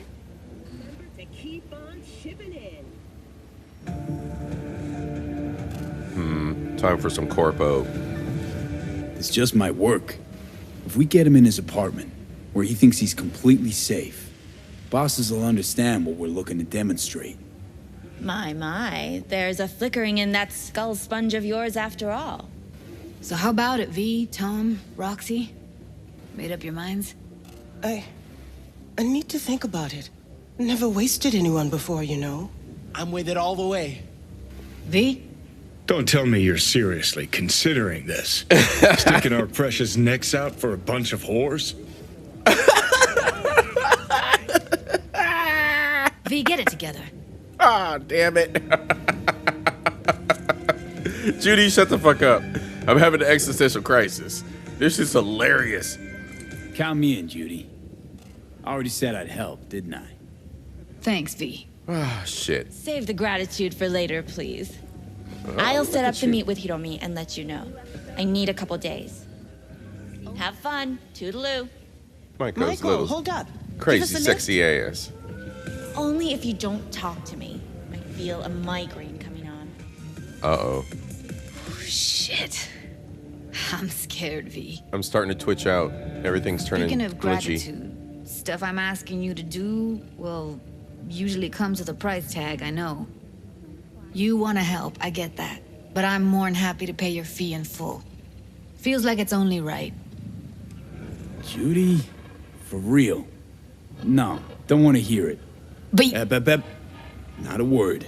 You don't know me nothing, Judy. I'm about to collapse. I'm about to fall over. V, everything okay? V? Okay. Okay, I'm better. Fine. What the hell, V? You, like, sick? Remember the heist Evelyn hired us for? The relic I was gonna collect. Oh, shit. Couldn't forget that in a million years. That biochip. Well, long story short, it had Johnny Silverhand's mind on it. An engram of it that's overriding my mind. You being serious? Truly wish I wasn't. Fuck. Anything at all you can do? One can hope. It's late. You're tired. You can crash on my couch if you want. No, I'm out. Best be going. Suit yourself. Yeah, Judy. I'll hollow you once Michael set up to meet Hiromi. Uh-oh, I'm still glitching.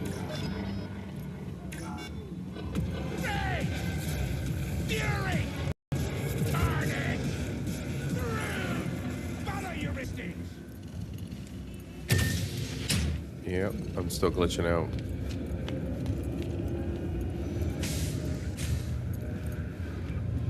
He's gonna pass out right when he walks outside.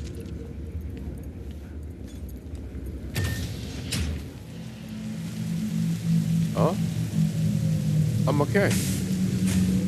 I'm okay. Whew. I thought I was gonna glitch out.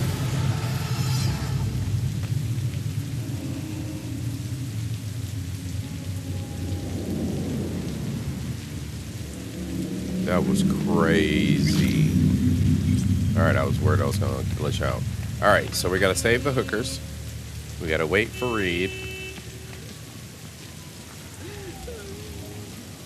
Oh, I'm sorry, bro. My bad. My bad. Okay, I'm out. I'm sorry. Damn, bro's sad as fuck. I'm going back to my crib.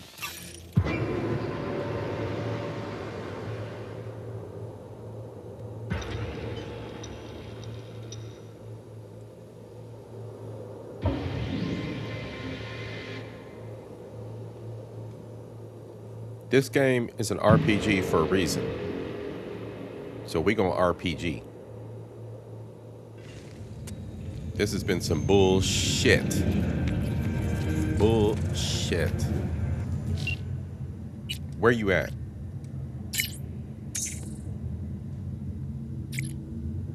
Oh, I hit up my girlfriend. Oh, y'all see this shit? See, this is what happens when you start dating them nomad girls. This is that bullshit. When you date them nomad girls, they be acting funny like this. It's like dating a nomad girl in Cyberpunk is like dating a girl from New York City. I said it. See, look at this. Look at this. New York City gentlemen. I'm sure you can agree. She says, I miss you too, but I don't have a moment to spare. Damn. Damn. She's like, I got no time for you, Negro. Take a shower, and we're going to bed. Fuck this.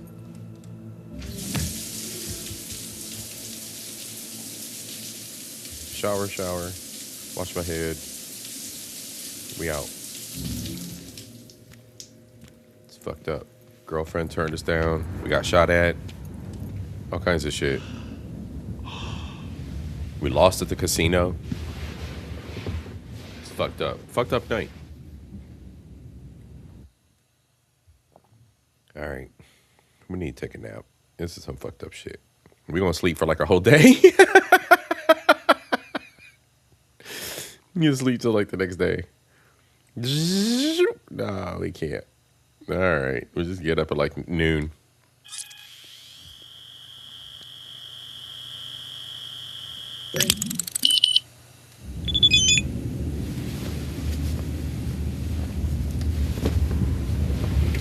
All right, what, girl? So Alex is our friend. She's the woman that owns the bar. That's Reed's friend, right? So she's Idris Elba's ex-lover. Hey, so you said recently that you have a deal with the Here and Now, that you're running out of time. Some ominous sounding shit. Anything more there I ought to know, seeing as how we're working together, relying on each other? I can say my life's on a timer, all thanks to the chip in my head, or I can say it's nothing, I'm going to do my part, you can be sure of that. I might as well be honest at this point, like, fuck these people, like, look, I'm dying. I'm dying! Damn, sounds worse and weirder than I thought. You know, I'm asking if you suddenly drop the floor in the middle of a mission. Yeah, I have an occasional episode, but they're brief and under control. Everything will be fine. All right. Done. AA Ron. I gave it my best, but it wasn't enough. KO'd in the 10th. Got a minute to talk? Sure. I'll be right there. Let's go see what AA Ron talking about.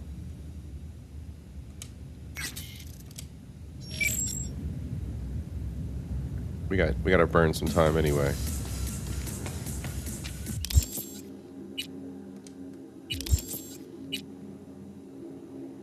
Hey, Ron. Let's see what he's doing.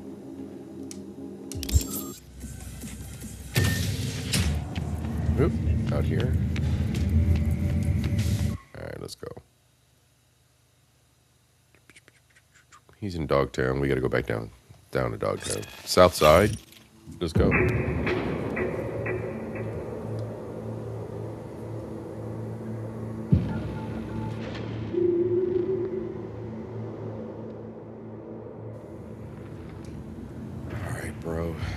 Where are you at? That away. So I'm just gonna jump.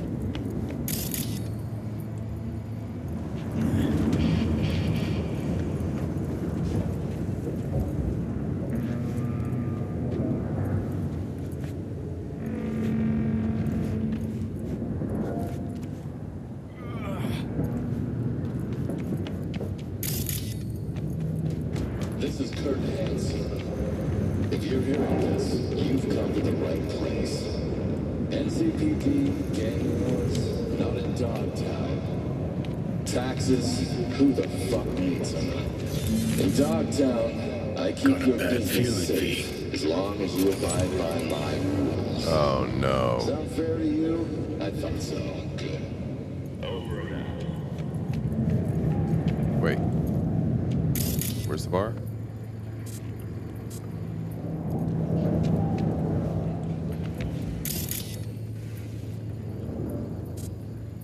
My G.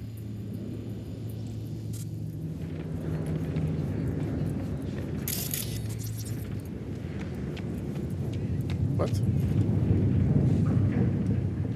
Oops. Hey, looking for someone. Name's Aaron.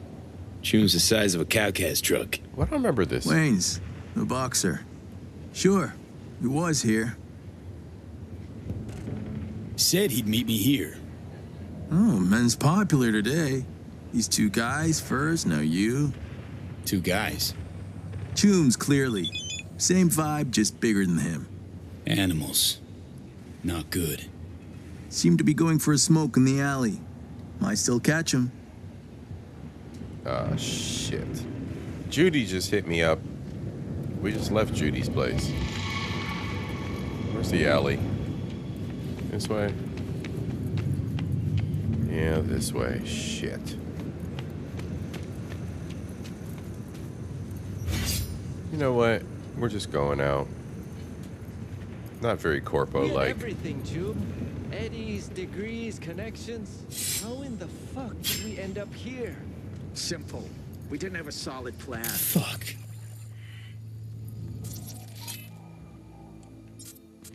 BS. It's because of our Come on, V, take heart. Guy tried to do the right thing for once in his life. He's dead. Blood's hurting my veins. Wanna get a re-up and fly? Shoot. Bro's dead. We tried to help him. Hey there, what are we talking about? Come on, V, take heart. Guy tried to do the right thing for once in his life. And you don't feel a thing? Heard this song before, V. Know the lyrics by heart.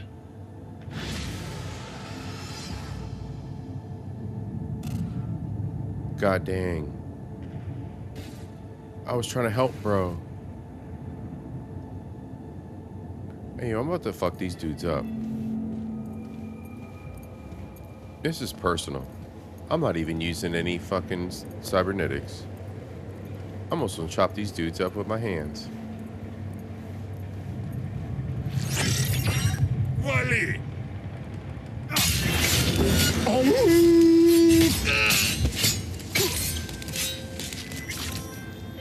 What? There's a job, V. A journalist, Bree Whitney, has fled into Dogtown. I need you to look after her. Why? I'm in a mood right now. She fled. Means I gotta keep her tucked away? No. Bree has a lead. You're to help her complete her investigation. There's a corp on her tail, as she put it. That is all she said. Miss Whitney seems to have some minor trust issues. Huh. Think she actually dug something up, or is it just garden variety paranoia? One doesn't exclude the other. Besides, I wouldn't call discretion paranoia. It's a safety measure. The reason, I would contend, why the client has yet to provide a rendezvous point. You'll go to her apartment first, on Skyline West. You're to collect an electronic access card. And no, do not say, this card, what's it open? I simply don't know. Contact me once this is sorted. You'll learn more details then. Damn it, Hands.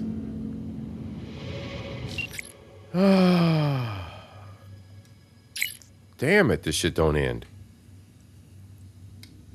So, yeah, there's a lot of loyalty missions that I didn't do for the fixers, who are the individuals in each area of town who provide you with gigs.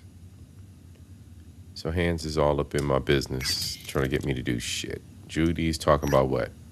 Everything okay? Yeah, I'm good.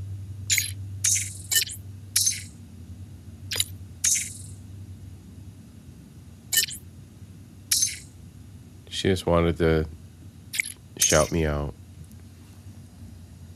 She also said that Maiko from Clouds hasn't hit her up yet, so she gonna let me know. Damn, this is like taking care of for real social medias. Man, I'm not talking to you right now. All right, back out. Oops, I did not mean to select that job. Let's go to a different job.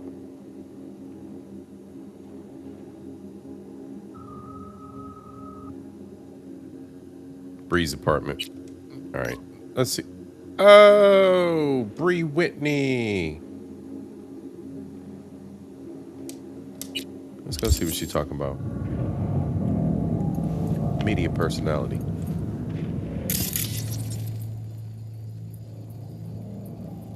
That way.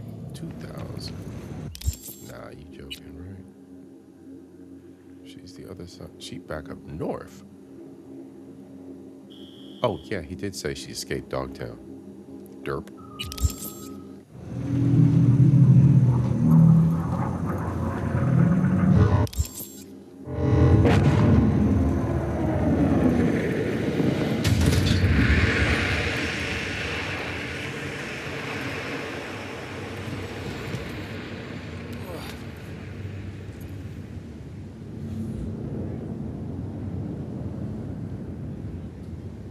Where the fuck did that go? It's usually like close. That sounded close.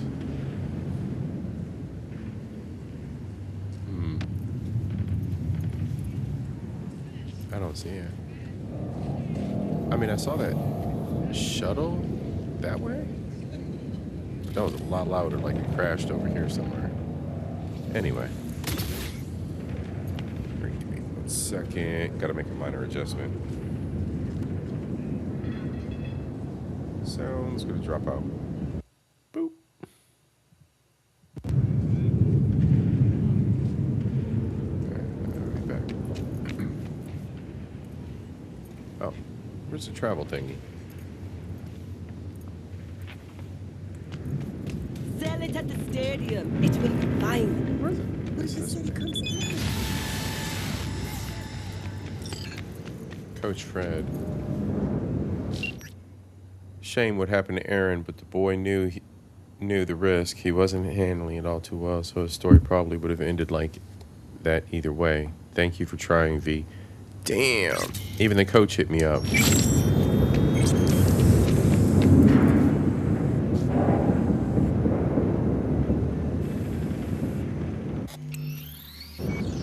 Actually, I probably should save it.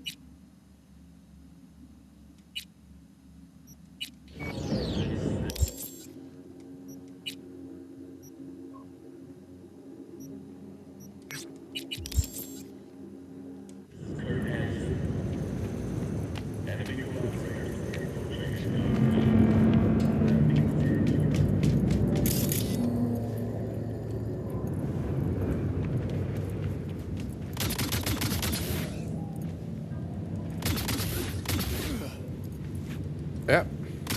And we'll just pop it. Go. Got it. I got some mods installed.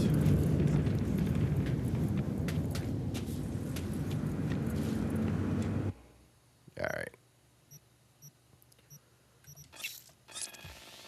Let's go.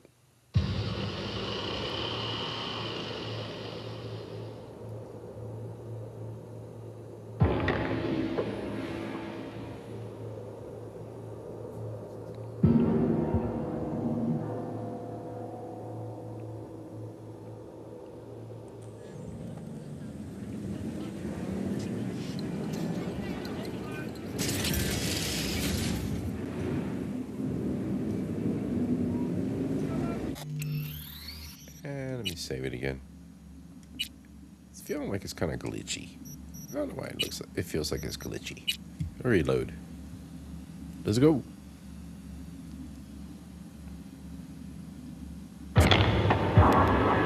There we go.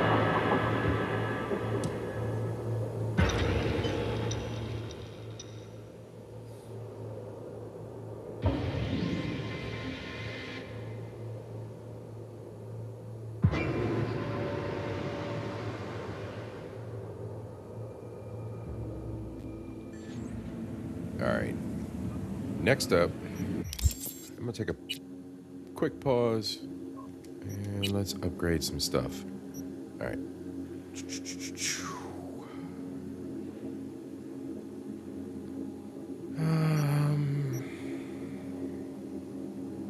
When an enemy is affected by a monowire, nope, I'm not using a monowire. Leap attacks with the mantis blades now cripple enemies and increase dismemberment chance. Leap attacks. Leap attacks sound good.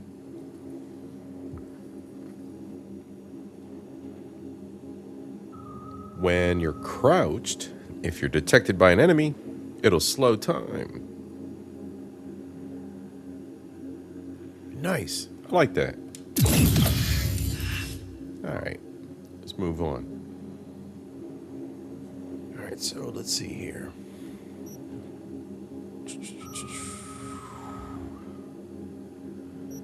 Alright, so we got body, intelligence, reflexes, cool, and technical ability. I'm going to go with intelligence, I think. Intelligence bumps up my net running abilities. I really need to bump that up. Done.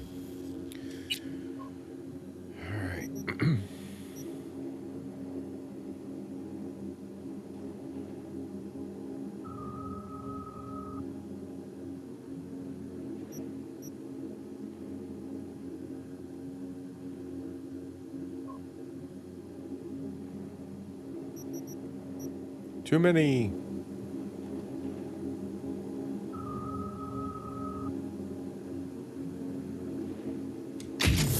There we go. Oh.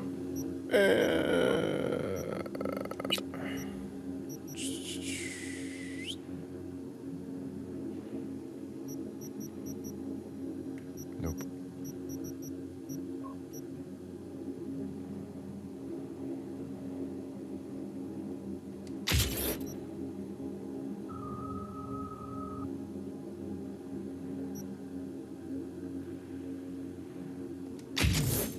All right.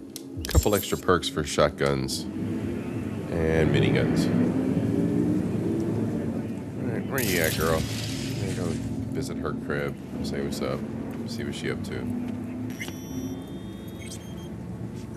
Look both ways if we're crossing the street.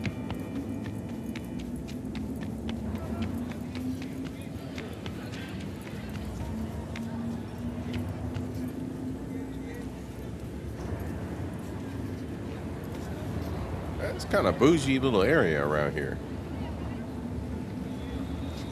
Y'all are kind of bougie. What now?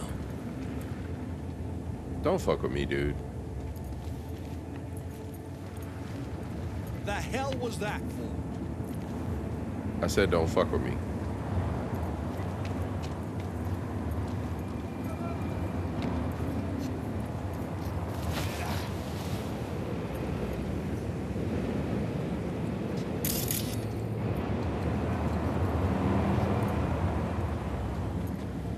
Oh, this looks like a clusterfuck.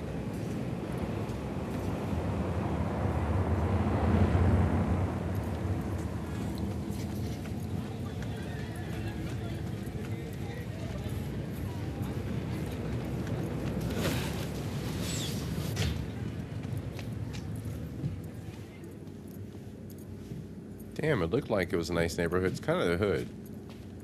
Look at these little nuggets. What the fuck y'all doing? Don't. Fuck you, kid. With your fucked up haircut.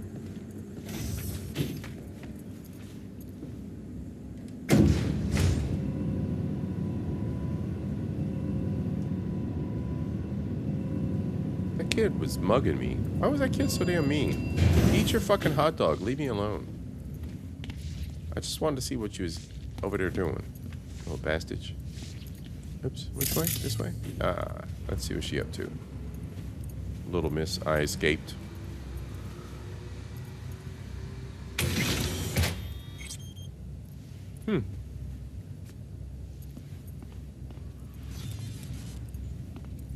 Pretty swanky pad for a media's pocket. Back in my day, the press lived in fucking roach closets.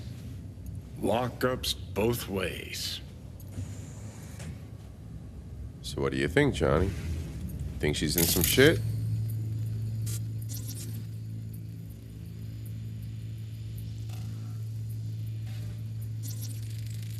Huh. What's this? Really, dickweed. That looked like a bamboo to you. Kiss my ass. These two fuckers. A floral, fruity bouquet. Traces of red wine at the bottom of the glass.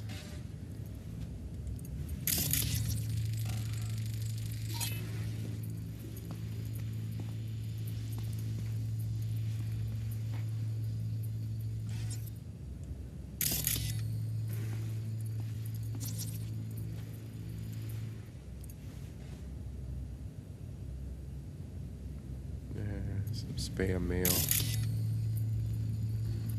Another potted plant? It's like my crib.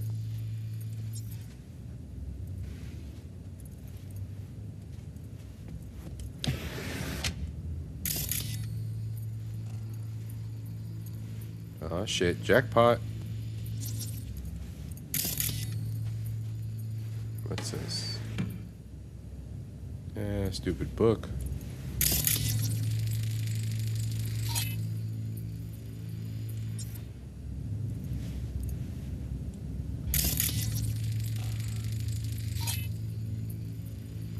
Map of Dogtown.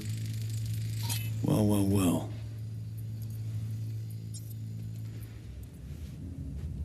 Right. Let's see what's here. Huh. Interesting. Fuck. Scan that. Militech logo 2010s. Card's gotta be at least 60 years old. Didn't find that in a kabuki bargain bin. Makes me think. What's this Bree chick up to?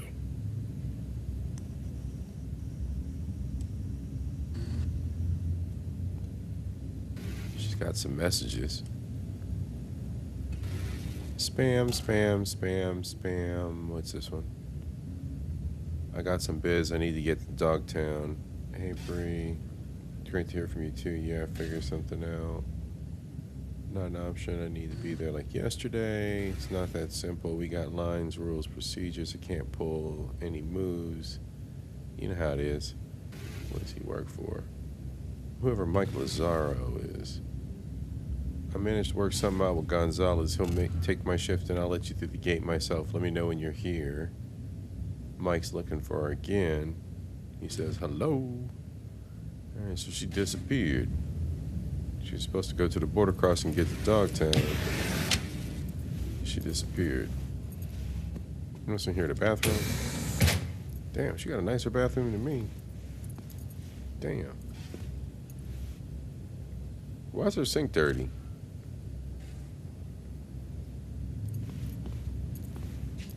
Her shower's nice. The fuck? Hey, you're not Bree. I'm not. What are you doing here? The fuck are you? Water in the bamboos. You? Standing in the doorway. Why the sass, kid? I, heard some noise. I thought maybe Bree was back. Been a while since I've seen her. I'm next door. Thought I should come take a look. Got some dodgy chooms hanging around the building lately. What sort of chooms? Yeah. Dunno. Definitely don't live in the building. Looked kinda like small-town gangoons. Not even. Yeah, just thugs.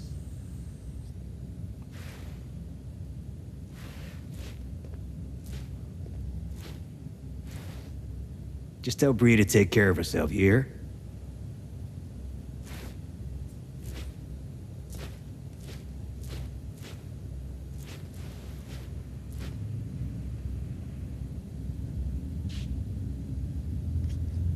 You just gonna stand there, weirdo?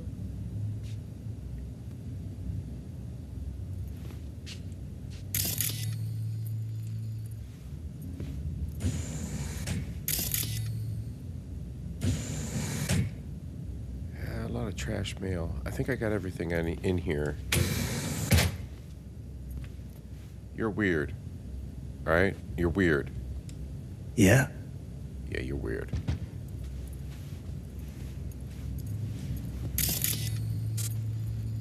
Alright, we're good.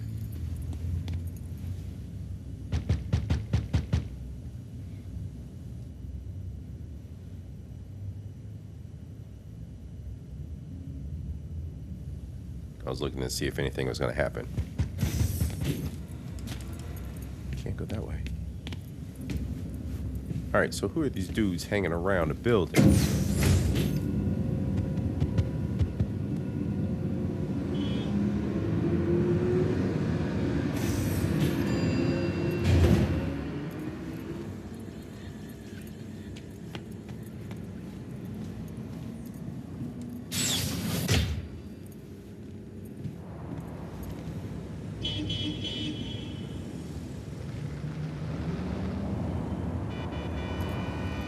I don't see nobody.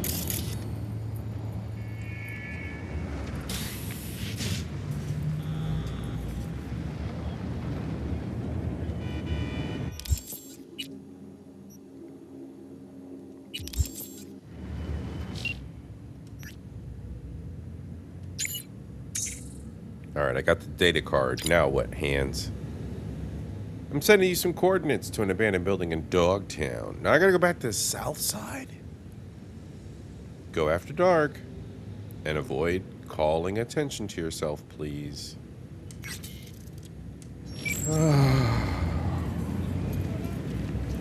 Thanks, Mr. Hands. I gotta cross the street again.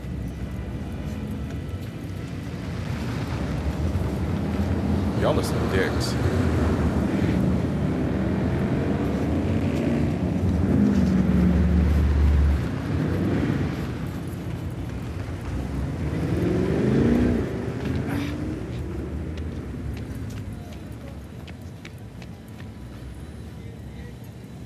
Shit. Huh? Fuck you.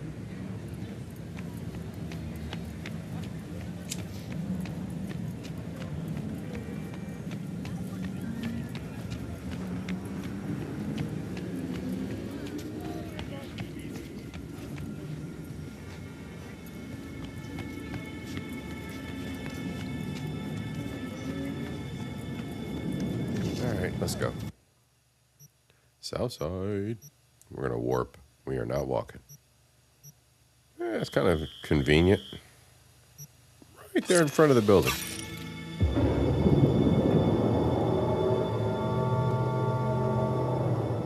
All right. So we're going over here to meet with this reporter, but we got to go after dark. So we got to find something to do between now and dark.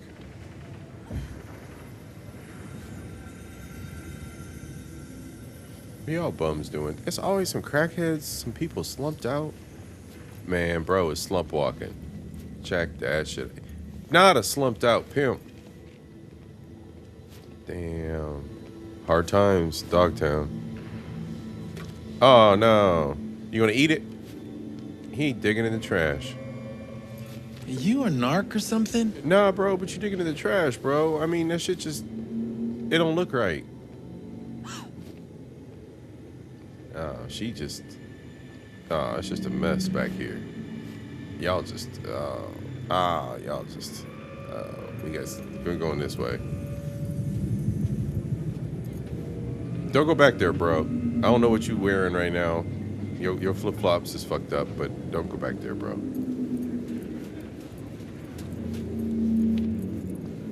Damn, she hiding in that building?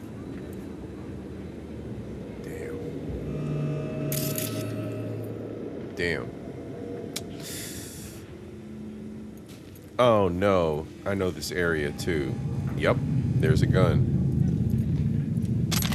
Yeah, this is this is not a good area. Damn. And they kids out. Look at they kids. They kids out. Just dancing on the piles of dirt. Oh, they playing trucks and Transformers. No. See, this is the hood. Post-apocalyptic. Dystopia. Let's go.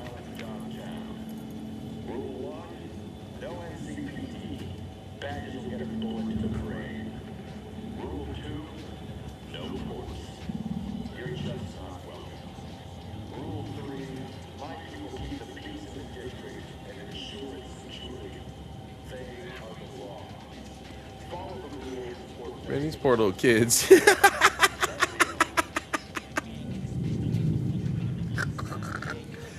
I'm sorry. Still kind of funny though. Okay. Shit's hilarious. We're not doing anything, folks. We're just finding something horrible to get into. Good scalp or shit like last time?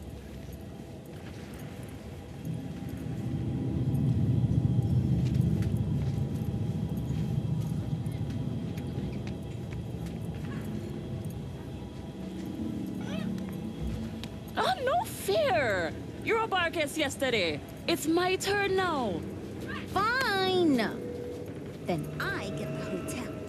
It's like Lord of the Flies over here. Barcast is in the hotel. You're a scav. Oh, fuck! What the fuck?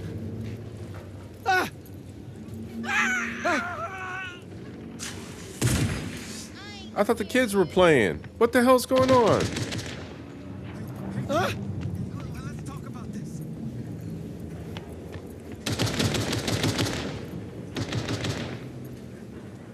What the fuck just happened?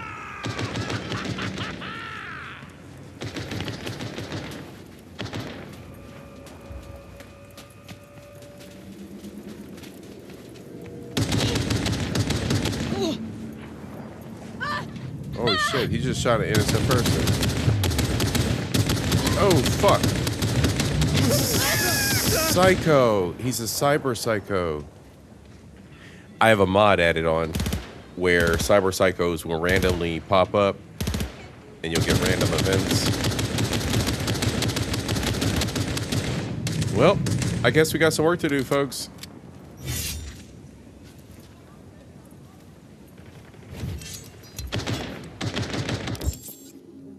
What do we got? Oh no, we need the AR. Assault rifle. Oh, there we go. Enemy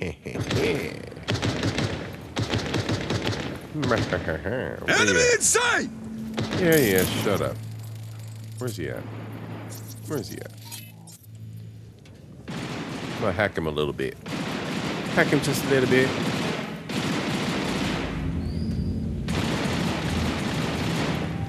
Hack him just a little bit. Forward!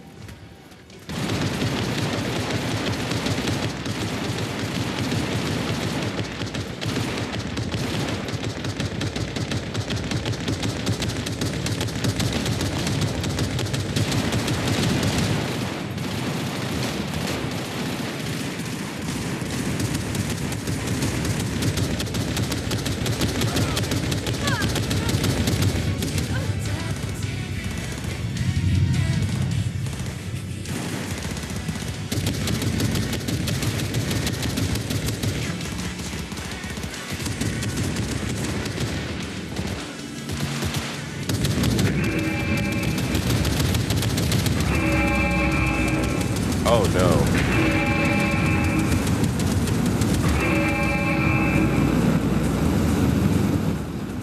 Oh no. They call MaxTac. I didn't know MaxTac would be deployed. Where is this? Oh! Oh! No. We're not getting involved in that.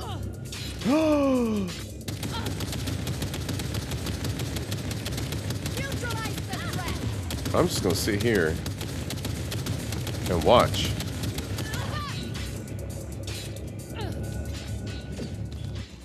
I am not getting involved in that. Nope. MaxTac, go home. They not looking for me. Oh shit. It's a MaxTac right there. Yeah, we not doing this, y'all. Not today. But I will run around and collect all the weapons. Loot drops.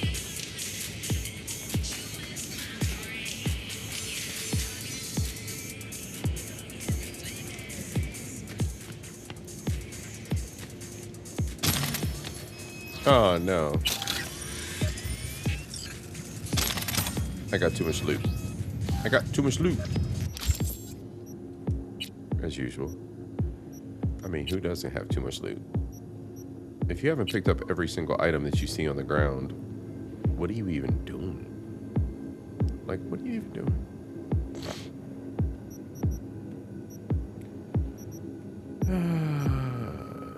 Trash.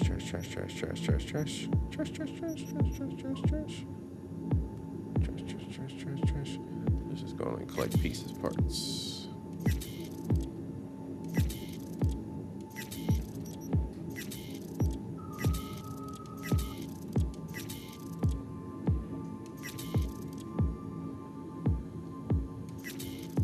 Meh.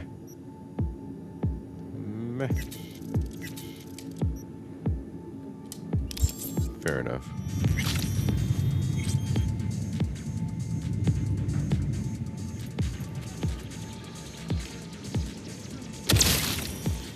Somebody stop him! Oh, stop it. I didn't do anything wrong.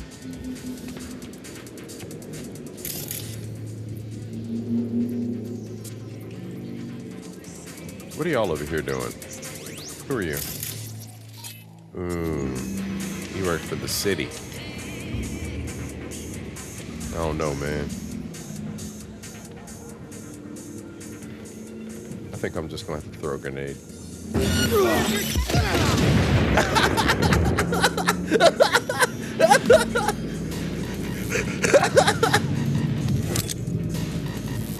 Oh shit, who's looking for me?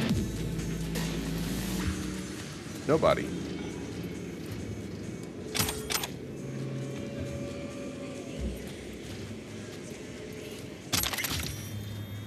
Oh, Cuzzo! Messy. What y'all up to? I'm chilling. I'm chilling. I'm just shooting shit. I'm just walking around town just acting like an asshole. It's fun. I could steal their whip. Yeah, I could steal the whip. I can't believe they still deployed. These dudes, I ain't gonna fuck with that dude right there, though. Nah, man, we're not fucking with him. Oh, shit. What are you guys doing now? I'm just gonna walk up on him.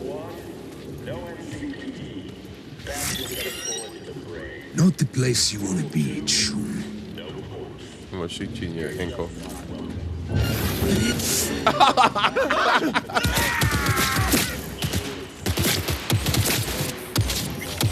We're all gonna die! Ah! Why y'all gotta be dicks like that? Why is everything gotta be violent? I don't like you anyway.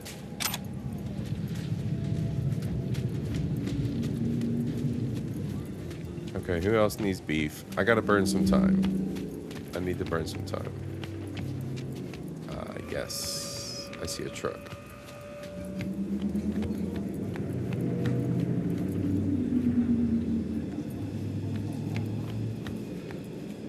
Oh, yeah. Oh, shit. Yeah, what y'all in here doing?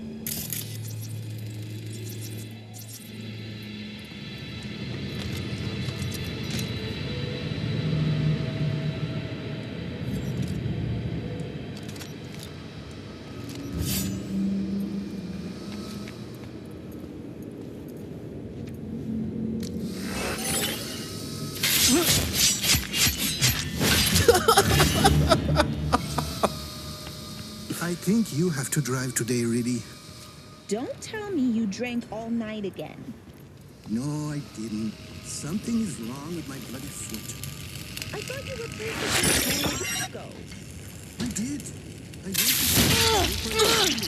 Wake up and...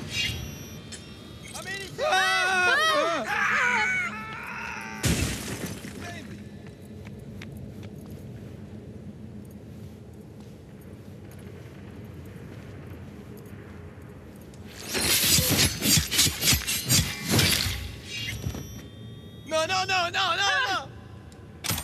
You're good, bro. You're good. You're good. Don't worry, bro. You're good. It's just the Barkist guys, not you. Okay. All right. We're done here. What's next? Just burning time. Oh, shit. What y'all doing out here? Oh. Wait. I've never been down here before. Where's this at? Yeah, there's the mission. Oops. Ah, fuck it. Let's go down here. Let's make a mess.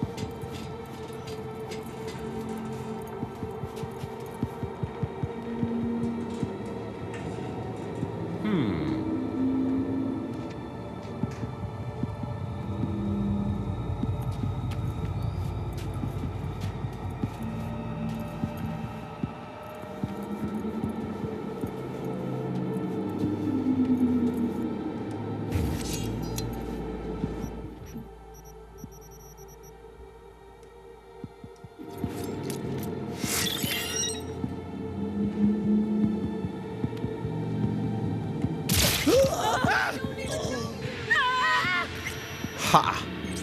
They didn't even know I did it.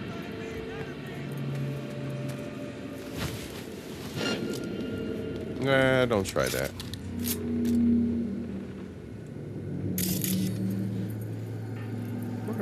sneak around like a little spy. There's a camera. I'll make the camera my friend. And then I'm gonna take a look and see what they see. All right. We got 1 bad guy, 2 bad guys, 3 bad guys.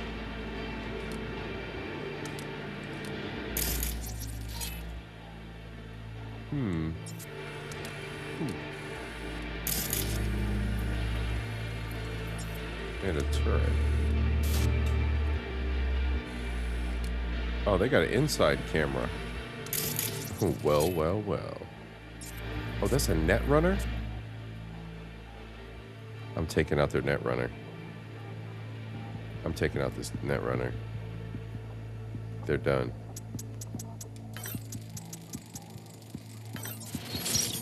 I'm just gonna pile up. They're done.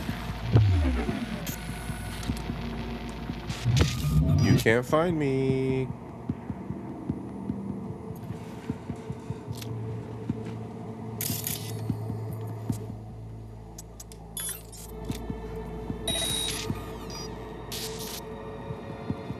Alright, I took out their net runner. Stupid security guard, stupid security guard. What do you do?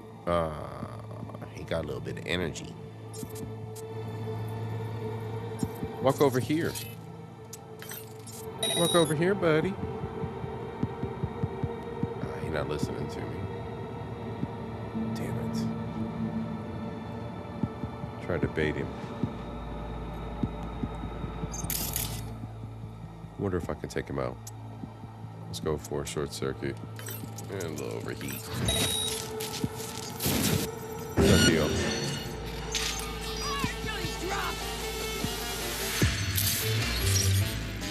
Oh, stop with the melodramatics.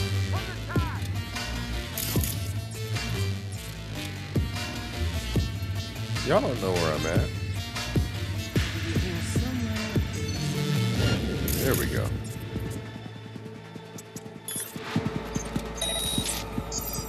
Y'all are lost.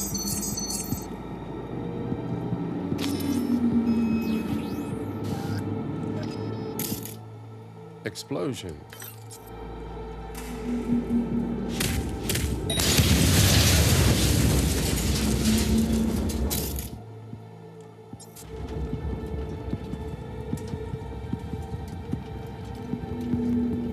How did it not take that guy out?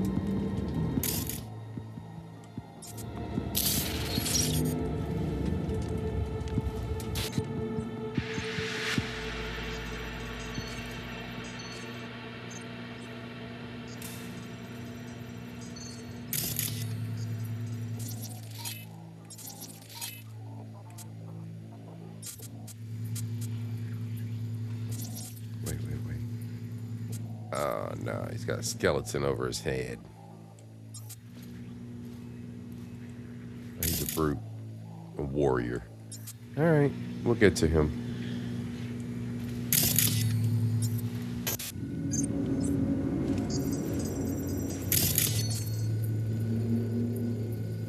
What's that?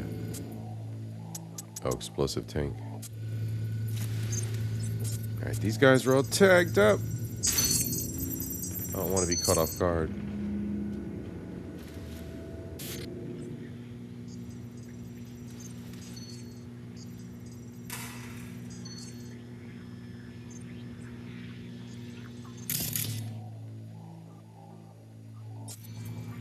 Is there no computers around?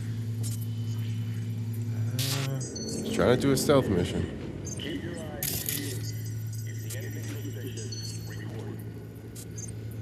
I think we got it.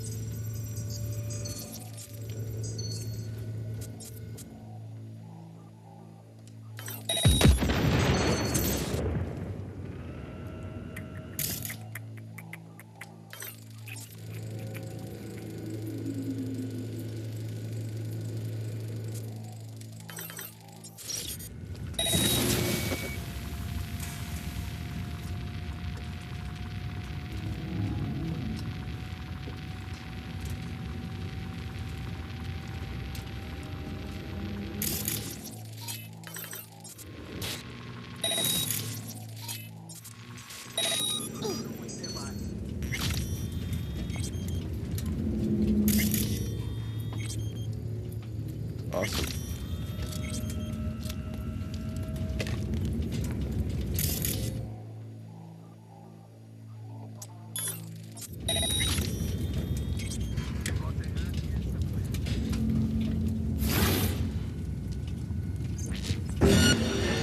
What the hell?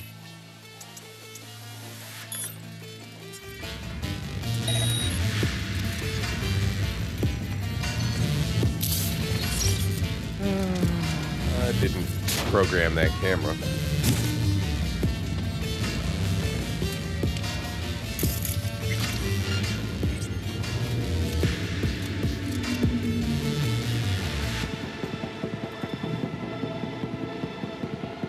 Oh, I'll take that. They lost sight of me. I'll take that.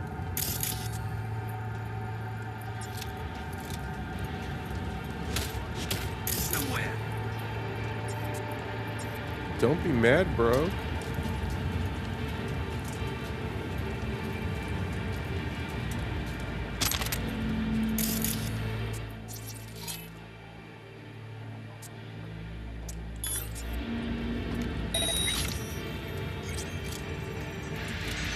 Someone's nearby.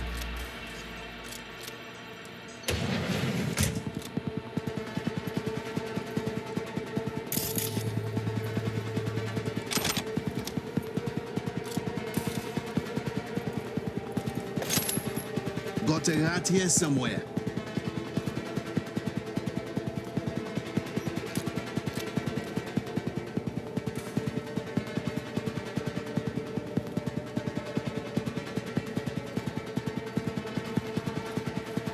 Someone's nearby.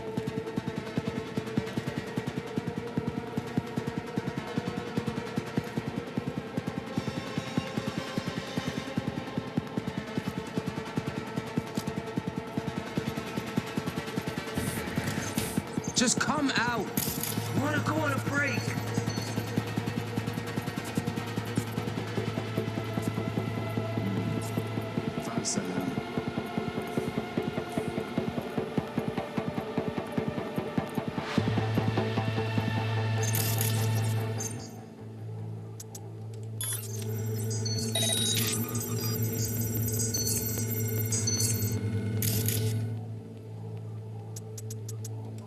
I'm gonna turn him into a psycho.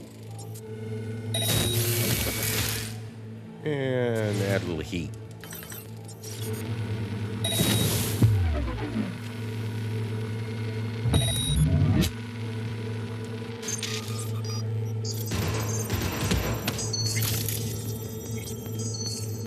Got a rat here somewhere.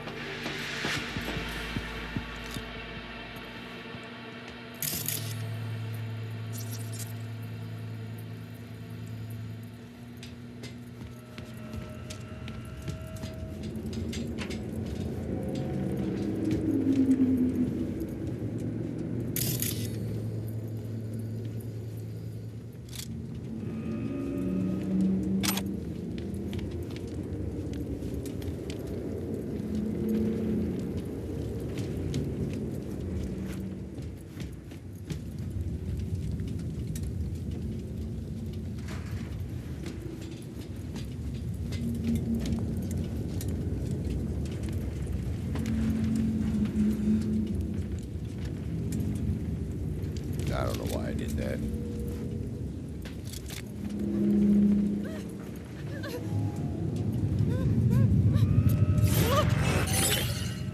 Ah, I was just joking. Oh, you got an attitude problem, hood girl? One shot. Lady, look, lady. Look, I put the gun away. Look. All I'm trying to say is she shouldn't have done that, okay? All right.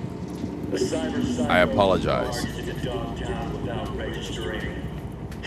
God, she didn't have to do that.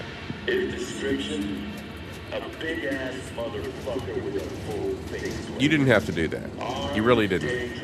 Non-responsive to any attempts at contact. Fire without warning. That'll be all.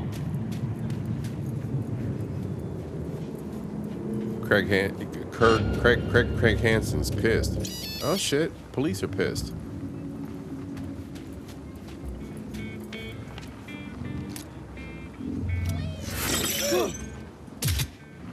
Got him. Huh?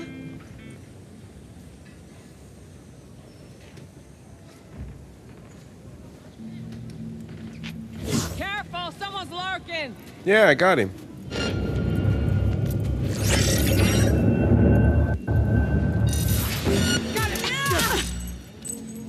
Bye-bye.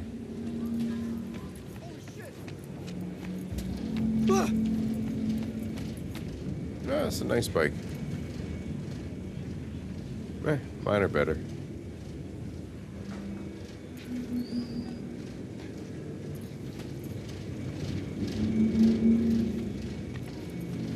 Your air conditioner is noisy.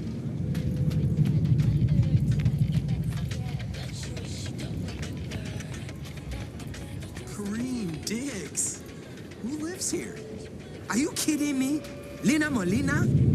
That brain gas chick from the stacks? I didn't know there was so much money in those. Right, she made me do.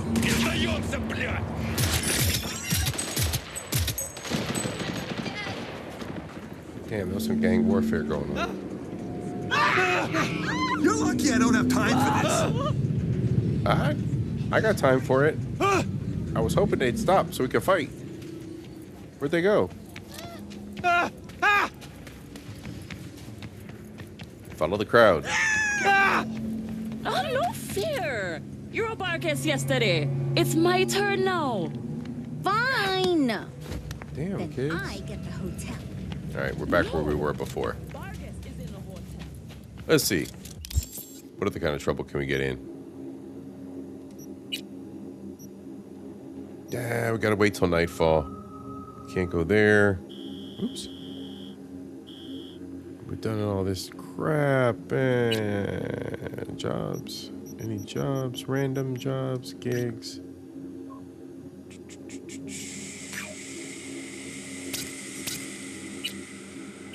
Oops. I did not mean to do that. Yeah, let's see. Car. Repo car. Gig. See what happens. That away.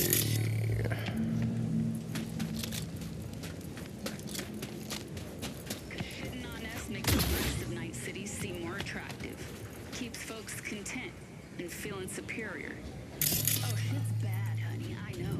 But hey, at least we ain't... Could make some decent hooch out of it, all I'm saying.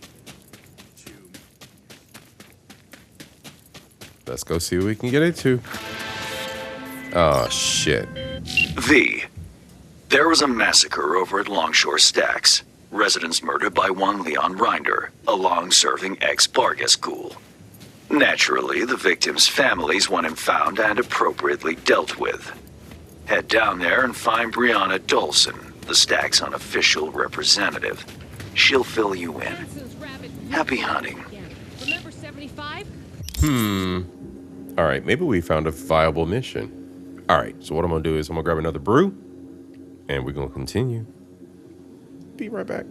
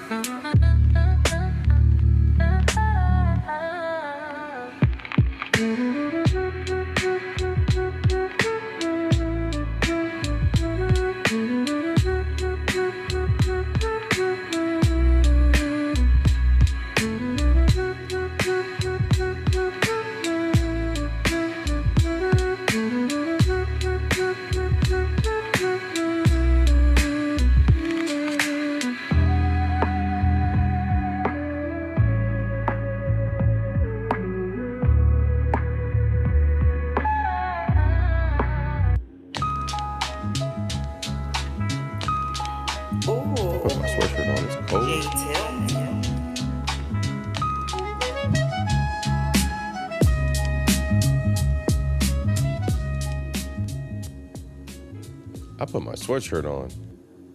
It's chilly.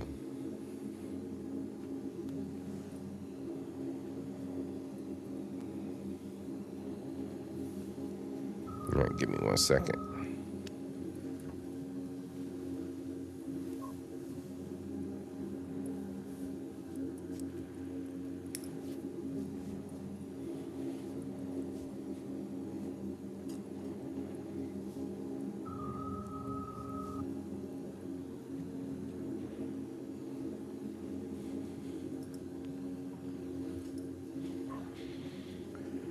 All right, family, we back. Got another adult beverage on deck. I'm gonna continue on. See what the hell Mr. Hands got me doing. Wasn't as bad as this, but they killed 2 kids then. No apology, no compensation, nothing. Yo, keep it down. No, I'm done being scared of him. Yeah, what she said. All right, where we gonna go? Whoop.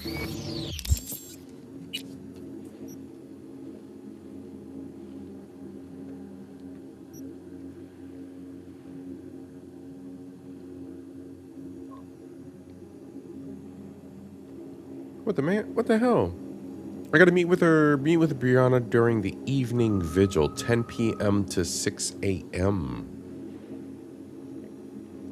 Why is everybody in Dogtown doing shit in the evening? Why is this always an evening thing? Y'all are creepy. Bunch of vampires. Alright. Deposit the schematics at the drop point. How did... Whoa. Back up. How could I have not have done that?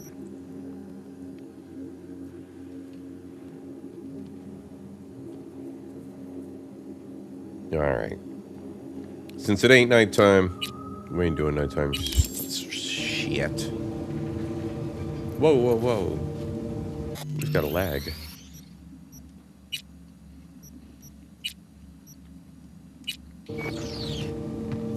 Lag.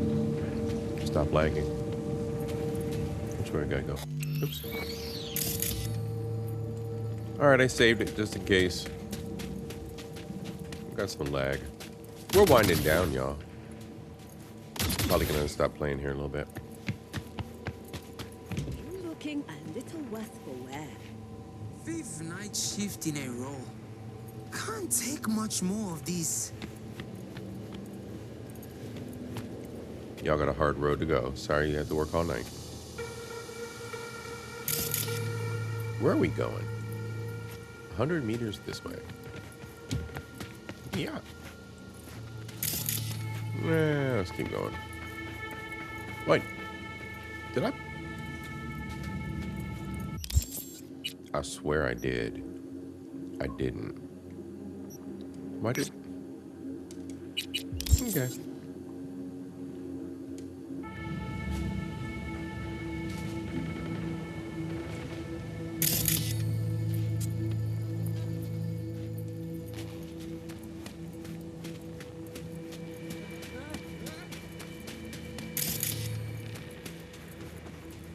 Let's just go this way.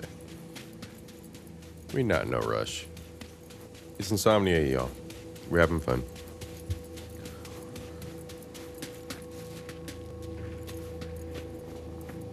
We're bound to find some trouble. Or a dead end. Yay.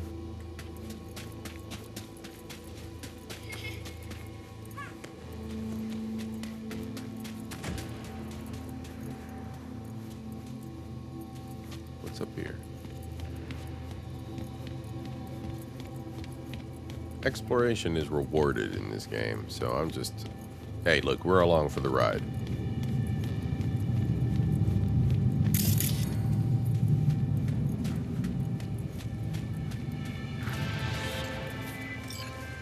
Oh my god, bro. V, there's a job. Brazilian intelligence contacted me.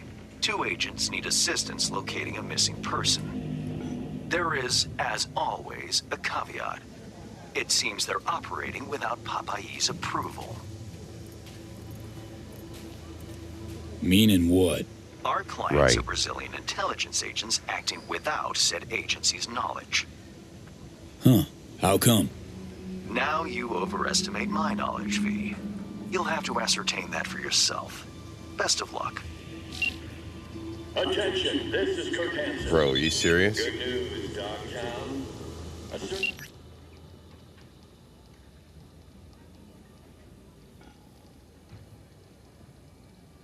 Is he serious right now?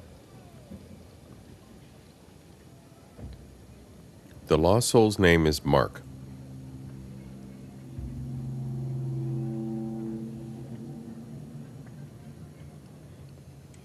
He says, oh, and have fun. So there's no requirement for me to be neat about this job. I don't have to be neat about this job. And I gotta go where? To a hotel? Oh, literally just right around the corner. Oh, shit.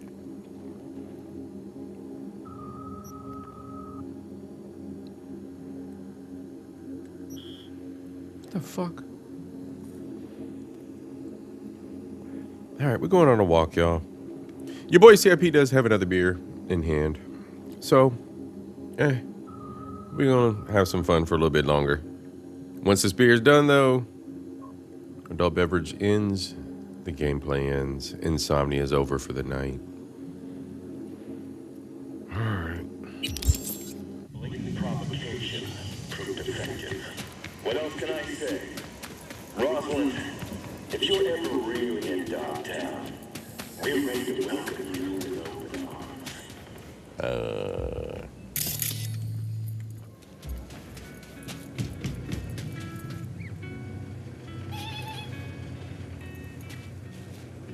What? Are you gonna kidnap me? I have guns, kid. They're not for kidnapping. Believe that.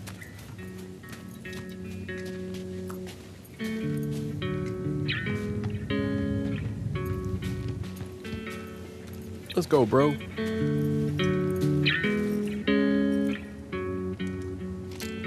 We jamming, bro.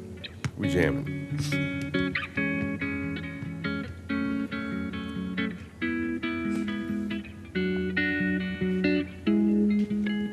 Hell yeah.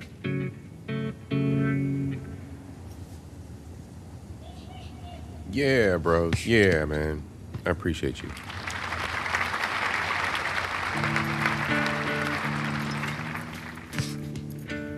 All right. Room 203, y'all.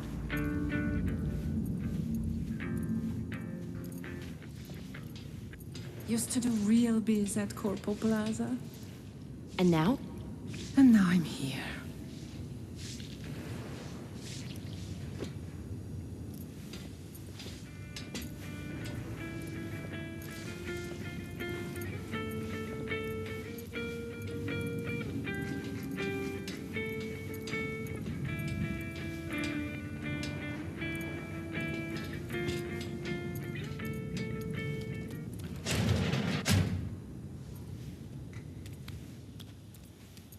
Welcome, welcome. I'm Steven Santos of the Brazilian Intelligence Agency. Bro, I have never met we got those these processors people. tracked down. Real chic interior. Mm-hmm. Militarist. We're negotiating. Almost like it was by design. This is our operations base, agency property. You'll get a taste of our tech in a moment. We'll scan you in before we begin. Really? Can't wait to see what you dig up. Hold still, please. Their systems are going to reset. Once. Arasaka counterintelligence. Fired effective immediately, no severance. Ouch. That must have hurt, huh? He really talking shit. What sort of rookie-ass game are you two playing? Excuse me? You run a background scan before meeting anyone, let alone a merc. This your first assignment? You don't know. We'll take him. Anna. I like Anna. The signal could die any minute. We don't have time to be picky. Brazil girl, let's go, baby. Take a look at the screen, V. Sis, what's good, Queen? Miss Queen Sunkiss, what's good, sis? Sis, we doing all kinds of fun shit tonight. It's been a very dude-like night. We were talking dude shit earlier. It was dude man night. We was talking about being friends and bro shit. And then we went to playing Cyberpunk. We playing Cyberpunk. Girl, it's always Cyberpunk over here. I was doing, well, actually, you know what? Last time you came up, we were playing Death Stranding. I was taking care of my baby. So now we're not playing the baby game no more. We're playing this one. Well. So we doing the Cyberpunk. We just running around doing random shit. I literally been running around. Look, Cyberpunk is an RPG. So I've been role playing, and that's all that matters. It's an RPG. I'm living my life. I'm living my best life. And I've had a few adult beverages. So I'm enjoying myself. All right, what do you want to know, baby girl? What you need to know? What you need to know? What you need to know? What am I looking at I'm here? waiting. Mark. Damn, poor Mark. Wait, is you not Mark? Oh, no, y'all are the Brazilians. They're looking for Mark. All right.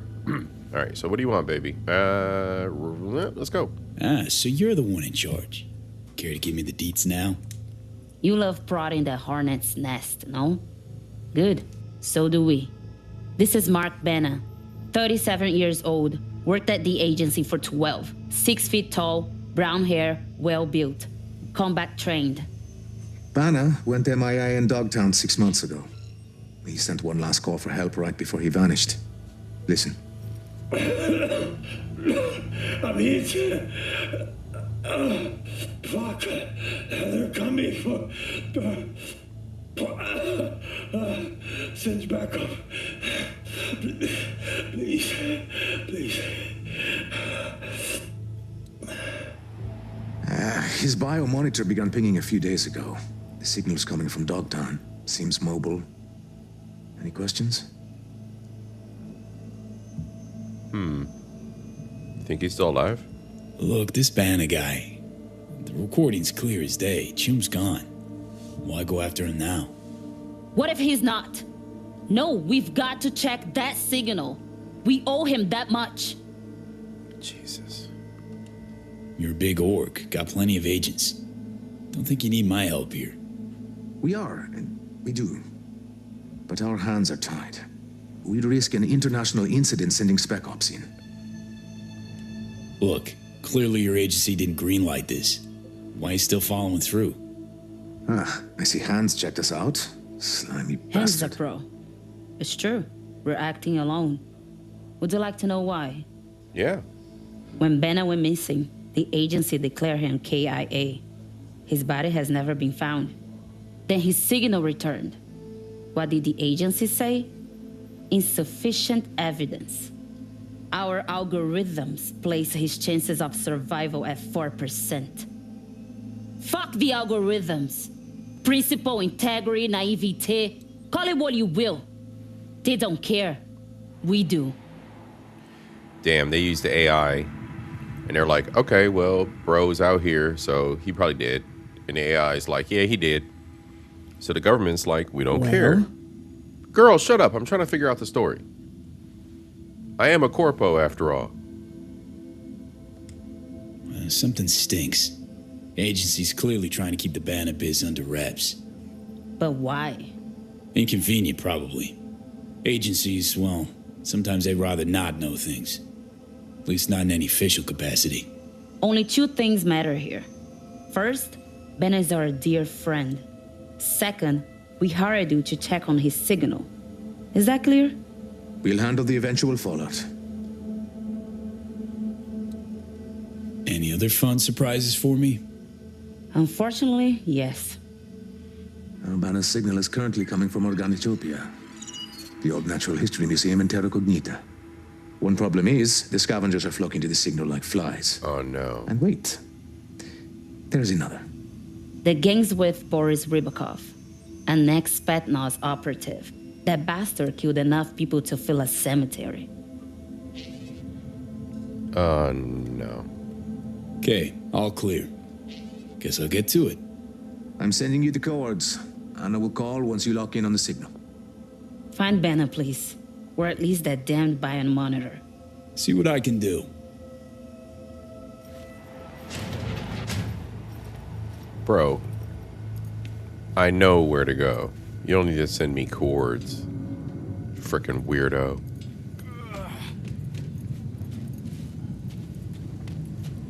I can't believe that. I gotta go all the way back over here.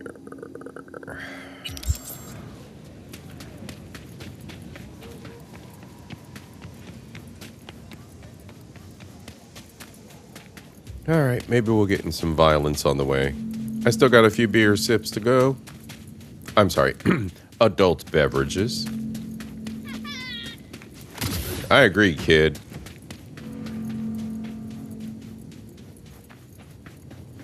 You see that globe thing? I gotta get the other side of there.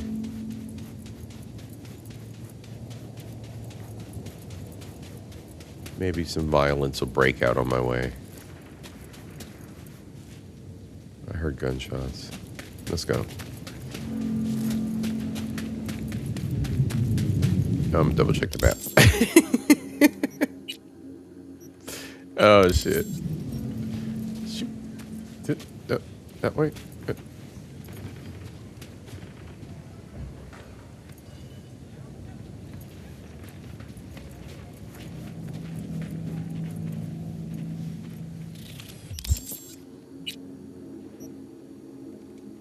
Pines finally gets rejected, what it costs him, and why that turns out to be the best thing that's ever happened to him.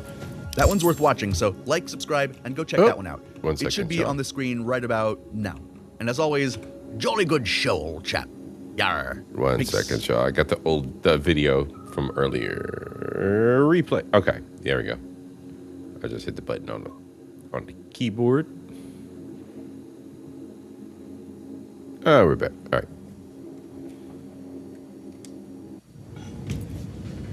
Ah!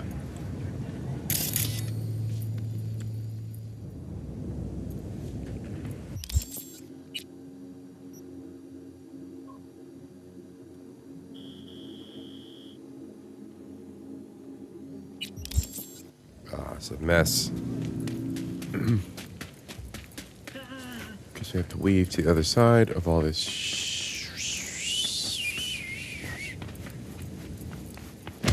Can we jump over this? We can't. What's my problem? I'll shoot you. Leave me alone.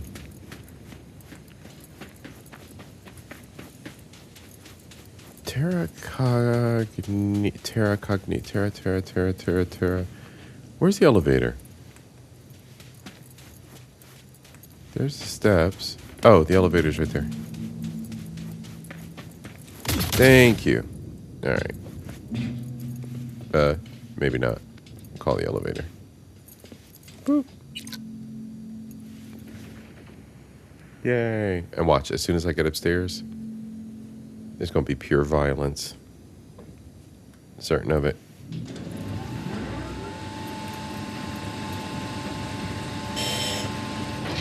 It happens every time I go up this elevator. There's violence.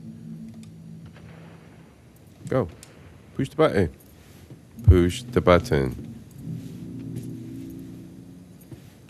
Bro. Oh. Oops. I had to move my mouse.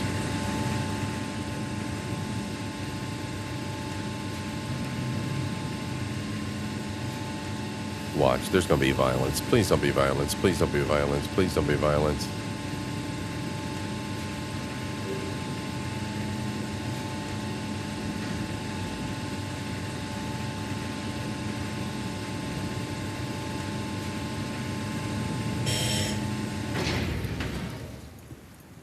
No way. No violence.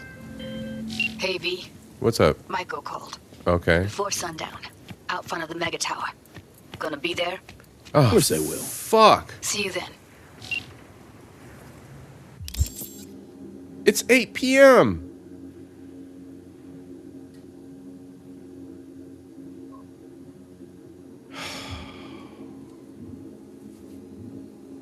Judy. You see how this shit is? Your people call you, and what you gotta do? You gotta answer. Judy.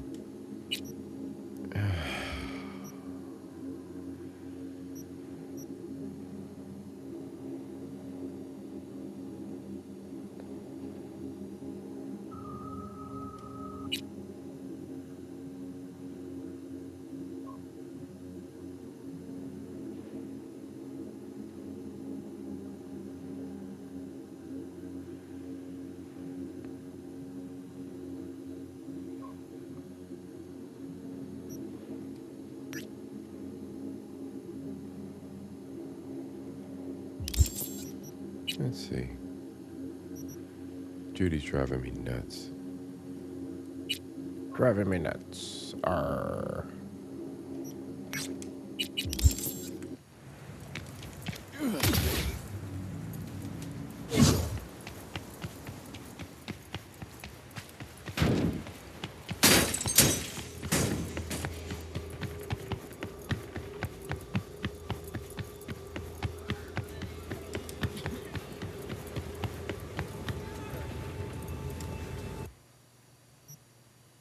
All the way back up north to the mega building. Let's go. This is nuts. Judy, Judy, Judy, Judy, Judy. Here we go, you guys. We're gonna finish the story with the hookers. Let's get this over with, and we'll call it a night. Judy messed us up. We were trying to help out Mr. Hands. We were trying to help out the Brazilians. Brazilians will have to wait till the next playthrough because we're running short on time. This insomnia. Your boy C.I.P. should get some rest eventually. All right, Judy, where you at?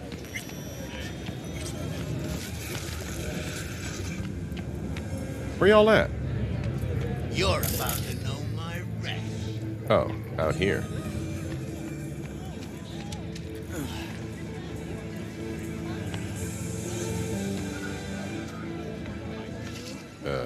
Judy? What the incredible...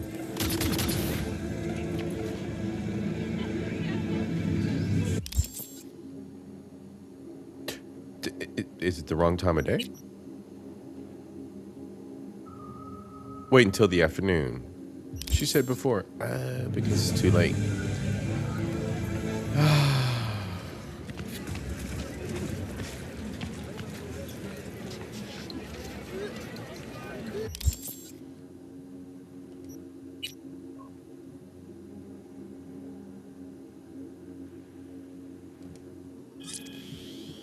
Let's go 6 p.m.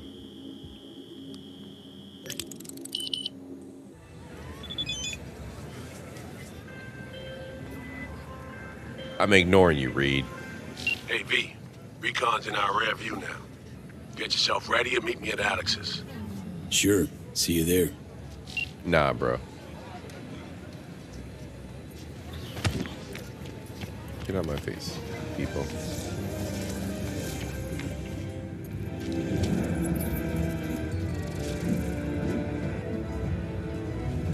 Judy? Did I miss you? Oh, you.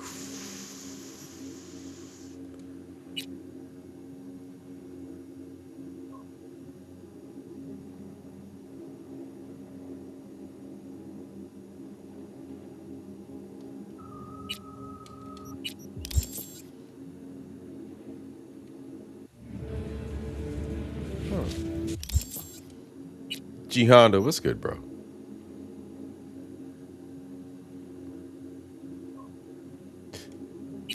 No.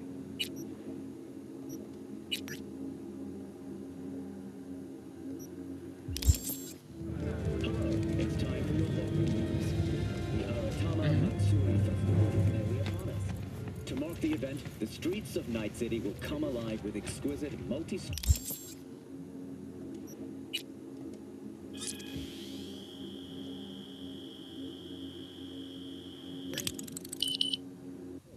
multi floats.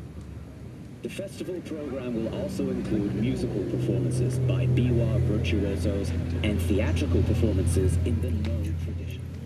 The first for the festival is the Arasaka Corporation, and in an exciting development.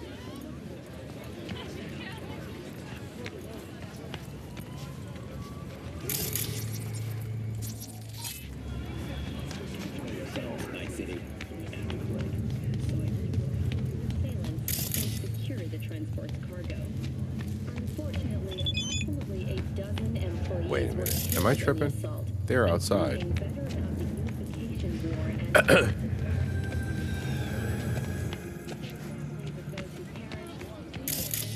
What the hell?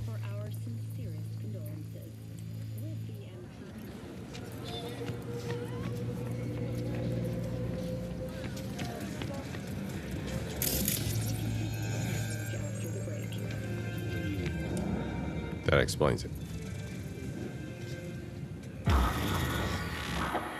Finally. G Honda, how you doing, bro?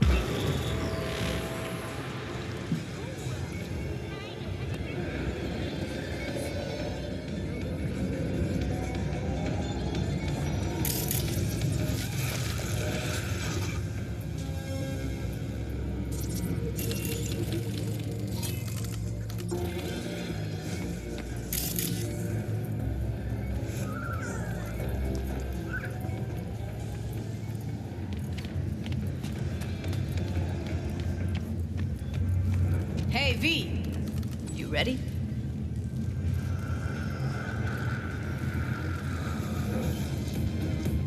Ah, shit. You nervous, Tom? How'd you know?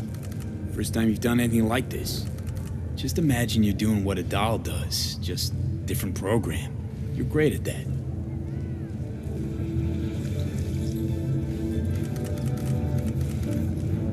So glad you came. Mulled it over in my head. Y'all were right. Sometimes the only rational course of action is a kick in the nuts and a bullet between the eyes. You crazy. But you look good, girl. You look good. You look good. All right, Judy. How do we do this, girl? What's up Any with idea you? how I can get to Hiromi? Pulled the blueprint, got it all figured out. Okay, not all, but we're good on the penthouse. Best bet's to access it from the service level. Gotta weigh in from there. Remember, let the behavioral chip do what it wants. You got no time to deliberate, weigh decisions. Just follow your instincts. Freeze, tense up for even a second could cost you your life. Got it? And Maiko, where's she? Meeting with Hiromi to avoid raising any suspicions. She'll make him stay put until we're in. All right. Let's go, y'all. Everybody, this is it. All right, we going in? Let's do this.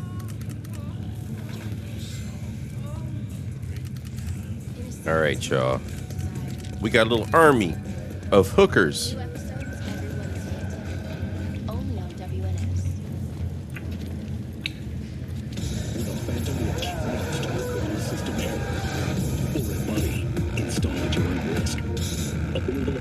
Rage! Fury! Carnage! Rude! Follow your instincts! You two head in right after us. Go straight to Clouds. About fucking time. Stay sharp. Gangoons might be lurking.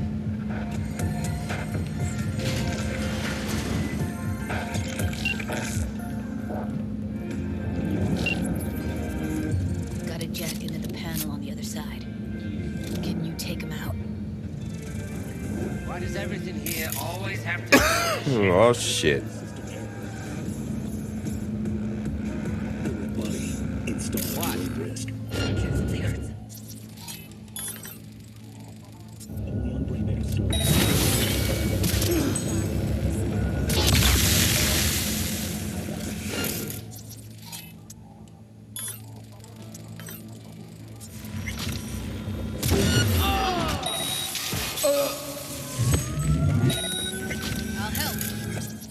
Did they detect us? They didn't detect us yet. I'm still silent. Ha ha ha ha ha. They ain't figured me out. They ain't figured out we here yet.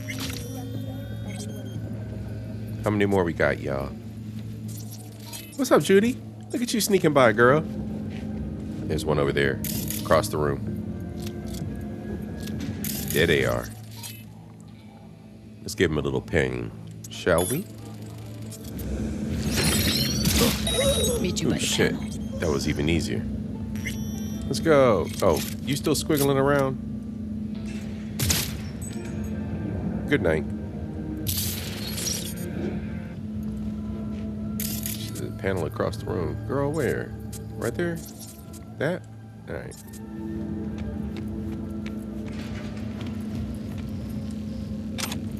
What then? Everyone all in position? Tom and Roxy should already be at Clouds.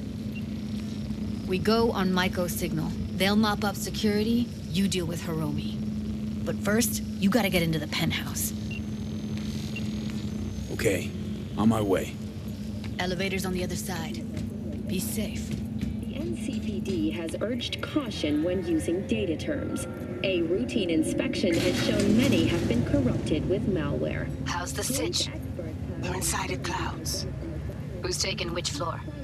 I'll take the lower level. Tom will head upstairs. We're all set. Increased gang activity. The mayor's office has raised Damn, that's a beautiful view. level to red. Residents of Arroyo and Watson are advised not to leave their homes after dark and always ensure easy access to protective firearms. Schools and hospitals have been closed. All right, on the roof. Jump down onto the balcony. Careful though, okay? Luxury has become a den for violent gangs and drug addicts. Kang Tao recently expressed interest in the purchase of Pacifica property with the aim of constructing a new server and logistics center. The city government has openly considered selling the land for a single $1 in a symbolic gesture, provided that Kang Tao demonstrates... On my mark. Go! I told you, I have shit tons of work. No, don't wait up. I'm looking for cameras. Who is this guy? I don't want any fucking dinner. Everything you cook tastes like sawdust anyway. Oh, damn. Love you too.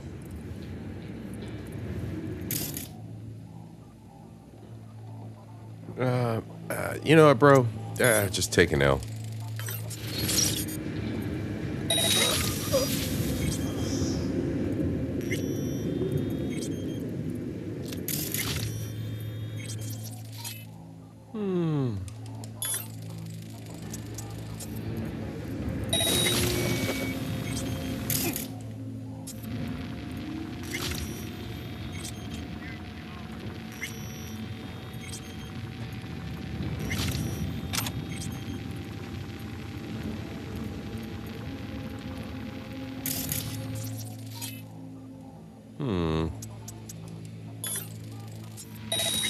Give him a little pain. He's gonna find me.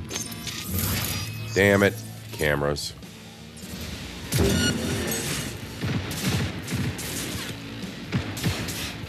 What are you guys shooting through the walls? Ouch. Ouch.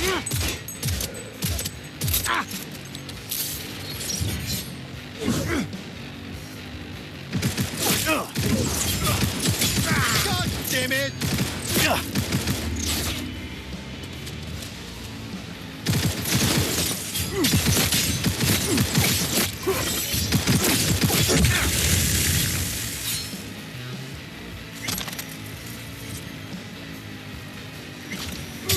Stop wiggling.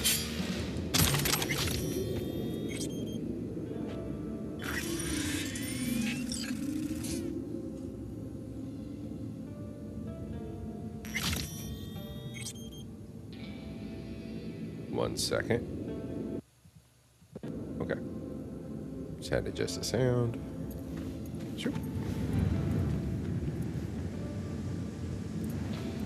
Hi.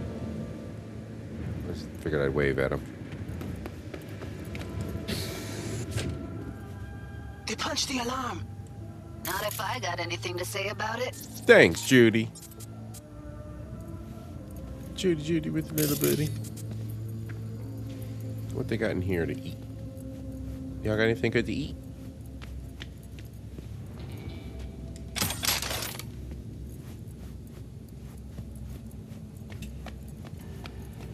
Oh, Jesus, fuck. Floor's clear. I killed him. I killed them all. Damn. Same here. Damn. Go to the surveillance cam in front of the security room.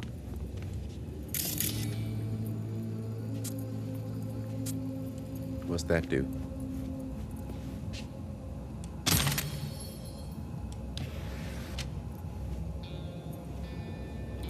Was hoping you'd make less trouble getting here.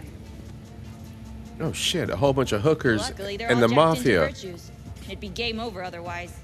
Right, wrong. Damn, Chicks will give you shit no matter what you do. Damn. This one's a real charmer, too. You get what I'm saying, Johnny? I don't like her either. She tries too hard. Should we murder her after we... I'm sorry. I didn't say that. Could have called off the guards, you know. Would have been quicker. Simpler. I don't have that kind of authority. Yet. Why are there 3 guys? What's she playing That's our at? target. Hiromi Sato. Who are the other 2? Target audience of today's presentation. Hiromi answers to them directly. Now they're gonna watch him die in a pool of his own piss. This is not what we agreed. Look at me. See this? This is a look of unfucking surprise on my I know face. the clause. To them, power is a question of strength, ruthlessness. This is the only way. Maiko. I'm about to jack him out. They will not be chirpy after the rude awakening. One show ends, another begins. Just as good and unforgettable. Understand? Maiko, our plan made no allowance for witnesses. A show of force, we said. And any show requires an audience. I know how this needs to play out, better than anyone.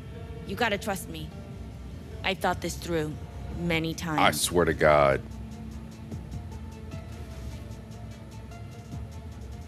Don't like this one bit. Too late for second thoughts. Tom and Roxy've done their part. Your little doll revolution is underway. Either we consolidate and win it all, or let everything go to waste. Meaning you want to replace Hiromi. Mm-hmm. Even if that means joining the Tiger Claws. How the fuck else do you expect me to protect Clouds from other gangs? God damn it. Do you think? I want this sword. Well, she is no Parker. Wait. What's going on? He said no Parker. Who is this? Living proof that Hiromi Sato's time is up. This merc has already disturbed the clientele at Clouds once. He murdered Oswald Forrest. And now he's invaded Mr. Sato's private residence. As if that were not enough, this is where Hiromi's sheer incompetence has led all of us to. What the hell? I have long looked upon Hiromi Sato's foolish, inept endeavors. But this? I think it's obvious he has outlived his usefulness. V, what the fuck's she doing? Clouds needs new management. Am I to understand that this future manager stands before me now, speaking with such zeal? With your permission. Over my dead body. We were gonna get rid of him. Oh yeah.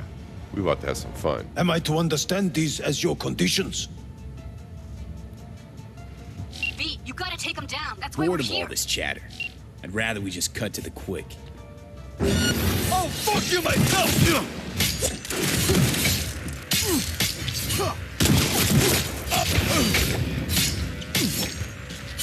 Oh, you got a sword? Fuck you. Finally! Don't you dare touch me. Finally, someone I can fuck you. You know what? Take that. V, what the hell were you thinking? You any idea what's gonna happen now? No, I don't. And I really want to fucking kill you. What might that be? They'll have their revenge. You've turned Clouds into a ticking time bomb.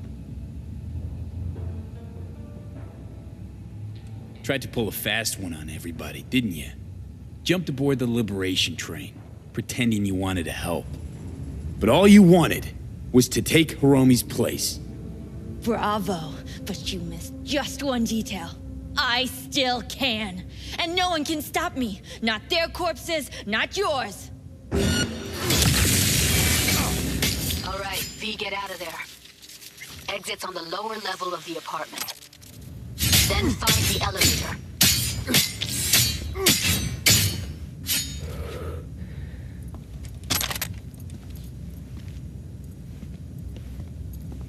No, I want that sword before I leave.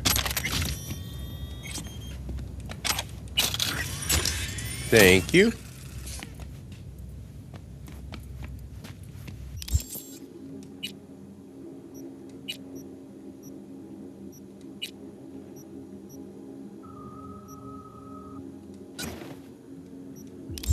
Ooh, nice.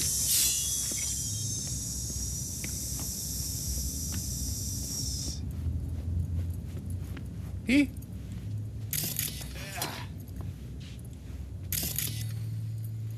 What exit you got for me, girl? Tom and Roxy are outside and safe. They weren't followed. Get down to street level, waiting by the food stalls. Let's go.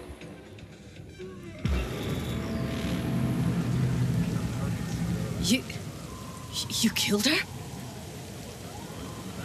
Oh my fucking god. You killed her. Judy. Are we really cutting fucking hair, splitting hairs right now? Judy.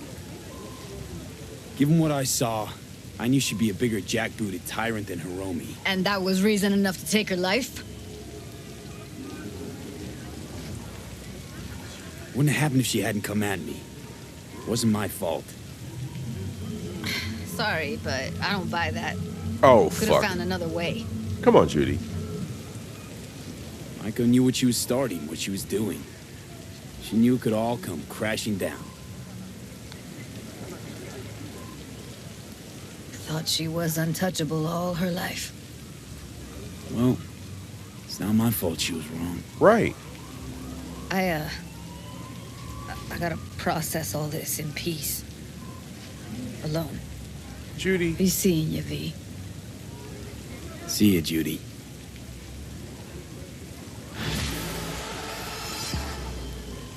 You know what? Sometimes you just can't save people from their feelings and emotions and the way they connect with other people. Like, these people knew what they got themselves in. They knew what they got themselves in. It was accountability. I'm sorry, Judy. Like, it is what it is. Whoa, wait a minute. Did he change his outfit? Why is that monk wearing a cap? Why are you wearing a cap? You're supposed to be all monk-like. I don't want trouble. All right, y'all.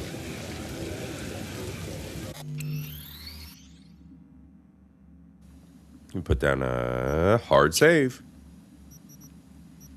Here we go. We locked it in. All right. What did we learn this evening? We learned all kinds of fun stuff from the regular show. Go back, team replay. Catch the beginning. All right.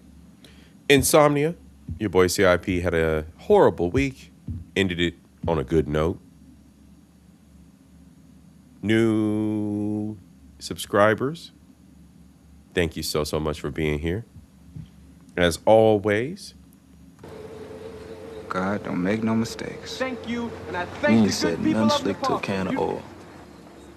thank you, and I thank the good people of Nepal. You don't even know what you did, but you're brilliant anyway, because the brilliance is the best brilliance is brilliance born not from someone ignorant. That's right.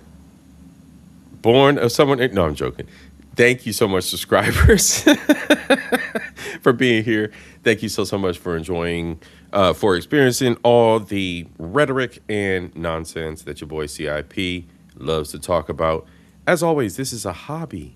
This is a hobby. And I do it because I enjoy it, because I enjoy sharing knowledge with y'all. As we did in the beginning, remember, nothing is true. Everything is permitted, y'all. Seek knowledge. Seek knowledge. All right.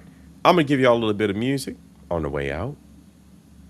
A little bit of Mr. J. Tillman. There we go. And I want everybody to enjoy their weekend. It's going to be a cold one here in Ohio. I'm not happy about that. But tomorrow's another day. I'm going to ride the bike a little bit, get my hair cut. Enjoy your Saturday, y'all. Peace.